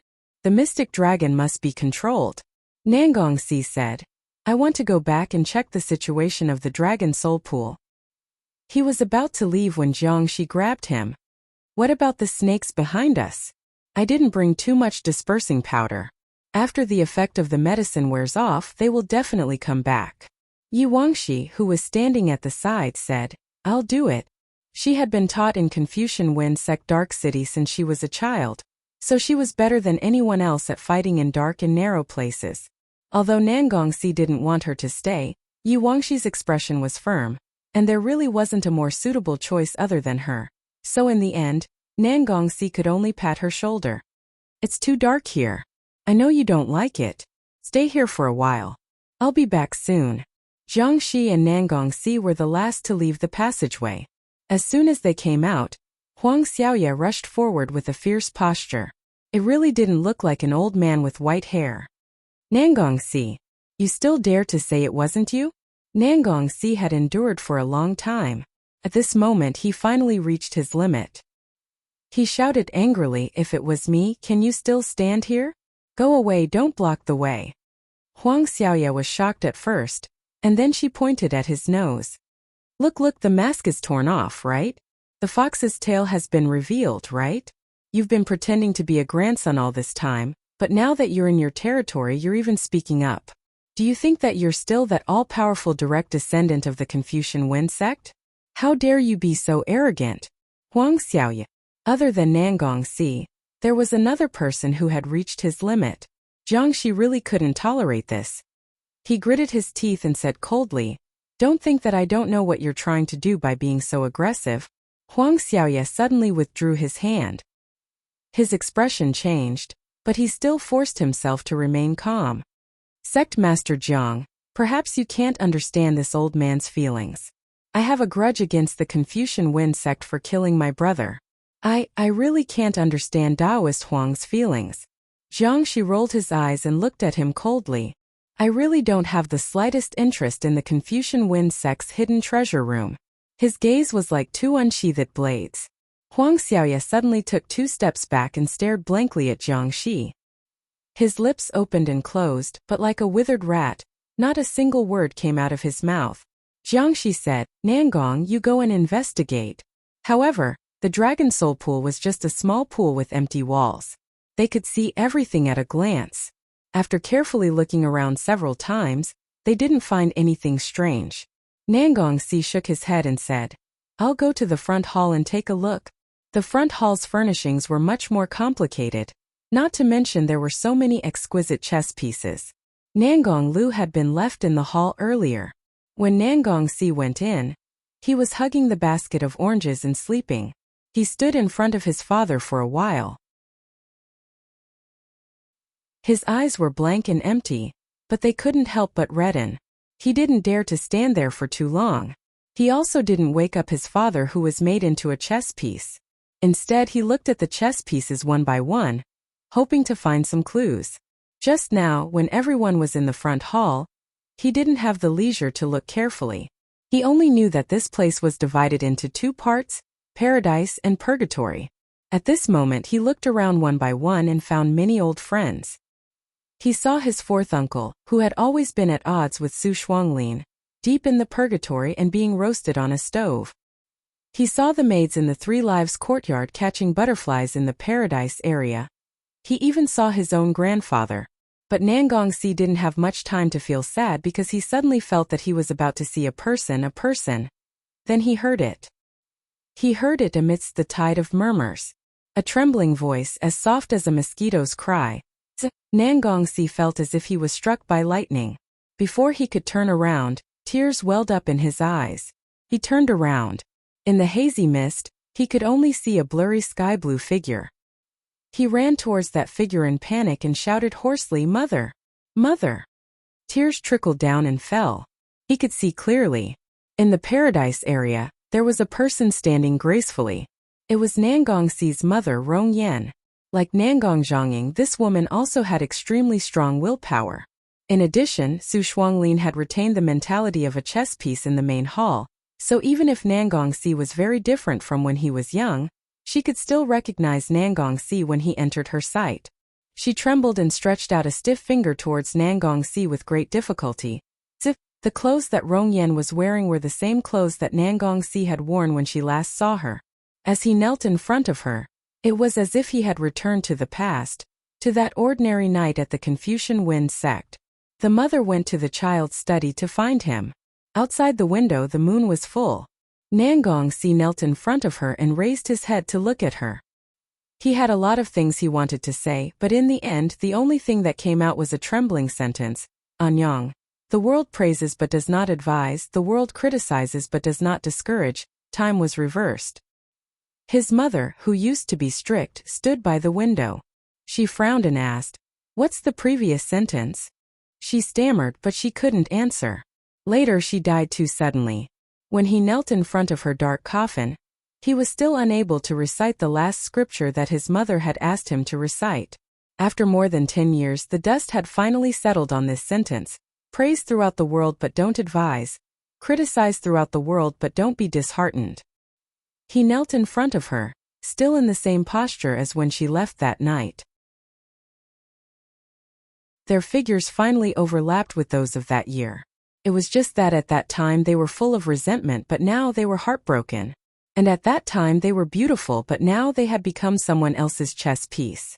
Rongyan stroked Nangongxi's hair and cheeks. Finally, she grasped his blood-stained hand and closed her eyes. See, her mother's body is now under someone's control. I'm like a piece of meat on the chopping block. I can lose consciousness at any time. But Seer, you have to believe. Mother's words are sincere. They are all what Mother was thinking before she left. Although Mother hates your uncle's actions, Mother is also grateful to him. Mother, if he didn't turn me into a chess piece, how would I be able to see you again, Ellie? Rongyan slowly and stiffly bowed. She trembled, reached out her hand, and then tightly hugged Nangongxi. Before Mother left, the thing that Mother regretted the most was, she choked, but it wasn't because she was going to be controlled by Su Shuanglin again. She hugged her child so tightly. She said with a trembling voice, the thing that I regretted the most was that I had never hugged you properly like this. I have never hugged you like this. Seer, Mother also loves you.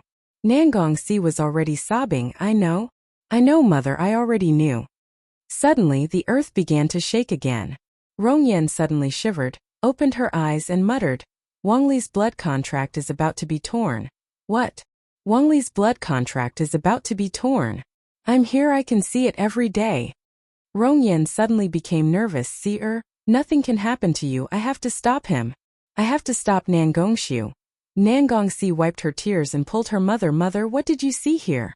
What blood contract is about to be torn? Listen. Rongyan paused and her pupils contracted. For a moment it seemed that she was about to be controlled again. But she gritted her teeth and used her body to resist the control of Zhenlong Heizi. Listen, Nangongxiu collected 5 divine weapons. These 5 divine weapons have drunk the blood of 10,000 people. Together, they can sever the bond between Mo Long and the Nangong family. Sever the bond? That's right, the dragon tendon was the first to be severed. Nangongxi was terrified. So those zombies that suddenly appeared outside were actually freed because the dragon tendon was severed? That's right. Rongyan said in a hoarse voice. The second one is the dragon scale. Nangongxi suddenly thought of those poisonous snakes that they encountered just now. They should have been transformed from the dragon scale. The third one is the dragon tail. Nangongxi turned pale. That vibration just now. Was it because the dragon tail was severed? That's right, then the dragon head and finally the dragon body. Rongyan said once Nangongxiu successfully uses the 5th divine weapon, the entire Jiao Mountain will lose control. Oh, no longer recognized the Grand Chief as its master, her expression became painful again, and she couldn't say anything else. Su Shuanglin seemed to have sensed her actions and was trying his best to invade her body. Rongyan wailed in a low voice, her slender pale fingers tightly buried in her hair bun. No, though, Mother. See, Sira. His voice made her suddenly wake up. She was like a person who was dying of thirst who found a sweet spring. She tightly held him. Her expression was somewhat panicked and helpless. It was a helplessness that he had never seen on her face before. Nangongxi's heart ached as he held her in his arms. When he was still a child, his mother was always very cold and very serious. She rarely hugged him. Now he could finally protect his mother. Although it was just a mirage, it was just a body that hid some of the consciousness from when she was alive. Even the soul was no longer there. It was enough. Rongyan's body was bent. She slightly trembled in Nangongxi's arms. After a long time she raised her head again. Her face was full of tears of blood that flowed out of her precious chess piece. Nangongxi's throat was bitter. He raised his hand to help her wipe. But no matter how he wiped, it was still dirty. No matter how he wiped, the blood stains could not be wiped away. He painfully closed his eyes. Rongyan said, I can feel him. He has already noticed me. I don't have much time left. Listen, he cut off the blood contract in order to re-establish the contract with Mo Long at that time. Her consciousness was blurred. It was difficult for her to continue. But Nangongxi suddenly understood. The last bit of blood on his face disappeared. At that time, Wangli will only listen to his orders. We in Jiao Mountain. None of us can escape? It can't be like that. It can't be like that. The mother and son unexpectedly spoke in unison. Nan Gongxi lowered his head to look at his mother. Mother, do you know what to do? Nan Gongshu's cultivation is not good enough. Rong Yan's face flashed a trace of coldness. He can't control the precious chess piece at all. So there was a backlash. Because of this, I can understand some of his inner thoughts. I know what to do. Listen to me. Rong Yan held Nan Gongxi's arm. Her eyes swept over every inch, and finally fell on her husband. Because of the earthquake just now, Nan Gonglu was awakened. He was holding his basket of oranges, looking around in a daze, as if he did not know what to do. She stared at him like an eagle staring at a snake in its cave. Someone needs to die. Rong Yan's red lips opened and closed. See her, go and kill him. Chapter 224. Exclamation point. Nan Gongxi was shocked. Mother. The demon dragon contract can only be strengthened by the Nangong family's blood sacrifice. Rong Yan said, only you or him. So of course it's him. He's already a chess piece, a walking corpse. Besides, why should he live? He's not loyal to his husband, not strict to his father, and not respectful to his emperor. He's not fit to be a human. Who knows why Nan Gongxu released him from the curse of the 1,000 cuts fruit, and only let him become a fool. Nan Gongxi froze in place, as if he had also become a chess piece. He was so stiff that he couldn't move. Sire, I can't do it myself. Now only you. Only you can throw him into the dragon soul pool and let his blood flow into the pool. His one lowly life can be exchanged for everyone's safety. It's also his good karma after death. Before he could react, he suddenly heard someone shouting from the dragon soul pool. What's going on? Where did these beetles come from? Beetles? Then screams came from the hall, one after another, along with the shouts of Shuizhengyong, Jiangxi, and the others. Rong Yan said anxiously, hurry up. The Dragontail blood contract has been broken. There are 2 more contracts left. Once they're completely broken, even if we throw him into the blood pool, it'll be useless. Nan Gongxi was awakened by her shout. What's there to hesitate about? Rong Yan said. He's the one who did evil everywhere and caused the Confucian Wind sect to be in this state today. Seer, wake up quickly. There's no other choice, you. She suddenly became speechless. Then her eyes rolled up slightly, and her pupils contracted rapidly. Su Shuanglin seemed to be unable to bear it, and controlled her with his most ruthless spiritual power. Rong Yan no longer had her own consciousness. A dreamy expression reappeared on her face. She slowly got up and walked towards the side of bliss. She returned to the inconspicuous spot where she had been at the beginning. Her eyes were empty as she murmured softly, tell me, what's the sentence before that? What's the sentence before that? Nan Gongxi was trembling. He knelt on the ground and trembled. He wasn't controlled by anything, but he felt that there was no way out. The world praises but does not advise. The world destroys but does not dishearten. This was what his mother wanted him to do. It was so difficult. It was really difficult. When he was young, it was difficult to memorize the difficult Xiaoyaoyu, or to make him hit the red heart 9 times out of 10 arrows. Now she was telling him that she wanted to use his father's blood to strengthen the blood pact with Jiao Mountain. He listened to the mournful cries outside. Just from the sound, he knew how terrifying the awakened dragontail would be. He thought of Yi Wangxi again. The Yi Wangxi who was still facing the snake tied alone in the darkness, waiting for him to investigate everything and return as soon as possible. His mother murmured behind him. He slowly pulled out his sword and walked toward Nangong Lu. Hate. How could he not hate? He looked at this man. How could he not hate him? He dug out his mother's heart while she was still alive. He had an affair with the sect leader of Jiangdongtang.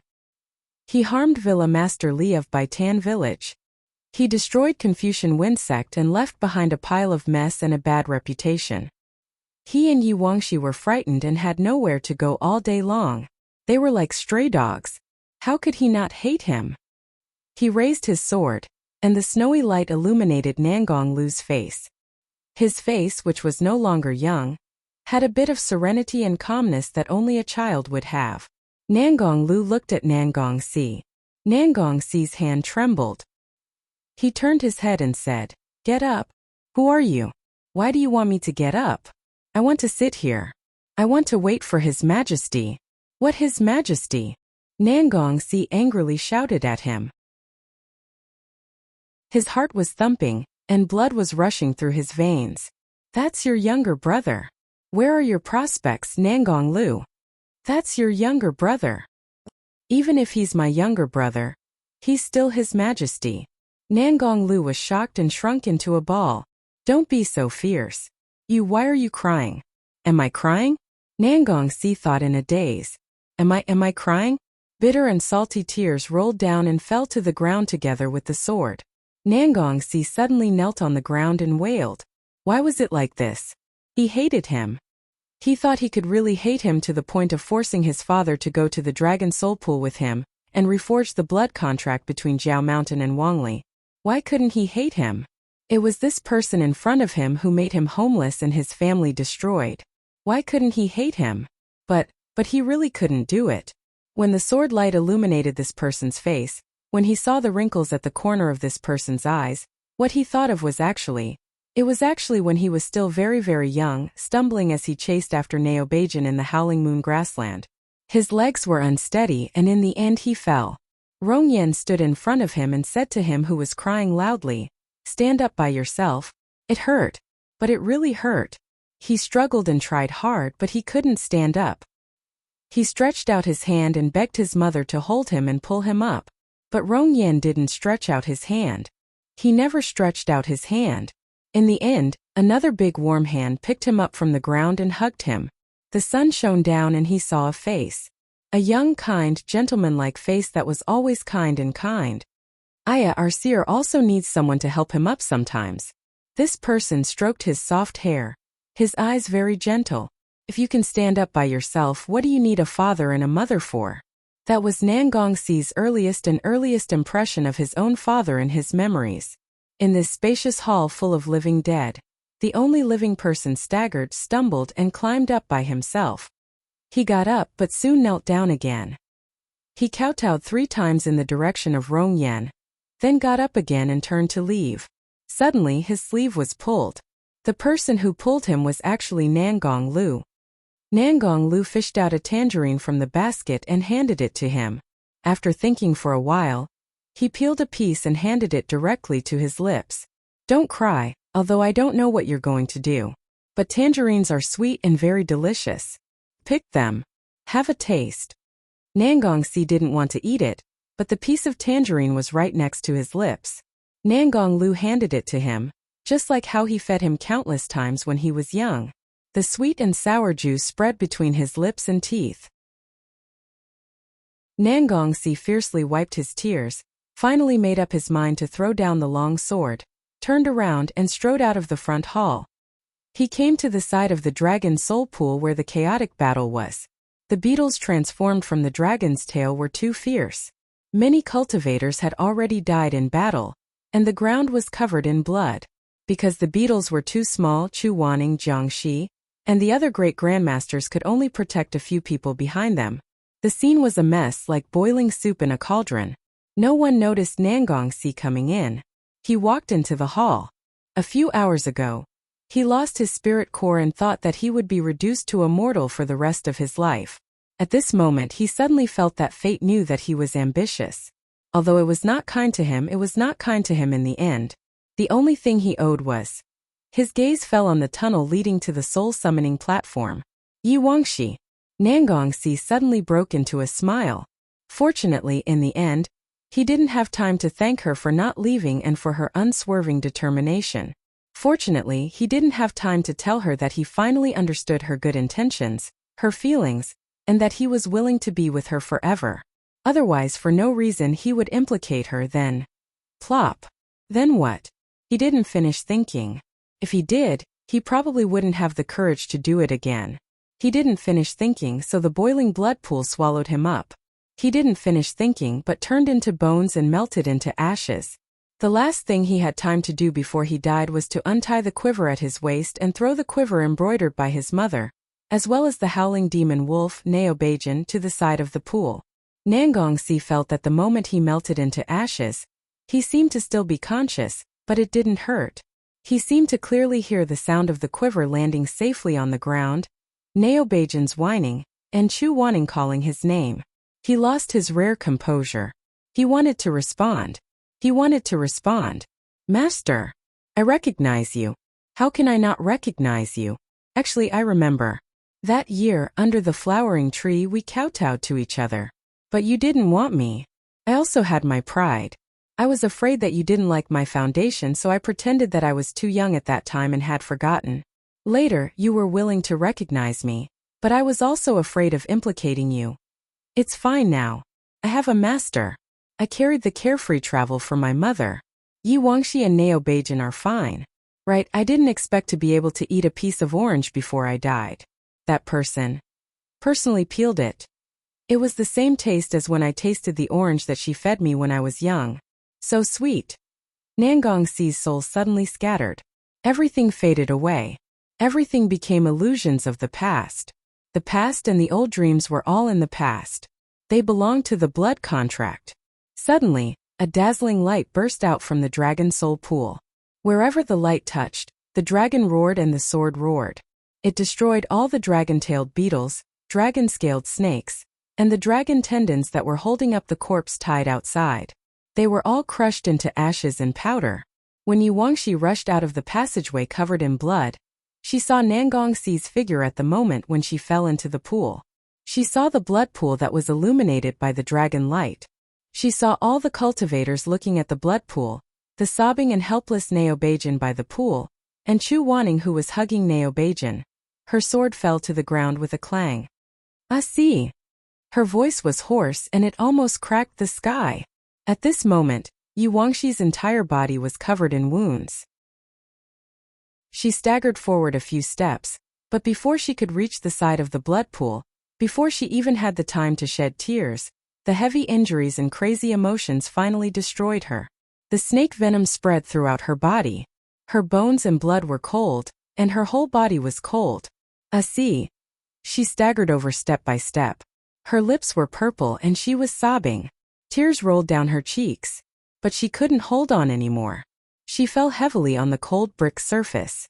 Her vision turned dark, but she still used her blood-stained fingers to scratch the ground, trying to crawl forward. She knew it was too late. She saw Nangongxi jump into the dragon soul pool with her own eyes. Everything was clearly over. But she couldn't accept it.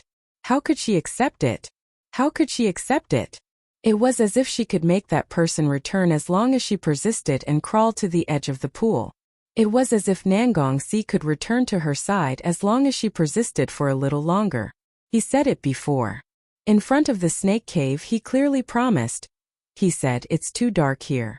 I know you don't like it. Just hold on for a while. I'll be back soon." Tears rolled down her cheeks. She persisted. She gritted her teeth and persisted.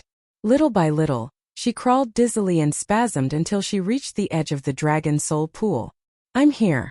What about you? It's very dark in front of you, and the surroundings are very cold. Is there another malicious spirit coming? Is there another venomous snake? Can you be like before? Can you suppress it with a talisman and majestically turn your head around? Tell me again, come with me. I'll protect you." Hanging. "Essie." She choked on her sobs, which eventually turned into a wail. She burst into tears. "Come back. A gentleman keeps his word. You have to keep your promise. Come back." But that cry didn't last for long. The violent poison and trauma finally engulfed her. Before she lost consciousness, the last thing she did was to reach out and touch the wall of the dragon soul pool. It was as if she could grab the clothes of the person in the pool and keep him by her side. Originally, everything was going to be better. She could find a way to stop Asi's tyrannical spirit core. And everyone wouldn't hate them so much anymore. Originally, she was about to make it. But darkness came again. This time to her there might not be another day. "Asi." Yi Wangxi murmured and finally slowly closed her eyes. The evil spirit of the devil dragon was finally suppressed. Nangongxi sacrificed his flesh and blood to strengthen the bond that was about to break. And the dragon soul pool that merged with Nangongxi's soul was difficult for Su Shuanglin to destroy again. Everything was over. Not a single blade of grass or tree on Jiao Mountain could be used by Su Shuanglin anymore. Nangongxi didn't have the ability to pierce through heaven and earth like Nangong Zhongying. But in the end he was the one who cut off Su Shuanglin's sharpest claws. No one spoke. Only the faint moans of those who were previously injured could be heard. The light of the dragon soul pool gradually dissipated. Mo Ran walked to Chu Wanning's side. Chu Wanning lowered his head and closed his eyes. The hand that was holding Neo Beijing was pale and cold. Because of his forbearance, light blue veins were slightly protruding under his skin. Master. Chu Wanning didn't say anything. In the end he just put Neo Beijing beside Yi Wangxi, together with Nangongxi's quiver. He stood up. There was moisture in his eyes, but when he looked at the passageway leading to the soul summoning altar, the moisture condensed into frost. He didn't say a word. Heaven's ask flowed with golden light in his hand. He walked towards the dark passageway. Mo Ran followed him, and the disciples of the Peak of Life and Death followed silently. No one asked and no one said anything. They all understood what it meant to be the vanguard, but they all followed. No one backed down. Then it was the treading in Snow Palace, Lonesome Moon Night. Before entering the passageway, Jiangxi pointed at a few healers and disciples who were guarding the passageway and said, "You all stay here and take care of the injured, especially Miss Yi. If these people who didn't die lose their lives, a whole year's worth of salary and spirit stones will be deducted." Yes, Sect Master. The door leading to the soul summoning altar had already been opened.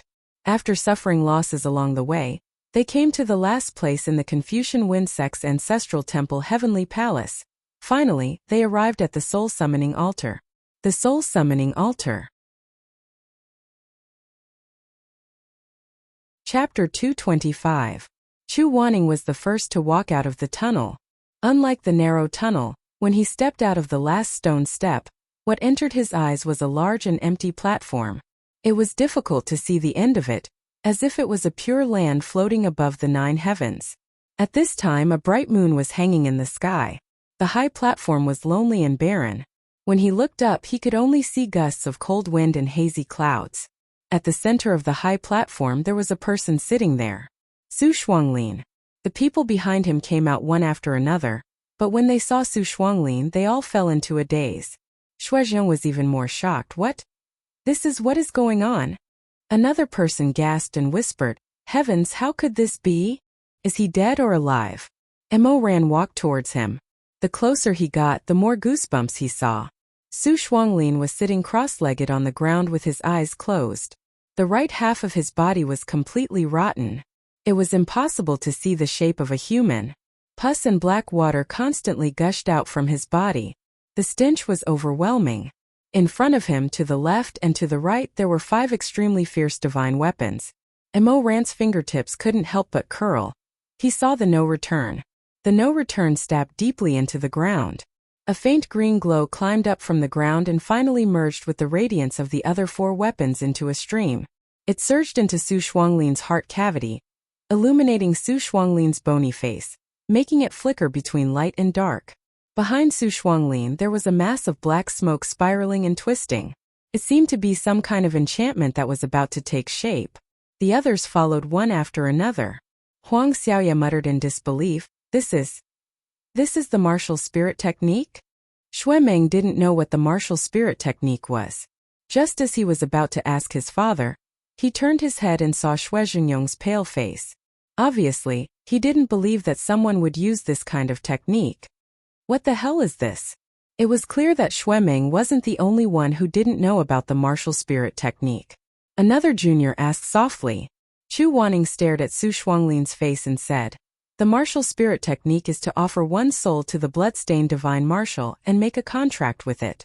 After death, one's soul will be devoured by the weapon spirit of the divine martial and become a sacrifice to refine the divine martial."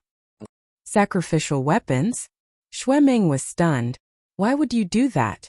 Because he doesn't have enough spiritual energy, Chu Wanning said. This is a method that can rapidly and greatly increase one's strength.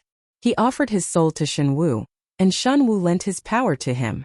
While they were talking, they suddenly heard a faint sigh. Almost everyone couldn't help but take a step back. Ming unsheathed the dragon's sword and stared at Su Shuanglin's face. Su Shuanglin slowly opened his eyes. Under the moonlight he raised his head. Half of his face was normal, but the other half was a puddle of smelly mud. Grandmaster Chu.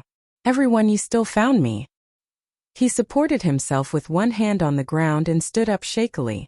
His eyes swept across the faces that were either vigilant, disgusted, or fearful. He didn't care.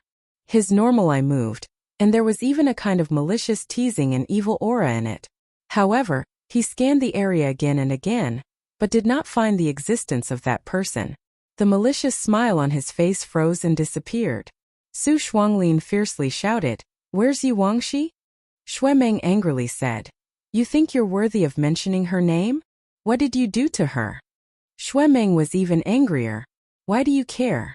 You're such a heartless person without blood and flesh. What right do you have to worry about Yi Wangxi? Worry about her?" This word seemed to provoke Su Shuanglin. He was stunned at first, then narrowed his eyes and seemed to slowly calm down. "No, why would I worry about her? How ridiculous." Jiangxi said coldly, "Why are you talking so much nonsense with him? Kill him." As he spoke, he raised his right hand and the snow phoenix sword appeared in his palm. He was about to slash at Su Shuanglin when a black shadow as fast as lightning blocked his attack. Jiangxi raised his eyebrows and gritted his teeth. "Grandmaster Emo, why are you stopping me? I have something to ask him," Emo Ran said as he turned around. His eyes flashed with a complicated light. He pursed his lips. He seemed to want to say more, but in the end he only spat out 4 words. "Where's your partner?" Su Shuanglin slowly. He was like this, but he could still slowly, and rubbed his toes. Emo Ran noticed that he didn't wear shoes today. "I already said that he's my partner." Su Shuanglin revealed his eerie white teeth and smiled.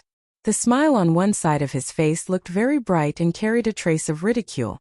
"Then you should know that I definitely won't tell you.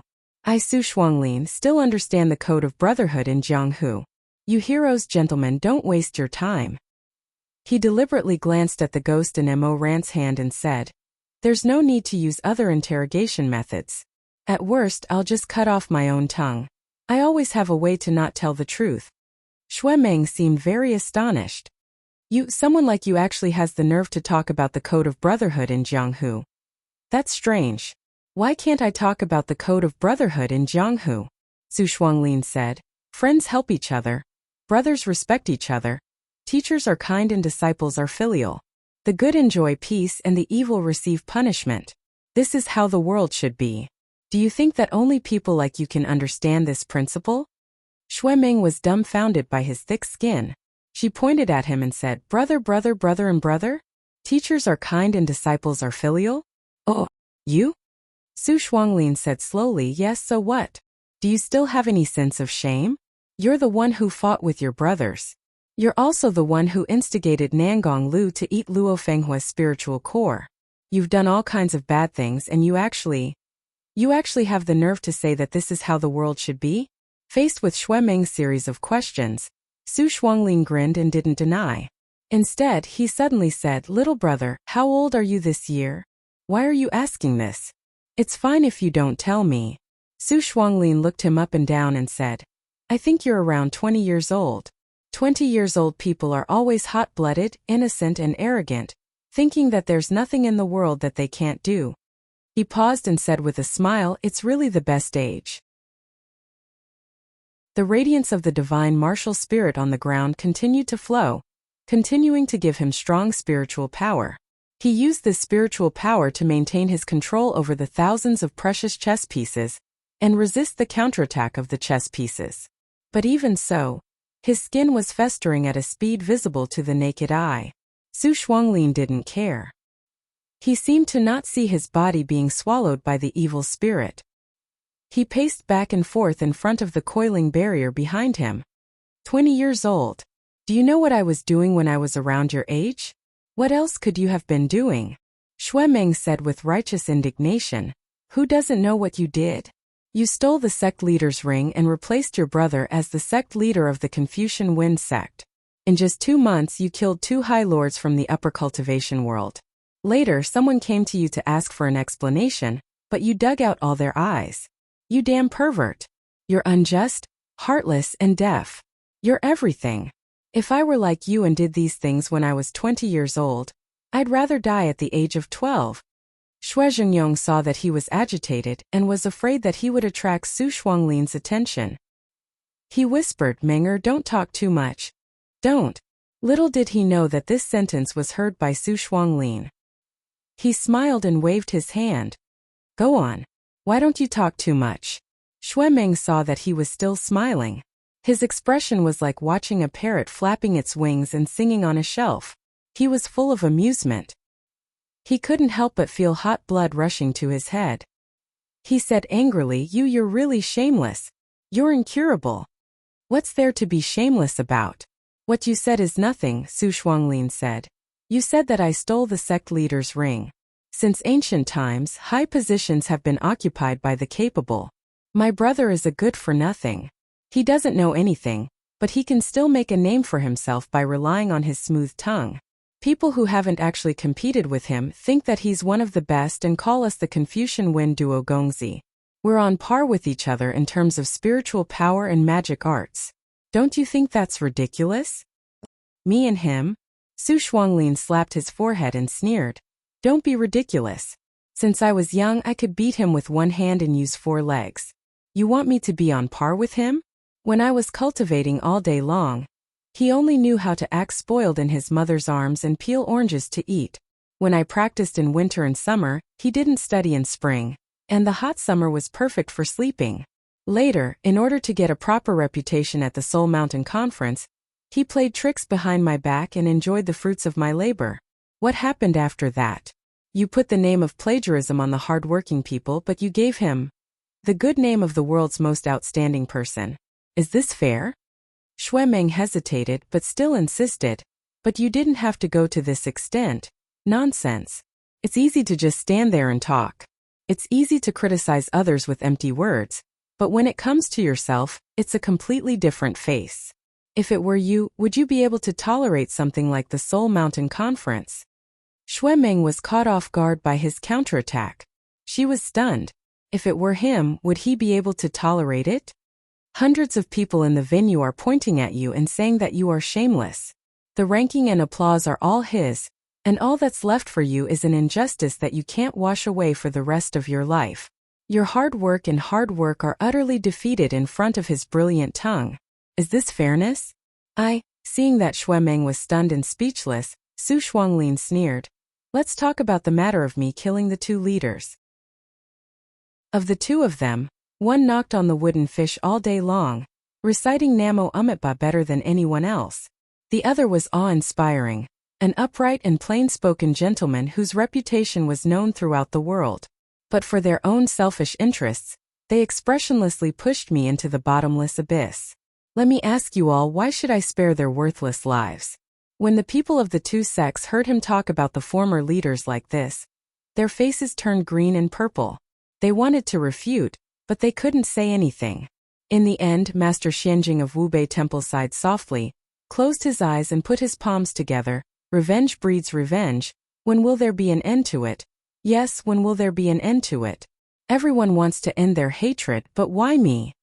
Su Shuanglin said each word angrily, but his face was still smiling. His smile was light and even a little sarcastic. If I slap you and then say that revenge breeds revenge, when will there be an end to it? If I don't let you slap me back, would you be willing, bald donkey? Someone said angrily, Nan Gongshu, clean your mouth. How can you talk to your senior like that? I'm also your F***king senior. Su Shuanglin smiled and said, Little darling, you better watch your mouth. Huang Xiaoya twisted his beard and said, Nan Gongshu. Before he could finish, the other party gestured for him to stop. He pulled the corner of his mouth, which was half intact and half rotten, and said, Let's discuss. Can you call me Su Shuanglin? I don't like the name Nan Gongshu. Huang Xiaoya flicked his sleeves and said, Even if you want to seek justice, you should have done it long ago by killing the 2 leaders. What's the reason for gouging out so many people's eyeballs? Su Shuanglin said cheerfully, In the past, I tried to reason with you, but no one listened to me. He paused for a moment then chuckled. What happened after that? I became a lunatic, but you guys wanted to drag a lunatic into a debate about black and white. You gentlemen. Interesting. He clapped his hands. This is so interesting. Mo Ran, who had been standing at the side and hadn't said anything, suddenly asked, so you want to be fair, right? Su Shuanglin's gaze moved up inch by inch, moving to Mo Ran's face. The two of them looked at each other on the cold stone platform. In Mo Ran's eyes, Su Shuanglin's figure gradually blurred. It was as if he didn't see the man in front of him with rotting limbs. He saw another figure through Su Shuanglin, wearing a pearl crown and a black and gold robe. He saw the Emperor Ta. He saw himself in his previous life. On the way here we met Nangong Lu. He called you Your Majesty, and you gave yourself the title of God, Mo Ran said. You became the emperor of this heavenly palace, holding the power of judgment. Whatever you say is right, whatever you say is right, whatever you say is wrong, whatever you say is wrong, whatever you say is wrong. Life and death are all up to you. Is this what you call fairness? Su Shuanglin was silent for a moment, then laughed coldly. Mo Ran saw the Emperor Ta laughing coldly, his pale and handsome face full of ridicule. So what if it is? You saw it too. I used to believe in you gentlemen, believed in the so-called fairness of the world, but what happened in the end? He paused, pacing back and forth in front of the divine battle array, his eyes flashing with excitement. It was you who worshipped cowards as heroes, and trampled heroes under your feet.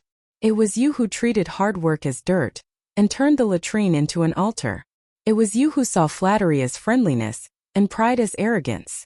You did all kinds of evil things and trampled me into the mud. Then you tell me that no matter how many sins I have suffered, even if I am framed by my brothers, even if I am not fully clothed and humiliated, that is my own business. No matter what, I should not vent my resentment on innocent people. What a joke. Mo Ran saw the Emperor Ta's cold laugh become more and more exaggerated, and gradually turned into a hideous grin. You weren't the one who was condemned, and you weren't the one who bore the groundless accusation. Of course you can say all kinds of beautiful words. And I'm just using my own way to seek justice in the world, that's all. Justice in the world? Mo Ran stood opposite the Emperor Ta, and he asked, how many people have you killed for your own justice in the world? You self-proclaimed yourself as the emperor, and there are piles of bones and blood under your feet. Don't you have the slightest bit of repentance? What is there to repent for? I killed them, but I will give them a chance to be reborn. They will all become my chess pieces, and from then on, everything they do will be under my control. From then on, black and white will be clear, and good and evil will be clear. This is justice in the world. Mo Ran was silent for a while, and said, it seems that you really think of yourself as the ruler to measure the world. I am this ruler. Su Shuanglin stood in the wind. He was Nangongxiu in everyone's eyes. He was the Emperor Ta in Mo Ran's eyes. He said, look at the front hall, don't you think it's beautiful? The good people all live and work in peace and contentment, while the ugly people are burned by fire, cooked in a cauldron. Whoever stabbed others with a knife, let them stretch out their neck to be killed. Every debt will be settled clearly. A debt of blood must be paid in blood. Is there anything wrong with that? Mo Ran said, you really think highly of yourself. Then he heard the Emperor Ta reply, why should I look down on myself? In my opinion, this is the best karma. For a while, no one said anything. Most of the people were shocked by Su Shuanglin's crazy words. Before they came, many people thought that Su Shuanglin did all this for power, for personal revenge, and so on. None of them thought that Su Shuanglin would think that everything he did was right, for the sake of justice. But in this world, who could be the fairest ruler? Even the Temple of Heavenly Music might not be able to do it. Mo Ran stood in the same place. After a while, his heart finally calmed down a bit. He looked at the Emperor Ta, who was standing opposite him. The crown disappeared, and his handsome face sunk in and became charred black. He blinked. The person in front of him was Su Shuanglin, not the Emperor Ta. Because Su Shuanglin's actions were too similar to his actions in his previous life, he actually had the illusion that he was talking to himself through time and space. Okay, then can I understand that as the chess pieces in the hall, even if you don't supply enough spiritual power, you still want them to keep their minds when they were alive. You have built your own state in this heavenly palace. From now on you are the God, the Buddha, the Emperor. You have divided the world into two. Good is good, evil is evil. This is the fairness you want. He said this passage. At the same time his mind was like a blizzard, quickly flashing through many fragments of memories related to Su Shuanglin. In his previous life, in order to save Yi Wangxi, Su Shuanglin died under his sword. Standing barefoot in the Sanqing courtyard, Su Shuanglin laughed and teased the parrot. Beside the Jincheng pond, Su Shuanglin asked his elder brother for a piece of tangerine as a reward. The tangerine tree on Jiao Mountain, Nangong Lu, whose mind returned to its childhood, Luo Fenghua, which was snatched back from the Avicii hell. One by one they all came together and rushed into his mind like a tsunami. Mo Ran raised his dark eyes. There was neither ridicule nor disdain in those eyes. He just looked at him calmly. Am I right, Nangongxiu? Call me Su Shuang. No, you are called Nangongxiu. Mo Ran stepped forward step by step. He looked at the man whose flesh and bones were festering. He knew that there was no one present who knew better than him what Nangongxiu was thinking at this moment. They were both people who had been forced into a dead end. The Emperor Ta in his previous life and Su Shuanglin in this life were the same. He saw everything clearly. He stared at Su Shuanglin's face and did not miss the slightest change. He stopped and suddenly looked down. The sky is so cold, and the ground is so cold, Mo Ran said softly. Nangongxiu, why don't you wear shoes? The smile on Su Shuanglin's face suddenly froze. However, he quickly froze his sparkling eyes and said, I don't want to wear shoes. I want to. Do you like Yi Wangxi asking you this question? That day when I went to Sanqing Villa and saw you for the first time, you didn't wear shoes. Mo Ran said. She was the one who told you to wear them. I'm afraid you didn't notice the satisfaction on your face. Mo Ran stared at Su Shuanglin's face. That was the answer he had guessed in his heart when he was on Feihua Island and looked at the blazing hellfire on the opposite shore of Lini. Nangongxiu, you've been hoping that someone would notice your bare feet. You've been hoping that someone would tell you. Su Shuanglin, who had been smiling all this time, suddenly had a trace of fear on his face. He took a step back, wrinkled his nose, and said with a ferocious expression, Shut up. Mo Ran naturally would not shut up. He looked at Su Shuanglin. What was originally just a guess turned into reality when Su Shuanglin suddenly reacted violently. Mo Ran looked at him. He felt that he was not looking at Su Shuanglin, but the him from his previous life who was trapped in the darkness and could not escape. Put on your shoes. The ground is cold. Suddenly Su Shuanglin leaped up like a cheetah.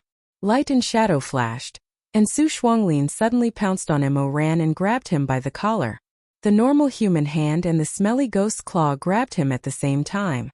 Su Shuanglin's eyes were bloodshot. He gritted his teeth and said, Shut up. You shut up. Okay, before I shut up, I'll say one more sentence. Don't say. Su Shuanglin was almost desperate. He was like a dragon who had its reverse scale pulled out. Blood flowed out like a stream. Don't say. Yi Wangxi, you really look like Luo Fenghua. Su Shuanglin's voice was casual, but it drained all of his strength in an instant. He was speechless and stood on the ground blankly.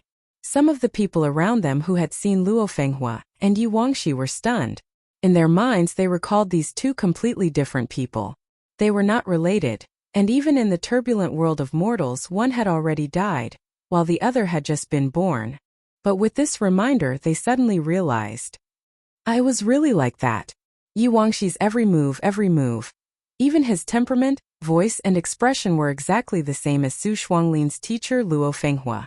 Su Shuanglin suddenly withdrew his hands from Mo Ran. His fingers twisted ferociously. He buried his face in his palms, and his shoulders trembled slightly. Xueming muttered Is he crying? Crying? That's impossible. Su Shuanglin buried his head in his palms. After a long time, the trembling of his shoulders became more and more obvious. A twisted and strange smile leaked out from between his fingers. Ha! That smile spread like ripples. He suddenly put down his hands and laughed crazily. Ha ha ha ha, similar? That's nonsense. Grandmaster Mo, have you seen Luo Fenghua? You only caught a glimpse of his corpse when the Avicii hell opened. How can you say they look alike just based on that one glance? Aren't you a bit too confident?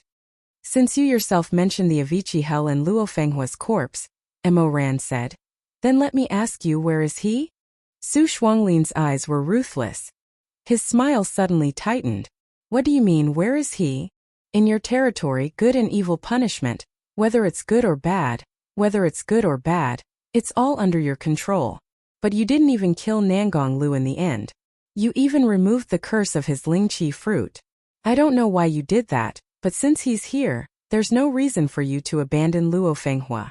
Your spiritual power is insufficient, and you want to offer your soul to Xinwu. But Jin Chengqi and Peach Blossom Spring fought against you several times. I know that your strength isn't so weak.